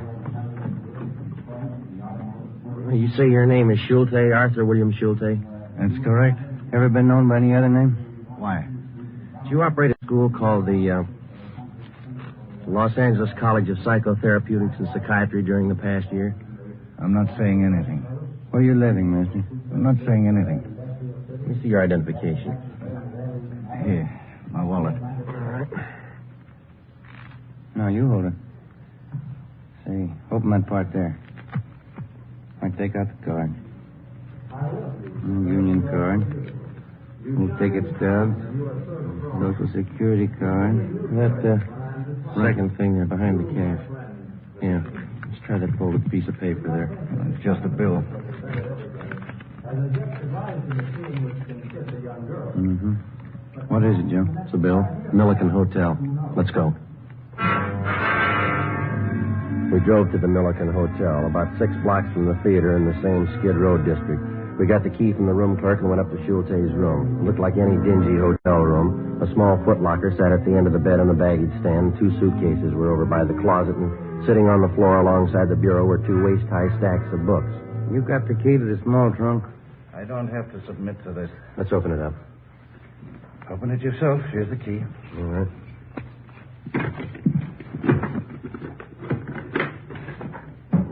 Two mink coats. I'll check the rest of the room, Joe. All right. This your property, Doctor? I'm not saying anything. Just clothes, regular stuff, and bureau. Mm-hmm. How about those suitcases over there?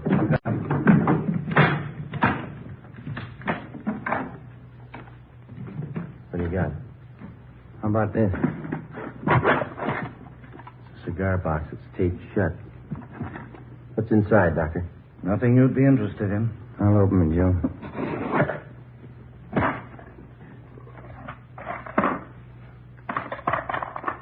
Schulte? Bracelets, rings, matched earrings. Fit our stolen property reports. These were gifts. People say you took them. They're sick. I've done them a lot of good. They know. They thank me this way. Yeah. People I get these things from, they know I've helped them. Well, you helped Marla Hutchins.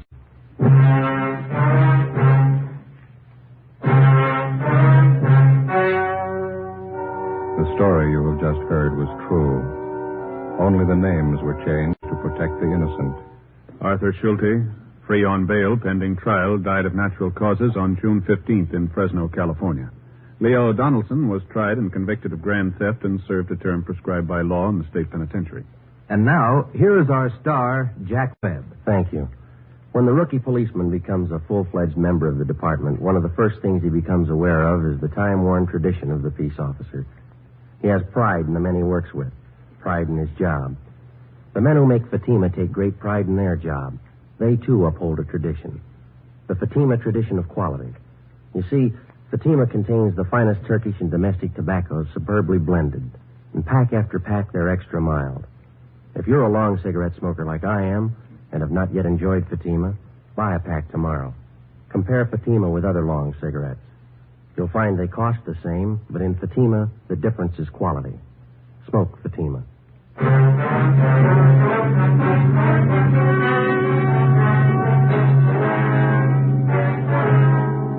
Ladies and gentlemen, the Chief of Police of the City of Los Angeles, W.H. Parker. The Los Angeles Police Department awards this citation of merit to Dragnet for its authentic portrayal of cases from the files of this department, bringing great credit to the Los Angeles Police Department and its officers, and enhancing the prestige of law enforcement generally among its millions of listeners. Thank you, Chief Parker. You have just heard Dragnet, a series of authentic cases from official files. Technical advice comes from the Office of Chief of Police W.H. Parker, Los Angeles Police Department. Next, We the People. 3 chimes mean good times on NBC. Oh, this miserable cold. And my sinuses. Haven't you heard about Dristan? Dristan decongestant tablets for real relief from cold's misery and sinus congestion. Dristan is the revolutionary 3-layer tablet which for the first time makes it possible to unite certain medically proven ingredients into one fast-acting uncoated tablet. Dristan not only helps drain all 8 sinus cavities, critical areas of cold's infection, but circulating through the blood, Dristan's decongestant reaches all congested areas, shrinks all swollen membranes, relieves pressure and pain. An exclusive anti-allergent helps keep breathing passages dry and clear. Pain relievers reduce body aches, fever. Vitamin C helps build body resistance. This is Dristan. Today, Dristan is widely imitated, but the exclusive Dristan formula cannot be duplicated. There's nothing like Dristan decongestant tablet. HOJO Radio, we're your old-time radio headquarters. Stay tuned.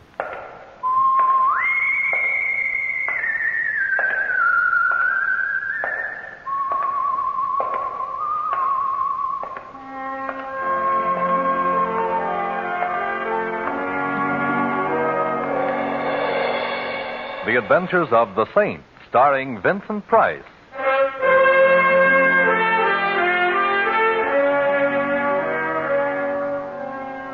The Saint, based on characters created by Leslie Charteris, unknown to millions from books, magazines, and motion pictures. The Robin Hood of modern crime is now transcribed for radio, starring Hollywood's brilliant and talented actor Vincent Price as the Saint.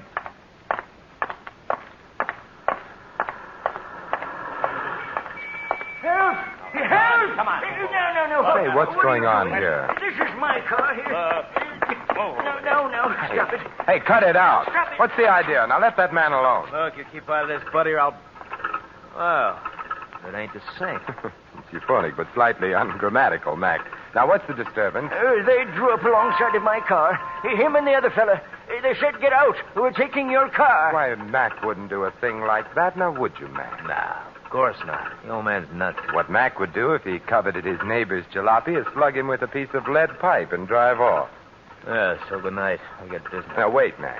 You could satisfy my curiosity a little. Why should you want to steal this gentleman's old automobile when you've got nicer, newer ones to choose from? Yes, ask him, mister. Ask him. Yeah, ask me, Saint. Go ahead. I'm going to satisfy a little curiosity of my own. I didn't think you had any, Mac. What shape does it take? I always wondered how you'd look dead. Good night, all. Good night, Mac. Be seeing you?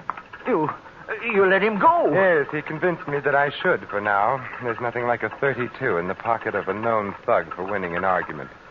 Did you say there was another fellow with him? Yes. Run off when he heard you coming. It was the same fella tried to buy my car yesterday. Someone tried to buy this car? Oh, sure. This fella tried to buy it. And there was a woman made an offer, too. You mean you actually refused? I ain't selling until I find out why they want to buy it so bad. This fellow who tried to buy the car, do you know his name? No, he looked like a gentleman until... Until you found him consorting with felonious intent with our just-departed friend, eh? Tell me, was he well-dressed, an annoying little mustache placed just over the sneer he wears for a mouth? Well, yes. Say, how did you... That's easy. Our friend Mac does piecework for him. Fancy Dan Turner is his current alias.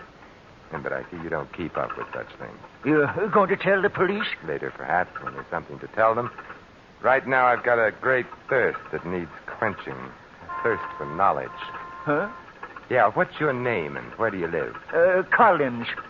302 East 8th Street. Mm-hmm. Now, put your car in cold storage, old-timer, and take care of yourself.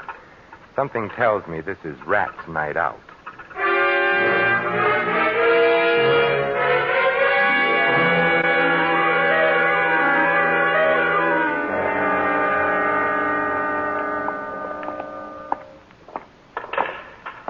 Hello, Smitty. Back making book, I see. You got the wrong joint, Saint.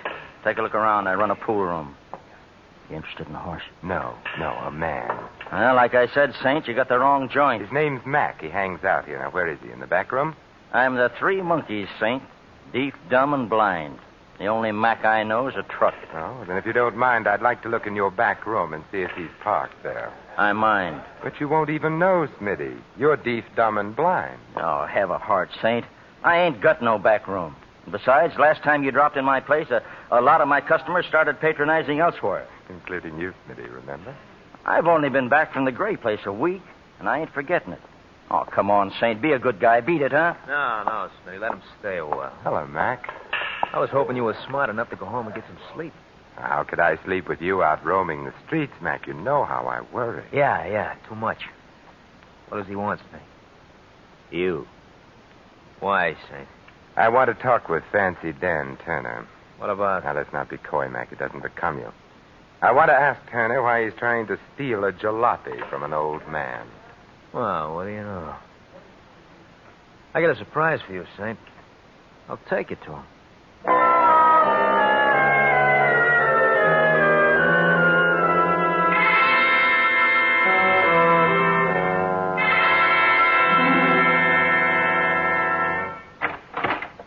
The boys say you're looking for me, Saint. The boys are right. So you found me. So? I understand you're interested in a certain old car. So what? Probably the Smiling Irishman is, too. A broken down 1929 sedan seems a little slow for a fast man like you, Fancy Dan. Well, maybe I like to go slow enough to read the billboards when I drive. What's it to you, Saint? It depends on what it is to you, Turner. What's on the fire? You are. There's a handle with care sign on this deal, and I don't want just anybody cutting in. You're a fouler-upper. You've been stepping high and fancy-free too long, Turner. You're beginning to irritate me. The feeling's likewise, Saint. Only I got more than fingers in my fist and you haven't. It's a nice gun you're so bravely wearing, Turner. It must be a pretty big pot to change a small-time con artist like you into a fire-breathing gunman. Big potatoes, huh? Yeah, plenty big, Saint. So big I wouldn't hesitate to shoot at the slightest move. Am I clear? You couldn't be clearer if you were a day ordered by the Chamber of Commerce. Good. Now, it ain't a palace, Saint. It's just the back room of a pool parlor, but please stay and be my guest. Oh, very well, for a little while anyway. Where are the boys? Out. They're wasting their time. Collins won't sell his old wreck. Some old men are stubborn. And Collins seems like a hard man to intimidate. Well, that all depends on who's doing the intimidating, Saint. Now, Mac's a chowderhead and Smitty's even worse, but put the two boys together and you get a job of work done. Dan, I've adopted old man Collins as a friend. Ah, how big are you? Yes. You know how I feel about people who push other people around, Turner? Especially when the guy getting the shoving is a friend. You know, if I had a glass of beer, I'd cry into it.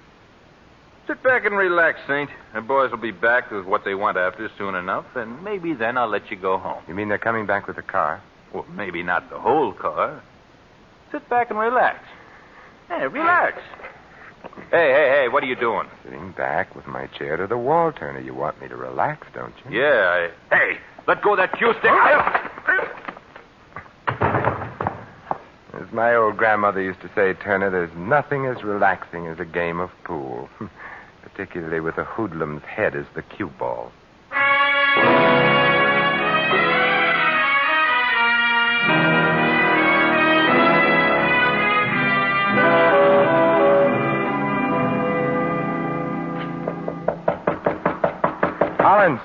Collins, open up. You wouldn't be from the police now, would you? No, I'm no more a policeman than you are, old man Collins. Come in and be welcome, then. Where's Collins? The old man? He's here. Where? Behind the sofa. But if you're of a mind to look at him, make it a quick look. Dead? Very. How? Every way. Beaten, stabbed, and tortured. Maybe even shot, for all I know. Yes, and for all I know, maybe you've got a gun with an empty chamber, for all I know. Bless me, no. Me business doesn't allow it. Just what sort of business are you in, Irish? The name's O'Brien. Ah. When a job is pulled and the police go after the boys who pull it, I make an end run and go after the swag. Or at least part of it. Oh, I see. What's the swag here? Collins' wallet? Not unless there's 400 grand in it. 400? Oh, no, I'm afraid you'll find the old man a few cents short. Who killed him? Not I. How do I know? You don't. You're right. What brought you here? Why, I'm here about the old car, of course. You want to buy it? Certainly, don't you? Say, maybe you're not being cute. Maybe you really don't know about the... About what? Well, now, I'm greatly relieved. When I first saw you come through that door, I said to myself, O'Brien, here comes some more competition. But I see you're not. I'm relieved, laddie. Greatly relieved. Turner is competition enough, eh? Yes, but Turner and his ugly ducklings are nothing compared to... Who? In time. I got here just a minute before you, laddie. The old man was dead when I arrived. Beyond that, I know nothing. Get down. Oh, O'Brien! O'Brien! Competition. Getting worse. All the time. I'll call the doctor. No. Thanks, laddie. Lay off this frolic. He'll get you next. You're gonna die, mister. You're gonna... O'Brien, the old man's car, what... Well, I guess I'll have to try another angle. This one's pretty dead.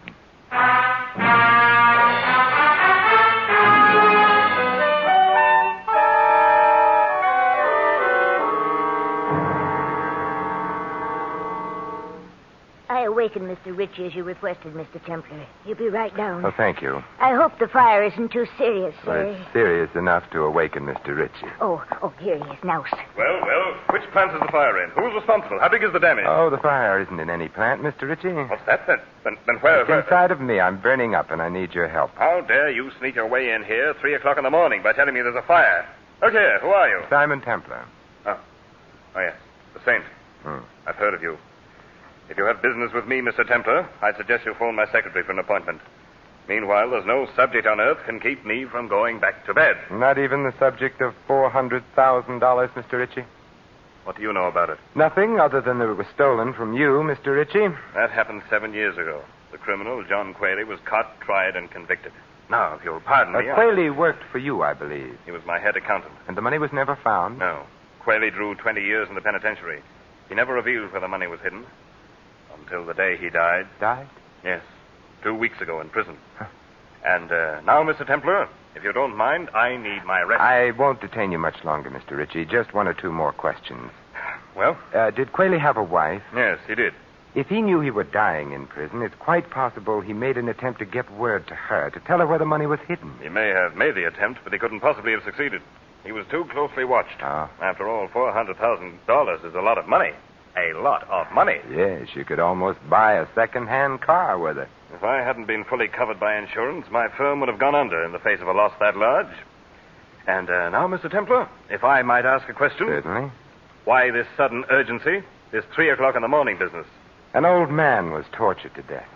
Then a fellow named O'Brien, who came calling on the old man, was shot to death. But before he was killed, O'Brien told me he was tracking down $400,000 that had been stolen. Oh, I see. Yeah, and some checking back over how many people have ever had that amount stolen from them. Led you to me. Yes. I wonder what I've led you to, Mr. Templar. I wonder, Mr. Ritchie. I wonder.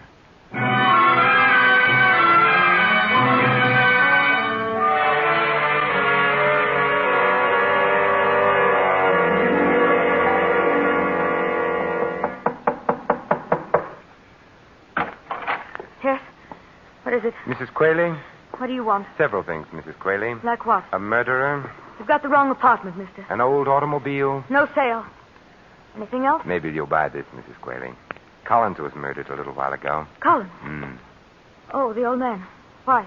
Someone wanted his car. Someone who evidently couldn't wait any longer for the newer models. So? So I saw Collins' car in your garage, Mrs. Quayle. Maybe you better come in after all, mister. But come in careful. Careful enough? Keep those hands high. Sure. I don't like you, mister.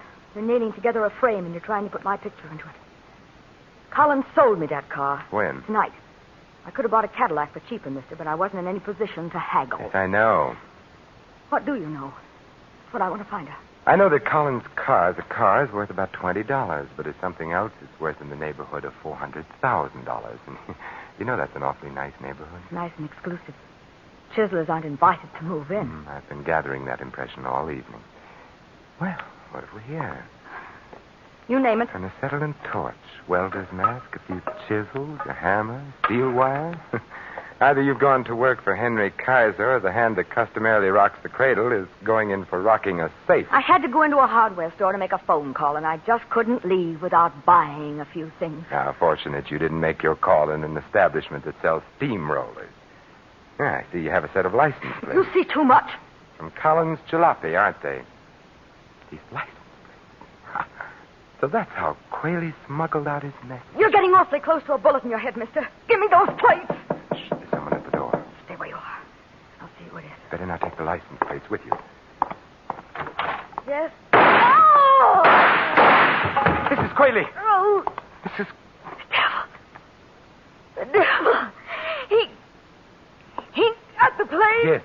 Yes, he got them. Don't let him. Oh, catch him there. Where? Where? Where Johnny worked. Shaft. Top. Before 6. Mrs. Quayle. Collins, O'Brien, and now I have 3 reasons for wanting to meet a certain party.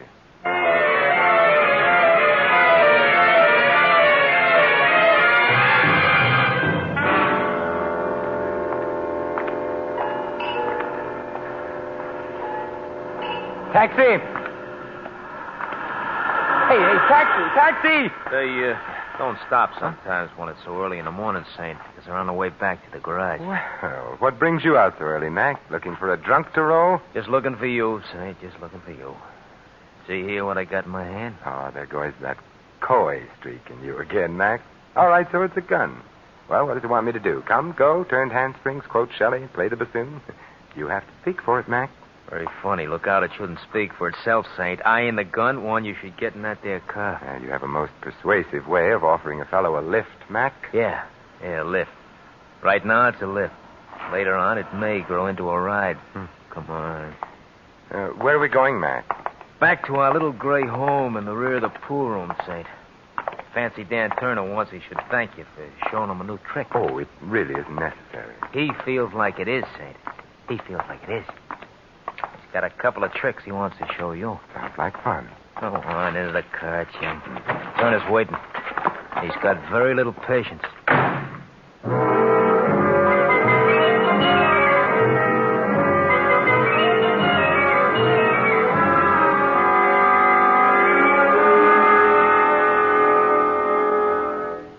Nice to have you back with us, Saint. I missed you. From the looks of that bandage on your skull, Turner, I'll bet you wish I'd missed you. Not now, I don't, Saint. It's a nice feeling having you here, knowing that I owe you something. I pay my debts, Saint. I pay off. Yes, I know. O'Brien was paid off. So was Mrs. Quayle. Paid off with lead checks. They're dead? Oh, now save that innocent expression for the jury, Turner. You'll need everything you've got. Well, when were they killed, Saint? Okay, I'll stooge for you. They were killed an hour or two after I so abruptly left you before. Oh, well, I'll have to find another pigeon, Saint. My alibi's fat. How fat, Turner? City Hospital. Having Remember the Saint embroidered where a cue stick hit me. And Smitty and Mac were there, too, to see me through it. Hospitals have records, Saint. We're clean. We're clean. Huh. Then you've got a competitor you don't know about, Turner. Yeah, looks that way. For a job that was supposed to be as simple as this one, I got too many competitors. I wonder how come. Who fingered the job for you, Turner? Who told you Quayle got word out to his wife about where the money was? I got nothing for you, Saint. Smitty, wasn't it? Smitty just finished a stretch up the creek. My guess is he ran into Quayle, maybe shared a cell with him. No. It was in the jail hospital they met. Smitty worked there. Quayle was dying off his nut. Smitty made him talk. Yeah. And Smitty, not being mentally suited for solo work, spilled the pitch to you, Turner, for a price, of course, for money on the line. Yeah, 10 G's to buy in on a 400,000 job. Well, what are you driving at? What are you picking Smitty's bones for? I was just wondering, Turner, how much O'Brien paid Smitty for his slice of this exclusive information, and how much your other competitors shelled out. The one who happily goes around killing people. What do you mean? If you ask me, Turner, your pal Smitty is the sort of rat that even rats on rats. He sold Quayle's secret 3 times that we know of. Hey, thanks for handicapping it for me, Saint. If you're really grateful, Turner, you can return the favor by telling me what time. It's 5:15 in the morning, Saint, but you ain't going nowhere. I have a date to keep before 6, Turner, with your competitor. Yeah, Saint, that's what you think. Maybe not, Turner. What do you say we play a little pool while we're waiting for the board? Get away from that pool table. I ain't playing any games with you, Saint. Well, maybe pool was the wrong game. How about a game of pitch and catch? What? Yeah, I pitch like this. And you catch it like that. Hate to leave you all by yourself there in the side pocket, but like I said, I have a date to keep.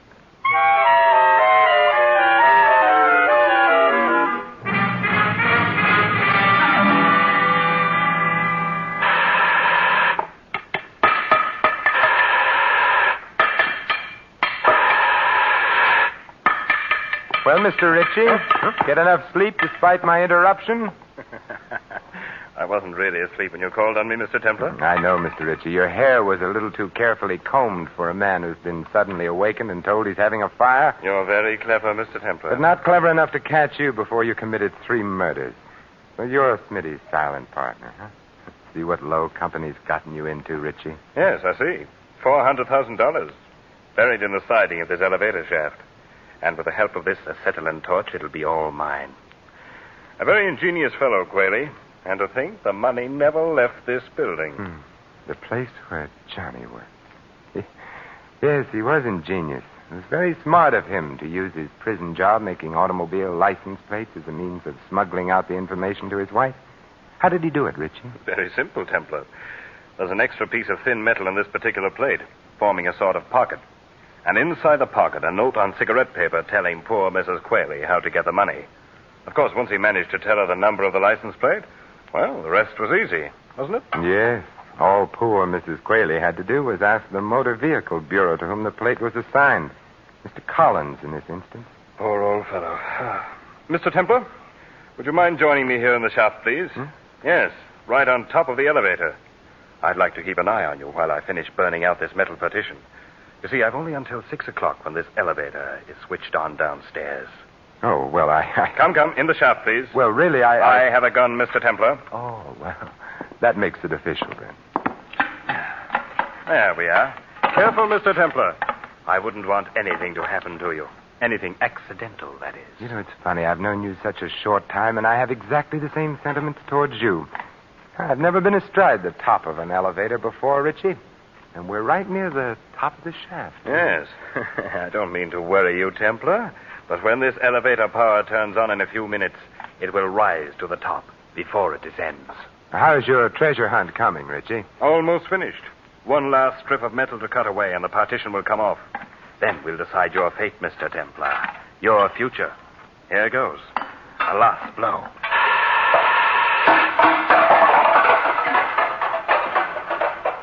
It's there. It's there. I see it. $400,000 in currency, Templar. Think of it. Think of it. You think of it, Richie, and also think of how much blood was spilled on it. Preaching, Templar? You? I never thought. What's that? The elevator, Richie. Maybe it came to work a little early today. My money. My money. Come on, Richie. Come on, get off. No, there's still some money left here. I want it. I want it all. All. Come on. We've got to get off. Jump, Richie. Jump. No, my money. I must save the money. Richie, you fool. All right, I got it.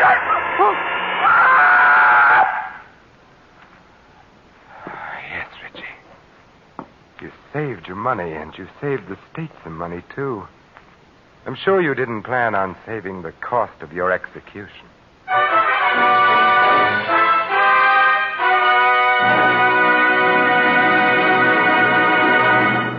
You have been listening to another adventure of the Saint, the Robin Hood of modern crime. And now, here is our star, Vincent Price. These immortal words of Ovid, translated from the Latin, express quite well indeed the justice of our Mr. Ritchie's fate. Nor is there any juster law than that the contrivers of death should perish by their own contrivances. This is Vincent Price inviting you to join us again next week at this same time for another exciting adventure of the Saint. Good night.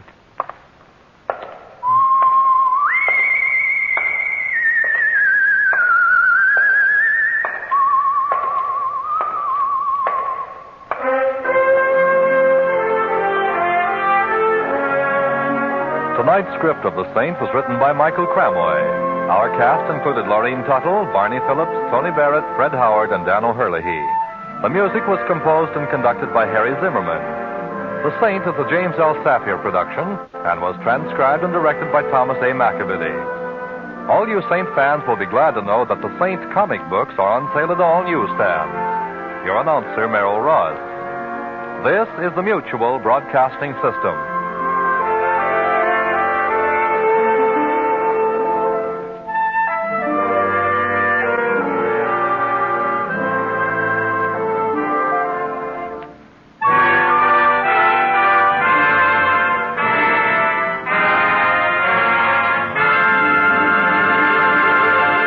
Gentlemen, where the community chest is at work, Red Feather Services like youth programs and clinics, hospitals, and the USO give direct help to 2 families out of 5 every year.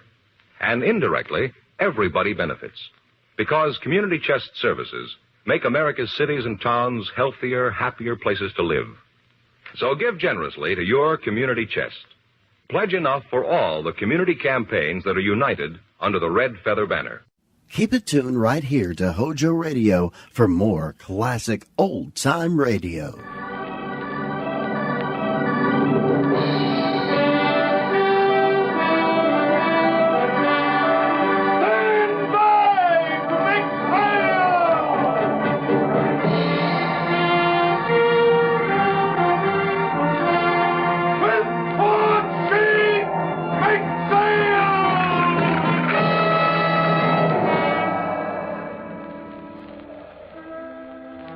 Log entry, the Ketch Scarlet Queen.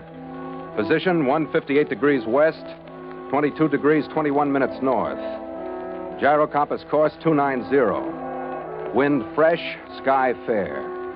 Remarks, cleared port of Honolulu at 3:30 a.m. without lights to avoid harbor and police officials. Reason for secrecy, the report from the White Jade Buddha.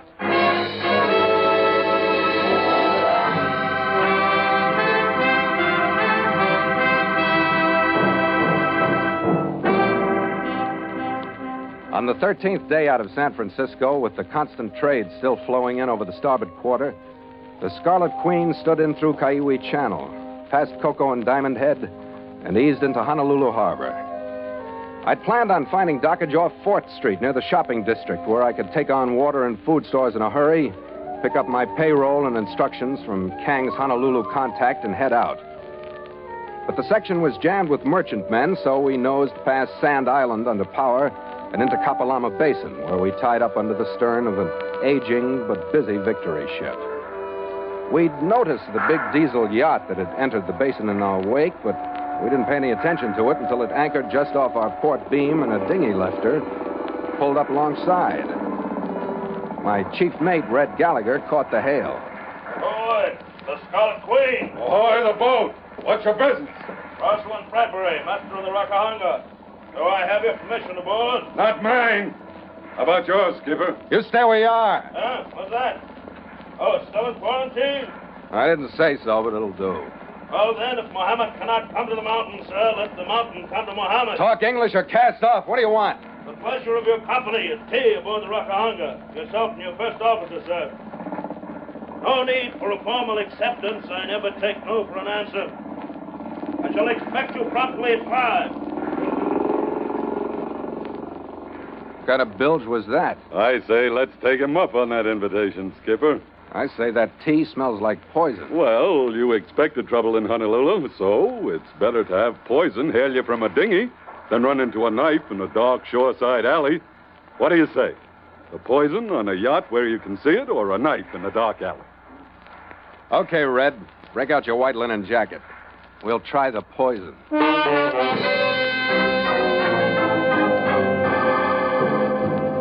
And so Mutual continues the voyage of the Scarlet Queen, written by Gil Dowd and Bob Tallman, and starring Elliot Lewis.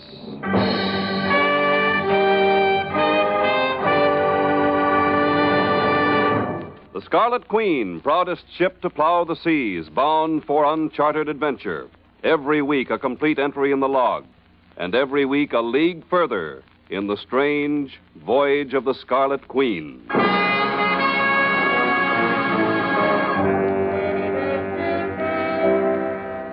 My instinct was to turn down Bradbury's invitation. because I knew that Constantino's machine was out to stop the voyage of the Scarlet Queen, to use every trick in the business to keep me from the $10 million prize Kang was sending me after. They'd killed once in San Francisco when Gallagher was on their payroll, and now, after Red had switched his loyalties to my side, the Bradbury hailed me another move. But a few minutes before 5, Gallagher and I dropped into our small boat and sculled the 50 yards to the good ship Rakahanga. A Kanaka crewman took our painter and made us fast to the ladder. We hunched our shoulder holsters into easy positions and went aboard. We walked across immaculate teak wood toward the main house. Just before we reached it, something under a deck cleat caught my eye. I picked it up. It was a small opal earring in a gold setting. Welcome aboard, gentlemen. Come in out of the sun. Tea's getting cold. We'll make the formalities brief. I'd like to introduce my nephew. Your names, please? I'm Carney. This is my first officer, Mr. Gallagher. Splendid, splendid. Pleased to meet you. Why don't you park your hardware outside? This is a tea party. No, Cyril. No.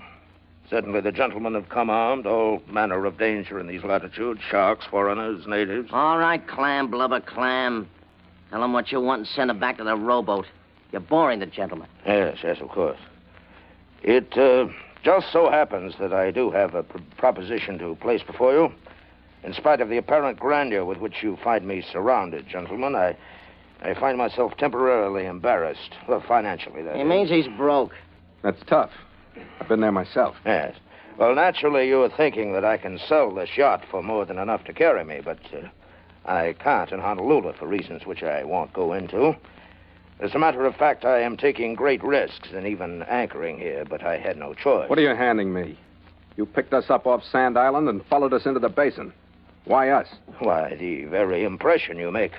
Your ship's well-loaded, a craft that will handle well under jib and mizzen for intricate island sailing. Yeah, along with 50 other catches in this harbor. Yes. Well, now, Mr. Carney, the point is this. I am, shall we say, persona non grata in this city. He means he's hot in Honolulu. Last time he was here, he got a skin full and asked his dame on the ship. Cyril. That will be enough, Cyril. To continue, I must raise enough money to fuel my voyage back to the States. Neither I, nor, if I may say so, Cyril can go ashore. Yeah, but it was no dame. In my travels, I have collected a number of valuable objets d'art. Among them, this rare white jade representation of the Arakanese Buddha, one of the most sacred objects of the Orient, stolen from the Boangan Temple. Look, what Blubber's trying to tell you, he's hot. The statue's hot. But there's a certain character in Honolulu who'd pay off good for it. He wants you gents to deliver it for a third of the proceeds. He trusts you. Don't ask me why. Nicely put, Cyril. Well, gentlemen, how about it? Do you agree to assist me? Who's your buyer? A gentleman of the Oriental persuasion, Lu Chi-shen by name. You will present the object to him, and if he does not instantly recognize its worth, as I believe he will, then kindly direct his attention to the cylindrical marking at its base. This identifies it beyond a shadow of a doubt as the Arakanese Buddha Boanga. Well, Mr. Carney? So the tea is all right, Skipper. The guy's in trouble. We got to go ashore anyway. Okay, Red, pick up the doll. Oh, almost forgot. I found this out on deck. It's an earring. Oh, an opal. Now, where could that have come from? Yeah. Where? A cheap little thing. Take it along, Mr. Carney, for luck.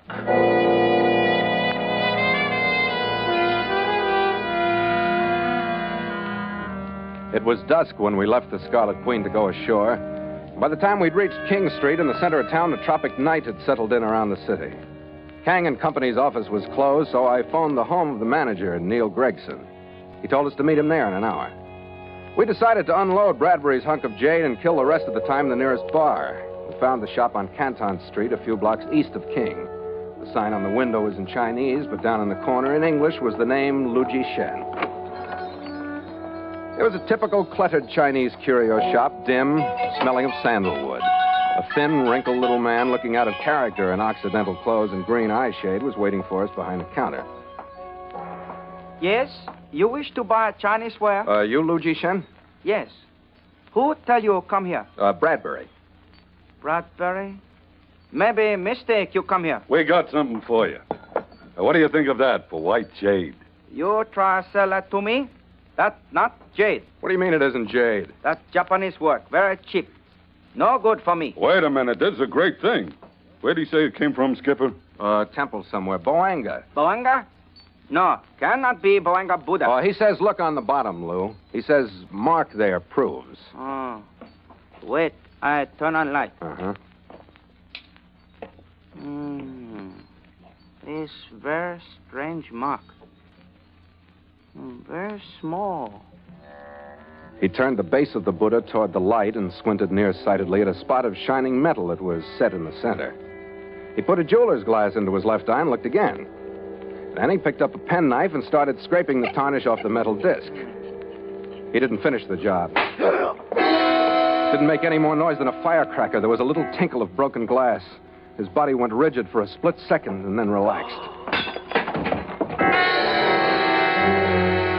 The eyepiece hadn't even shattered. There was a clean hole through it about the size of a .25 caliber slug. The bullet that had killed Lu Ji Shen had entered his left eye from close range. In the shattered pieces of Bradbury's phony Buddha, I found the weapon. It was a simple gadget, a rifle cartridge with a spring mechanism on the firing cap. I'd seen plenty of them on Pacific beachheads during the war. We called them finger mines. It looked like Constantino's work, but I couldn't figure why. Any way you looked at it, it was murder, and we were in too deep to stand still. 20 minutes later, a cab dropped us in front of Neil Gregson's Spanish-style mansion out on the other side of Diamond Head. The air was heavy with the smell of jasmine as we went up the walk to the front entrance. But the perfume that hit us when the door opened was more expensive. Well, Neil told me a couple of men were coming, but he didn't say it like he should have. Thanks. Where do we find him? He had to go out for a while, but he said I could entertain you until he got back. It won't be long. I'm sorry to hear that. Come in, won't you? Follow me. She was easy to follow. She swayed down a few steps and into a sunken living room.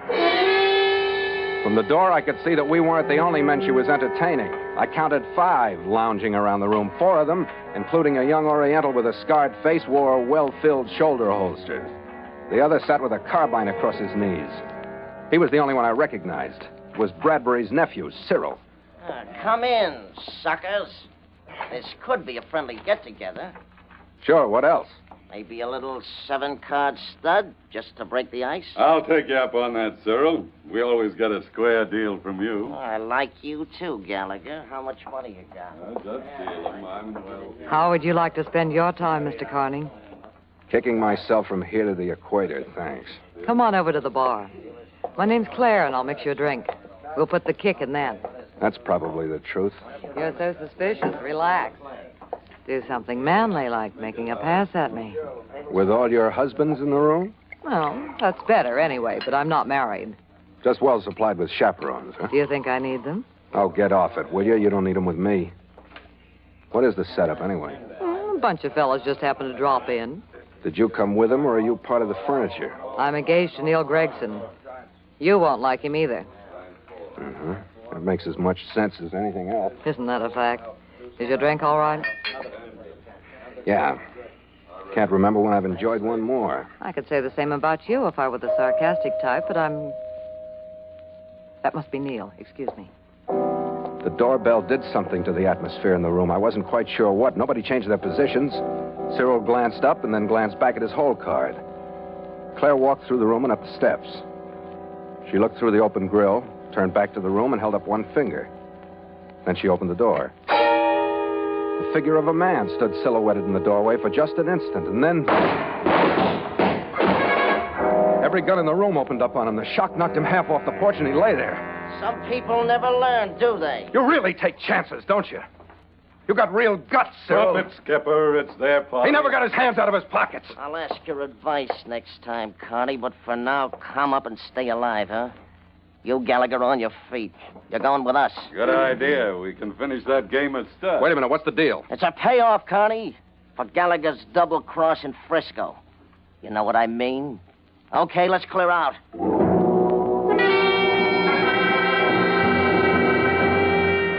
I felt like a man on a yard square island. From where I stood, there was no place to turn. Cyril's talk about Red's double cross added up to Constantino. I was sure of that. And it wasn't hard to figure how they'd pay off Gallagher for signing on with me. So far, Honolulu wasn't living up to the travel folders. It was all blind alleys. And in each one, there was a dead man.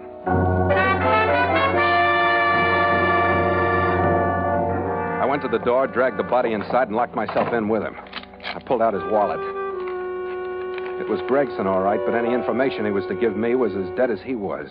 That still held even after I found an envelope in his inside coat pocket that had my name on it. 2 hours ago, it would have led to Kang's instructions. Now it didn't lead any place. It said, Luigi Shen is Kang's man. You're to meet him at 11:45 tonight. I walked a few blocks over to Koa Avenue and hailed a cab. It dropped me on Canton Street. It was about 10, and I hoped that the police were through with Lou's curio shop. The dim light was on, and no one was in sight. I went in. It was not only open, it was open for business. There wasn't a sign that a murder had been committed there. And another aged Chinese face rose up out of the shadows behind the counter. You wish buy Chinese ware? Who are you? I am Zhao Cheng. You do business now, tonight? You wish buy? I help you. No, I mean, Luigi Shen.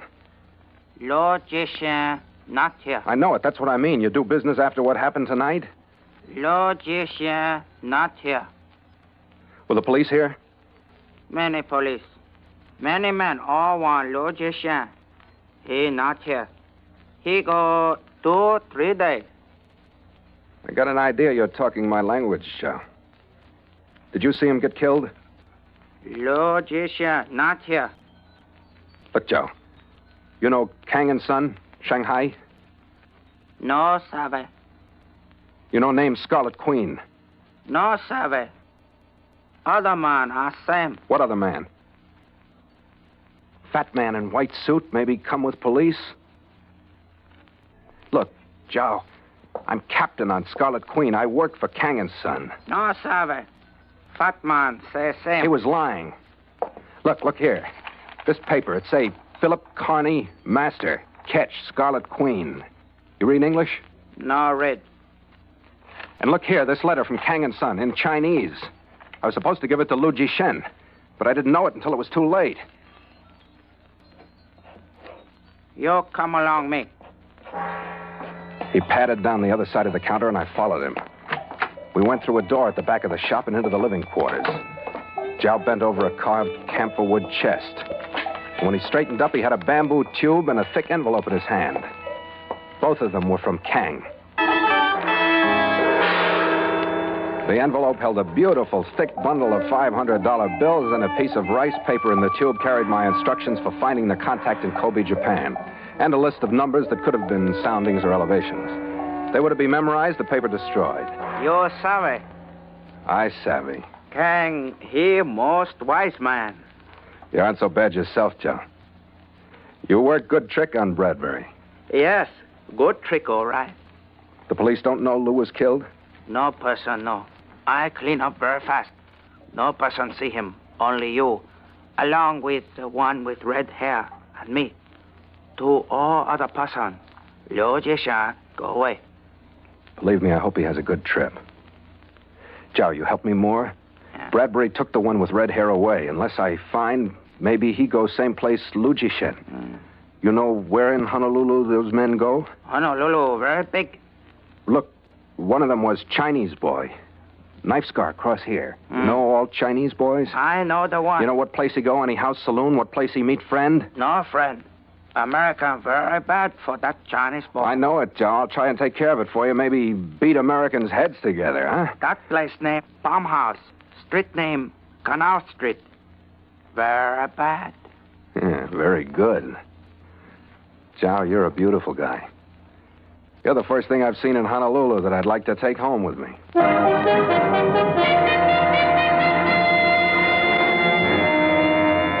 The Palm House on Canal Street was the kind of a place the police find at the end of a vice drive. It was a 2-story building that covered its windows with bamboo screens to hide its activities from those lucky enough to be outside and a lousy view from those stupid enough to be inside.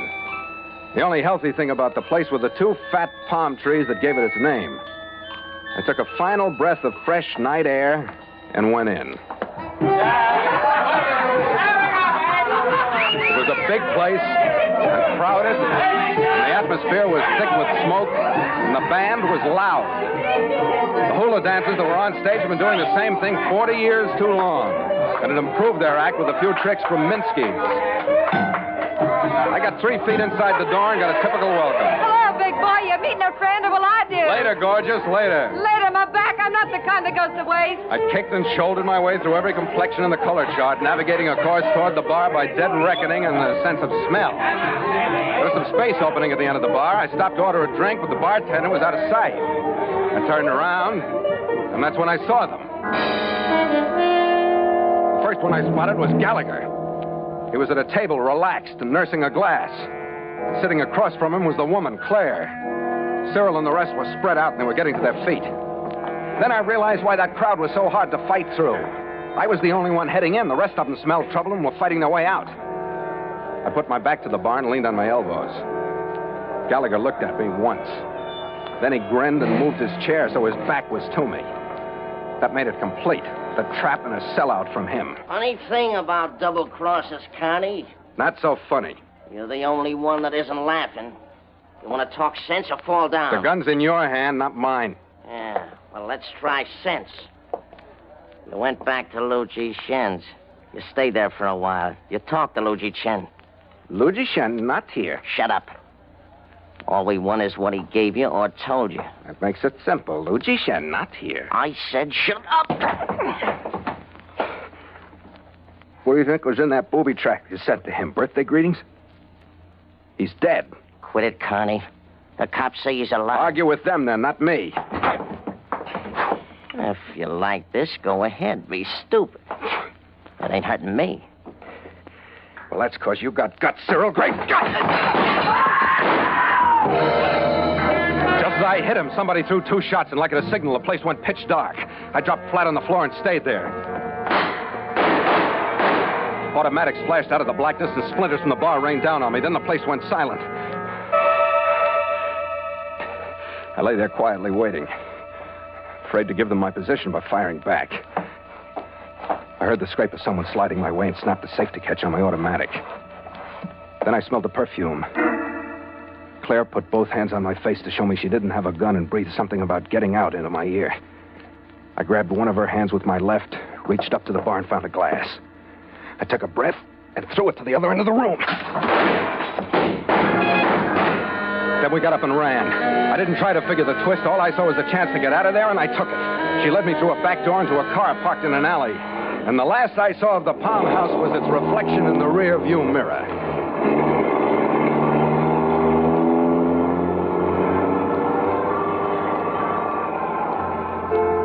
She drove to Mauna Lua Bay on the eastern end of the island and led me into a cottage on the beach. The lights were shaded, the drinks were handy, and the motif was pagan. I'd expected her to toss me some curves, but I was a little wrong as to type. Events so far hadn't pointed to the kind that go with whispering surf and moonlight through palm groves, but there they were. You've got the shakes, haven't you? The shakes are different on this end of the island. Your eyes aren't as soft as you talk. How would they look if they were? Wish I knew what you were up to. Couldn't I just like you? Uh-uh. Couldn't I try? Couldn't I be sick of the whole mess and everyone in it? Couldn't I be honest with myself for just a little while? I don't know. Could you? Maybe I was wrong about you being alive. Are you numb? Uh-uh. Just scared. I'm scared to death. I am too, Phil. Maybe it's... Oh, darling. Your face, he hurt you, didn't he? He hurt you. I don't remember. I don't remember a thing but being here.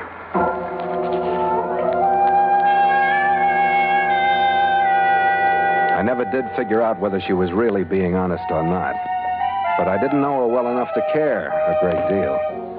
The drink she mixed had pineapple juice in them, and the atmosphere she created was quite peaceful. She made only one mistake. She looked at her wristwatch too often. If she hadn't, it might have been different, because I didn't hear a car pull up or footsteps outside or anything. I just saw a change in her. And I put my glass down and got ready. I wasn't quite sure who'd come through the door. It turned out to be Bradbury, but he was more surprised than I was. Claire was pointing a small automatic at him. Claire, what's the meaning of this? I've changed my mind. You're in too deep to misuse my faith in you. You put your pretty finger on your fiancée, Gregson, for an equally pretty remuneration. Quit being fancy and stay where you are. I found somebody who pays more for faith than you do. I don't understand you, Claire. You wouldn't. Since our friend Gallagher has seen to it that Cyril is no longer with us, we might bargain. There must be a meeting point. Certainly you aren't wasting your time on Carney here. Turn around, fat boy. Who drove you out here? Gallagher. Yeah, fat boy, Gallagher. Isn't it a caution, Skipper, what we have to go through to keep our heads above water? That's when the pagan cottage exploded, because that's when everybody realized who was sold out by whom. Red-colored Bradbury, and I made a grab at Claire. I was close, but not close enough. She'd aimed at Gallagher, but Bradbury had been pulled in line instead. 2 spots of crimson suddenly blossomed on that white linen suit. And when Red let go of him, he settled fatly on the carpet. And Claire disappeared through a side door. Where's the dame, Skipper? I want to get my hands on her. Let her go, Red. I can't help it, Skipper. She made me mad. You know why? Sure. I don't think you do. Remember that opal earring you found in the Rakahanga? I wasn't mad till I found the other one on her dressing table. What were you doing at her dressing table, Making a deal, Skipper. Deciding that she'd double-cross Cyril and Bradbury, I'd double-cross you. And she and I were going to live happily ever after. On what Constantino'd pay us for what you got from Lou G. Shen. Yeah. Should I congratulate you? Skipper, if you knew what I went through making Cyril think I was double-crossing you, you would congratulate me. Yeah. How about Cyril? Yeah. How about Cyril? Skipper, what do you think of Honolulu as a port of call? It's kind of mixed up with what I think of you as a chief mate. But I think if we try, we can get out of here before daybreak. Considering what's happened since we got here, I think we better. Homicide won't like us in the morning. An hour later, a sleepy crew had fallen to, and the Scarlet Queen sneaked away from her dock under power, out of Kapalama Basin, and headed out toward the still dark western horizon.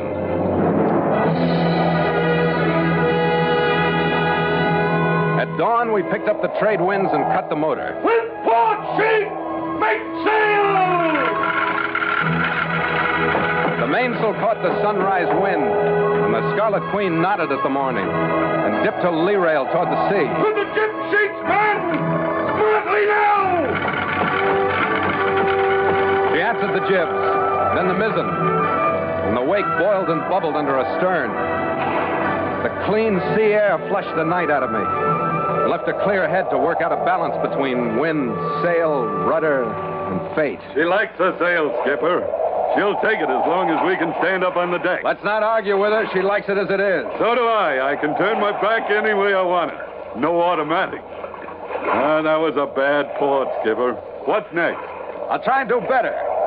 This one is called Muninjima. It's an island halfway between here and Japan. All right. You find the island, and I'll find the woman on it. That's a deal. Want a drink, Skipper? After you, mate. After you.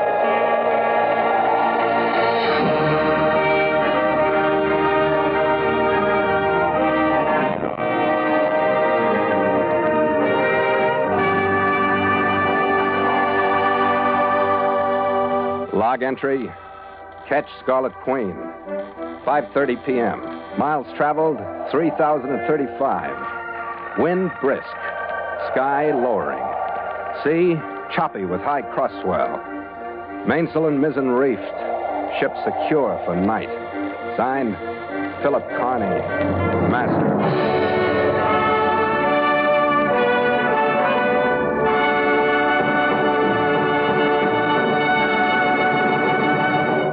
The Voyage of the Scarlet Queen has come to you through the worldwide facilities of the United States Armed Forces Radio and Television Service.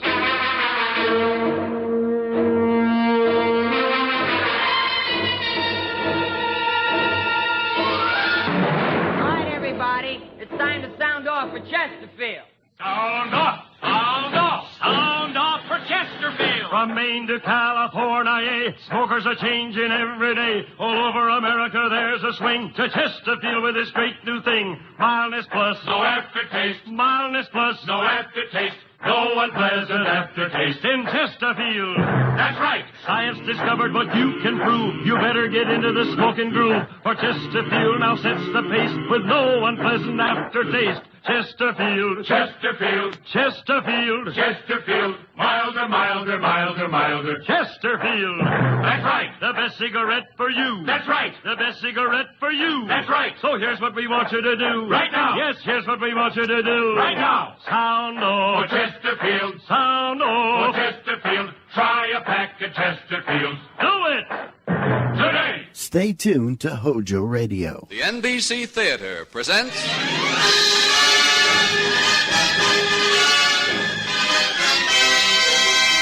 Screen Directors Guild assignment. Production, Let's Live a Little. Director, Richard Wallace. Star, Robert Cummings.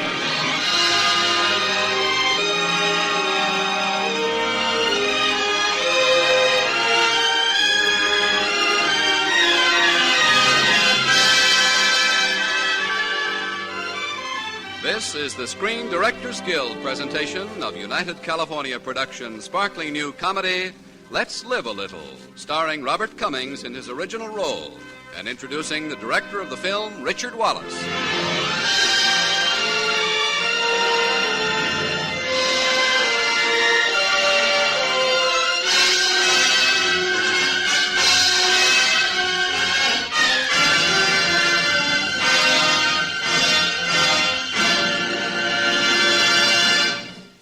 The three main elements which go into a motion picture production are the star, the story, and the director. Tonight's star is Robert Cummings, and the story, Let's Live a Little, is ready for your enjoyment. But first, here's the screen director, the man who welded star and story into a perfect unity, and the director of such memorable films as Shopworn Angel, The Little Minister, and Kiss and Tell, Mr. Richard Wallace.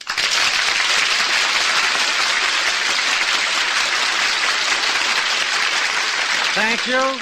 Thank you very much. The comedy you're about to hear is a far cry from the old days of Mack Sennett when I first learned this business of picture making.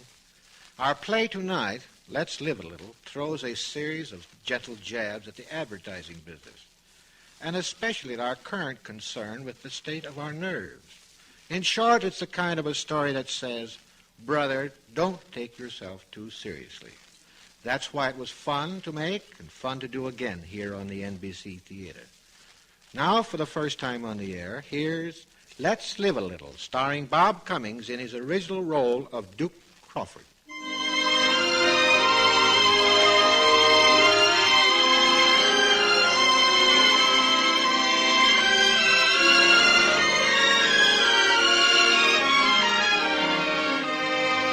Peace, quiet, and serenity all have nothing whatsoever to do with Duke, who happens to be an advertising executive.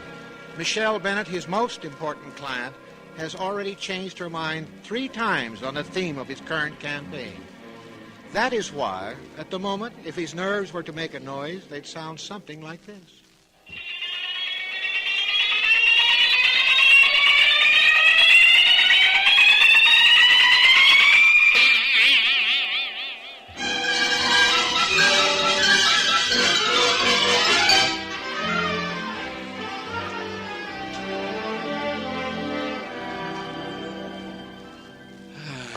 Let's see. Arrange for the Hawaiian band for the radio show and the hula dancer for the convention exhibit.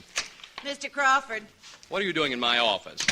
Remember me? I'm your secretary. Oh, yes. Hello, Miss Adams. Yes, I'm sorry. Why don't you answer the phone? Because it isn't ringing, Mr. Crawford. Certainly it's ringing. It isn't. It is. It isn't. It isn't? No. Miss Adams, why don't you go away? Why don't you just go away? Yes, Mr. Crawford. Funny, I'd have sworn I heard a telephone. Oh, well. I guess I'm just tired. Oh, it's just my imagination. Now, don't pick it up, Duke. Don't pick it up. All alone by the telephone.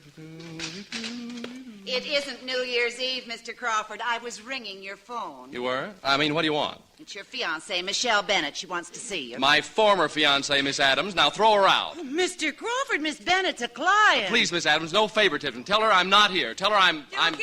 Dookie, darling. Well, hello, Michelle. The strange thing, I was just thinking about Kiss you. me, Dookie. Yes, I've got the new contract right here. I've switched all the backgrounds from Paris to Hawaii just like you wanted, Michelle. Oh, Dookie, you're not going to insist on talking business, are you? Now, look, it's your business, Michelle. If you want to sell cosmetics, you got to sign a contract. You know, Duke, I have a feeling that once the contract is signed, I won't be seeing much of you. Why, that's ridiculous, Michelle. I've got an idea. An idea? Now, Michelle, please don't have any more ideas. I can't stand any more changes. I know, darling, and I appreciate all the nice work you've done on that Hawaiian campaign, but... Michelle, don't say it, please, Michelle. But I don't want Hawaii. I want Sun Valley. Sun Valley? Sun Valley? Sun Valley! Sun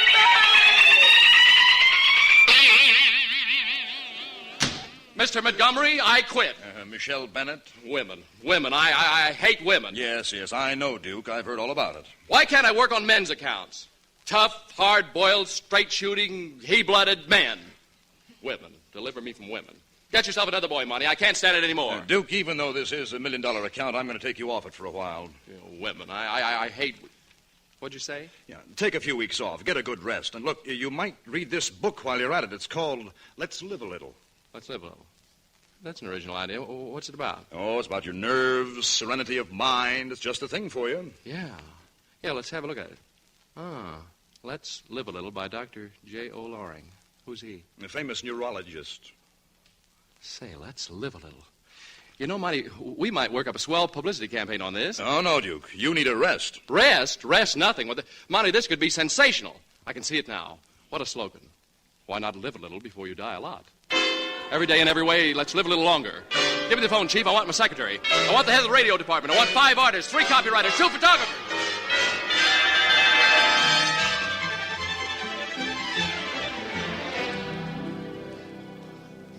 Have you an appointment to see Dr. Loring? Appointment? No, I haven't got time for appointments. Yes, I can see you're a busy man. Yes, well, What are you looking at? Your breast pocket? My breast pocket? That's just my handkerchief. My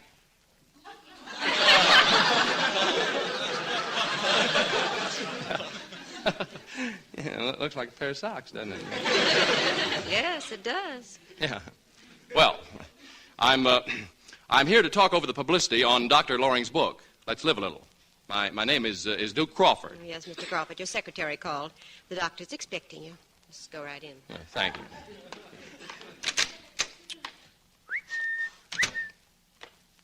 Anybody here? Well, I guess I'll put on these socks. All alone by the telephone. Hello. Hello. Counting your piggies? What? Oh, no. I was just putting on my socks. I mean... I see. You usually wait till you come downtown in the morning to put your socks on? Well, what's wrong with putting on your socks? Perfume. It's funny. I smell perfume. Yes? Mm-hmm. And I suppose you use beauty cream, mascara, eyeshadow, and pancake makeup, too, huh? Now and then. A woman. A man. Yes, and I'm glad to be one. Oh, you don't like women? Definitely not. The most gorgeous, glamorous creature in the world could be right here in this room, and I could throw my arms around her and kiss her. Yes, kiss her. Right on the lips, and absolutely nothing. No, I just laugh at her like this. That I'd like to see. Oh, you would, huh? Now, Mr. Crawford, don't. See? I'm laughing. What a remarkable sense of humor. Yes. Well, is Dr. Loring in there? No, that office belongs to my associate, Dr. Field. Oh, I thought... Your associate? Yes, I'm Dr. Loring. You are? I mean, you are? Well, that's funny. I thought I was going to see a man. Why? Does it make that much difference to you? Well, no, it's just that, well, I found women clients extremely difficult to do business with. With your approach, I can well imagine. Dr. Loring, could I see you a minute, please? Of course, Richard. Mr. Crawford, this is Dr. Field. Hi. How do you do? Yes? Joe, I just wanted to make sure we were going to hear Professor Burkhouse's lecture tonight. I'll be ready at 7. Yes, I don't mean to interrupt you, but isn't anybody going to answer the phone? The phone? What phone? Well, the phone that's ringing. Mr. Crawford, you mustn't let yourself become excited. Excited? Who's excited? Just answer the phone. Excuse me, Doctor. I'll leave you with your patient. Call me if he gets violent. He thought I was your patient. It didn't ring. It didn't? Give me your hand, Mr. Crawford. Oh, but please, Dr. Loring. Your pulse, Mr. Crawford? Oh. Tell me, do you drink? Oh, thanks, Doc. Not right now. Say, excuse me, what is your first name? Joe. Have you read my book yet? No, I just sell them. I don't read them. You really should. Your nerves are in terrible condition. Do you ever hear strange voices? Voices? Look, there's nothing wrong with me. I'm fine. Well, you'll be hearing voices soon, Mr. Crawford. That's your next step. Next step. Oh, well, look, this is ridiculous. I'm just a little unstrung. Business, you know. Would you like to talk about it? There's a balcony off my office, and it's such a lovely day. Look up. Isn't it beautiful out here? What do you see? Trouble? No blue sky? No, just trouble. A woman? Yeah, it's a woman. Michelle Bennett. Oh, the cosmetician? Yeah. Yeah, we were sort of engaged for a while, for business reasons. Tell me about it. Tell me all about it, Mr. Crawford. Yeah, well, you see, her company has $1 million contract up for renewal. She keeps stringing me along about signing it. Is she very attractive? Yeah, oh, sure, she's beautiful. In a financial sort of way.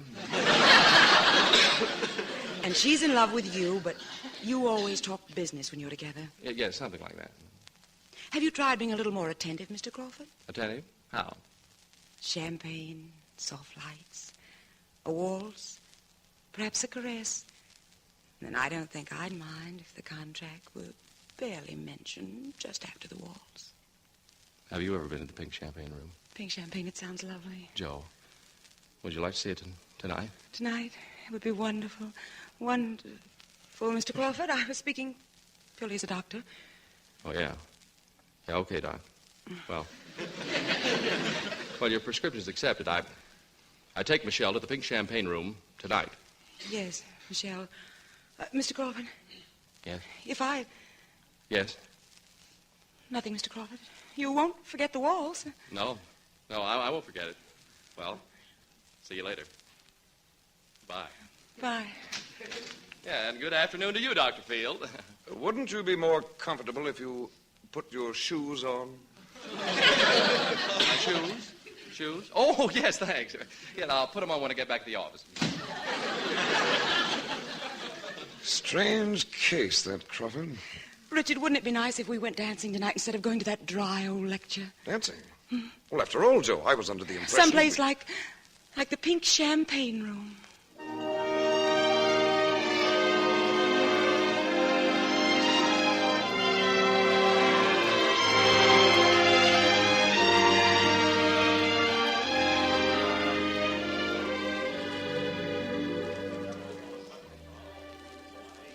Oh, Dookie, you waltz beautifully, darling.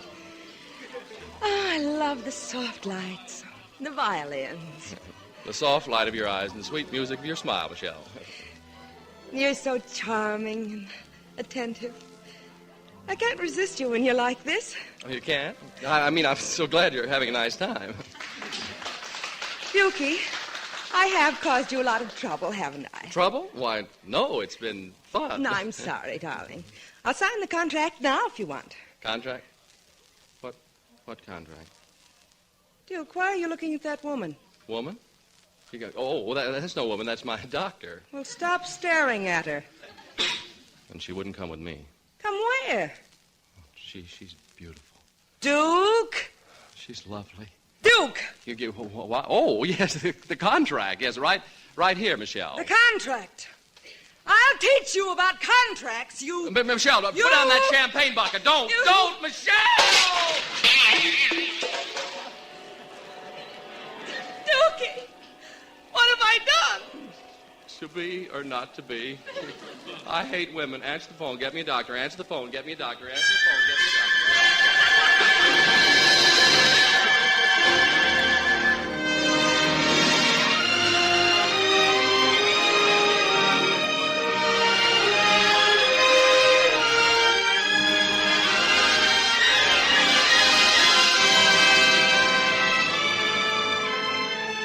The NBC Theater is presenting the Screen Directors Guild production of Let's Live a Little, starring Robert Cummings as Duke Crawford, with Betty Lou Gerson as Dr. Joe Loring, and introducing screen director Richard Wallace.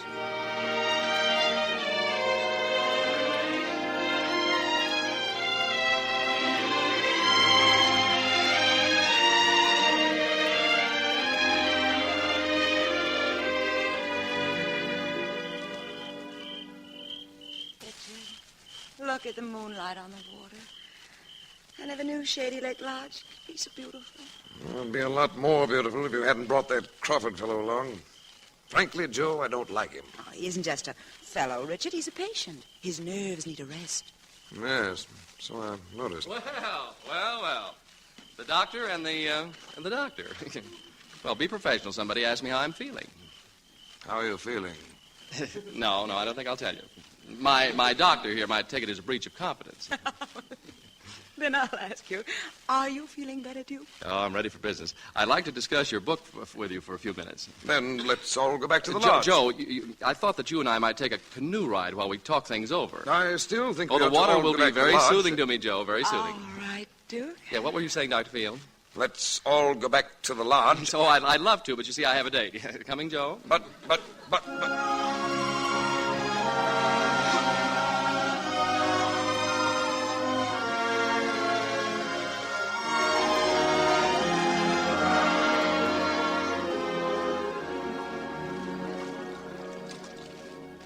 Joe, tell me, do you believe in all those things you've preached since we've been up here? Naturally. About letting nothing stop me from obtaining a worthwhile objective? Duke, And you want me to believe it? Duke, we better go back to the shore. You don't really mean that? I'm your doctor. This is ridiculous. This is...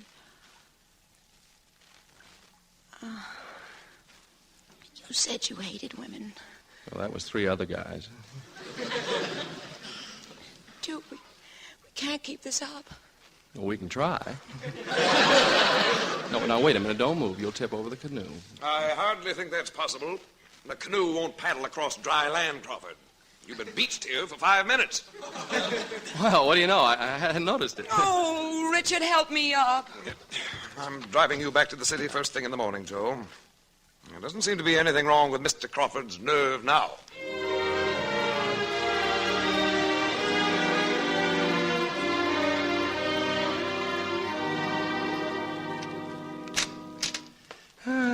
Good morning, Monty. Come on in. Are you living a little today? Duke, my boy, what's happened to you? I'm in love, just in love, that's all. Oh, Michelle Bennett, that's fine, Duke, fine. Who said anything about Michelle? Say, that was a great little job you did in that Loring book. Now, Duke, listen, I want you to drop everything and get back to the Bennett account. What? You can't mean that. Well, I do mean it. That's your assignment, Duke. Bennett. Always Michelle Bennett. I'd like to take Michelle Bennett. Yes, Miss Adams. There's a Dr. Field here to see you. Dr. Field? Oh, yes, send him in. Crawford? Oh, hello, Doctor. Sit down. What can I do for you? Crawford, I'll be frank and brief. I've had a long talk with Dr. Loring, and I think there's something you should know. I should? It's not uncommon for a person in your former physical state to attempt to center his emotions upon an attractive woman. In this case, your doctor. Well, what about it? Frequently, such a phenomenon has a beneficial result. Dr. Loring felt it was her duty to find out if it would affect the cure in your case. What are you talking about? In short, Mr. Crawford, in Dr. Loring's eyes, you have been, shall we say, a guinea pig. Guinea pig? A guinea pig? I'm sure you'll realize that this is all for your own good. Guinea pig. I'll teach her. I'll teach her who's a guinea pig. No, wait a minute, I gotta stay calm. Miss Adams! Miss Adams! Yes, sir? Bring me a guinea pig. No, I'm cured. I'm well. Oh, where's that Bennett contract? What color? What color what? Guinea pig. I am not. I want that Bennett contract and send Miss Bennett a dozen orchids.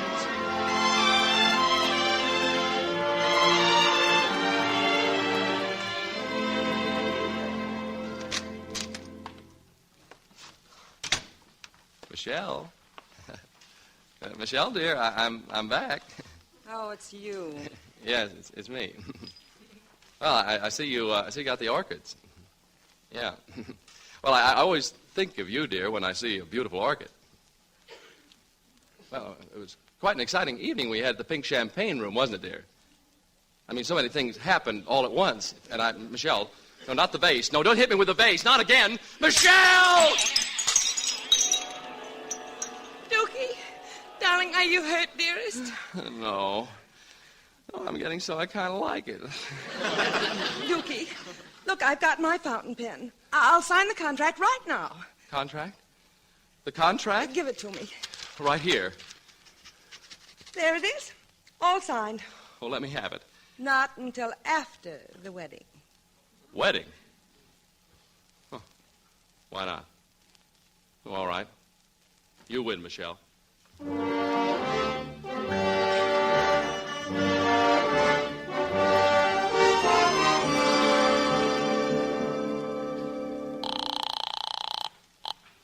Manhattan Towers. Mr. Duke Crawford, please. Hello? Duke? Joe? Joe? Hello, how are you? Oh, all right. I just wanted to congratulate you. Oh, why? Your coming marriage, I read about it in the papers. Oh, yes, that. Well, thanks. Is the book selling all right? Yeah, fine. I suppose you're all right. No? Oh, yes, fine. No more ringing. Oh. Well, I don't suppose there's anything else to say. No, I guess not. Good luck, Duke. Thanks, Joe. Bye. Bye. Joe, you look ghastly. Well, that's funny. You look like Richard, but you sound like Duke. Oh, come now. Duke, is it you? Joe, this is Richard. You're hearing things. Richard, why don't you answer the phone? But, Joe, it isn't ringing. Oh. Well, that settles it. You need a rest. I'm canceling our appointment, and I'm taking you up to Shady Lake. A few days there, and you'll feel like a new woman. All right, Richard. Whatever you say, Duke.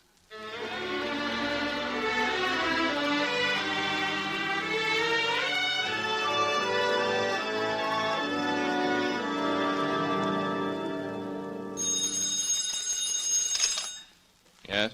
Hello, Crawford. This is Dr. Field. I just called to tell you to cancel your publicity campaign for Dr. Loring. Well, what's that got to do with you? I've taken Dr. Loring to the Shady Lake Lodge for a much-needed rest.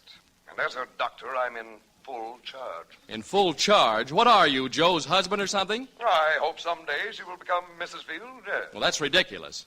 I'm coming out there to talk to Joe myself. If you show your face around here, I'll be delighted to punch your head. And I assure you I can do it. Oh, you can, huh? Well, we'll see about that. Dookie, what's been keeping you? We're due at the minister's in half an hour. Well, don't wait for me, because I won't be there. And go and stick your head in a jar of your vanishing cream. And take your contract with you. Oh, no, you don't. Little Michelle has plans for you.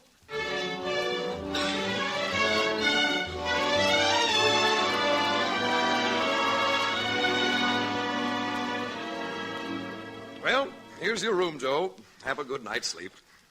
Thank you, Richard. I am tired. Good night. Good night. Now, open the window. Brush my hair. So to bed. Joe. What? It's me, Duke, outside the window here. Duke? Oh, no, you're not. You're my imagination. You're what? You're my imagination. I shouldn't even be talking to you. Oh, your pal Field is out in front trying to keep your imagination from seeing you. Keep your voice down. You're not there. You're not there. Here, wait, I'll climb the window. There. Oh, I must get control of myself. It's no use. I still see him. Oh, so that's it. Hearing voices and seeing things. So I'm not here at all, huh? Of course not. It's just my imagination. Mm-hmm. Well, then, if I'm just your imagination, I can't be blamed for doing this. Oh, talk about imagination.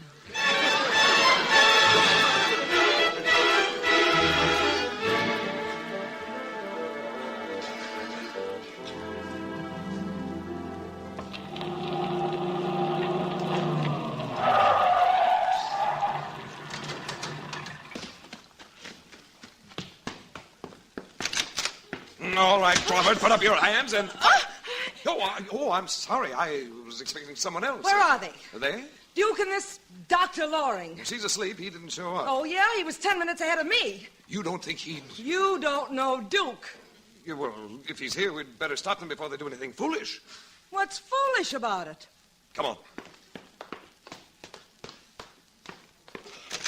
What? Joe, your nerves. Duke, you bluebeard. Quiet, please. I'm very busy. Joe, darling. Tell him to go away. Let me get my hands on that vase. Duke, where are you? I feel dizzy.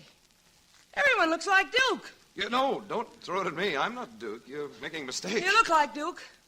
I know you're Duke. No, it's your nerves. He's there with Joe. Oh, my head. Oh, you're not Duke. Why did you pretend to be Duke? Why doesn't somebody answer the telephone? Telephone's ringing. Do you hear anything ringing, dear? No, nothing. Oh, it's funny. Every time I kiss you, it sounds like...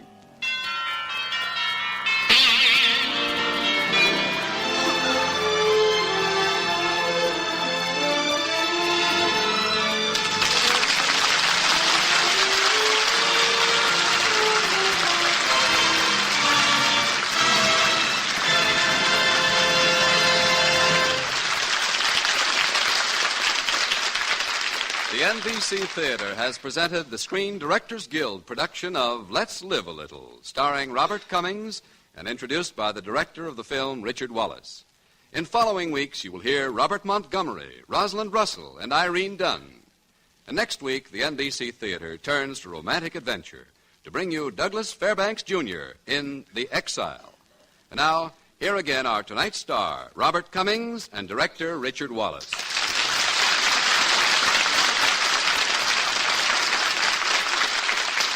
Say, Dick, you're not afraid of the microphone, are you? What are you so nervous about? Nervous?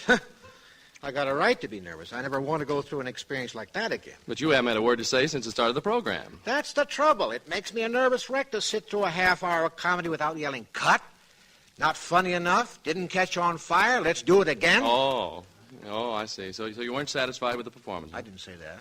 Well, now, after all, you directed the film. I played the role the way you wanted it. Now, look, Dick, after all, we've been through so much together. Now, how can you possibly... All right. You were wonderful. I was not. Now, you know I didn't play the first scene the way you told me to. Ladies and gentlemen, you are witnessing an example of why directors turn gray. Well, Dick, I'm only kidding. Seriously, here's my chance to do something that's been a long time coming. Express my thanks to that ingenious race of people, the screen directors. If it weren't for that guy behind the camera, the things that go on in front of the lens would be, well, they'd be pretty hopeless. So thanks, Dick. Thanks for all your skill, all your experience, and all your understanding. Thank you, Bob. But all the thanks we want is to be able to keep right on creating films with actors as fine as yourself. Good night, folks. Good night. Good night, Dick. And good night to you, Robert Cummings and Richard Wallace.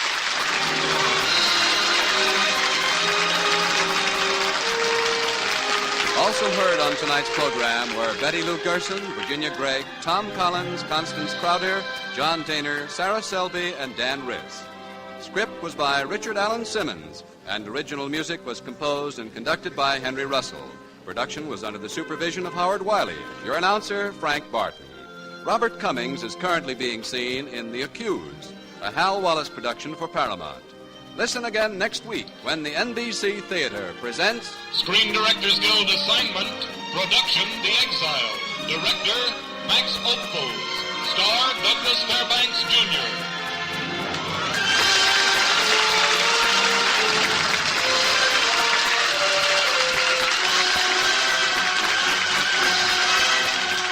Here's a tip for you brush and lather shavers. For clean, close shaves that are completely comfortable, treat your face to Colgate Lather Shaving Cream, the lather shave of champions. Colgate Lather really solves tough beard problems. Because it's light and fine-textured, it foams instantly into rich, long-lasting lather that stays moist throughout the shave. No drying up, no re-lathering. Colgate Lather crowds down into your whiskers, completely surrounds, softens, and supports each bristle. So your razor cuts through clean and smooth without snagging, scraping, or pulling. Yes, sir, you get a truly clean, close shave the first time over. And man, does your face feel comfortable and refreshed afterward. And now, back to Bill Stern. That's the 3-0 mark for tonight, ladies and gentlemen. We've been speaking from Chicago. We're en route to California. Now, until next Friday night at this very same time, this is Bill Stern wishing you all a good night.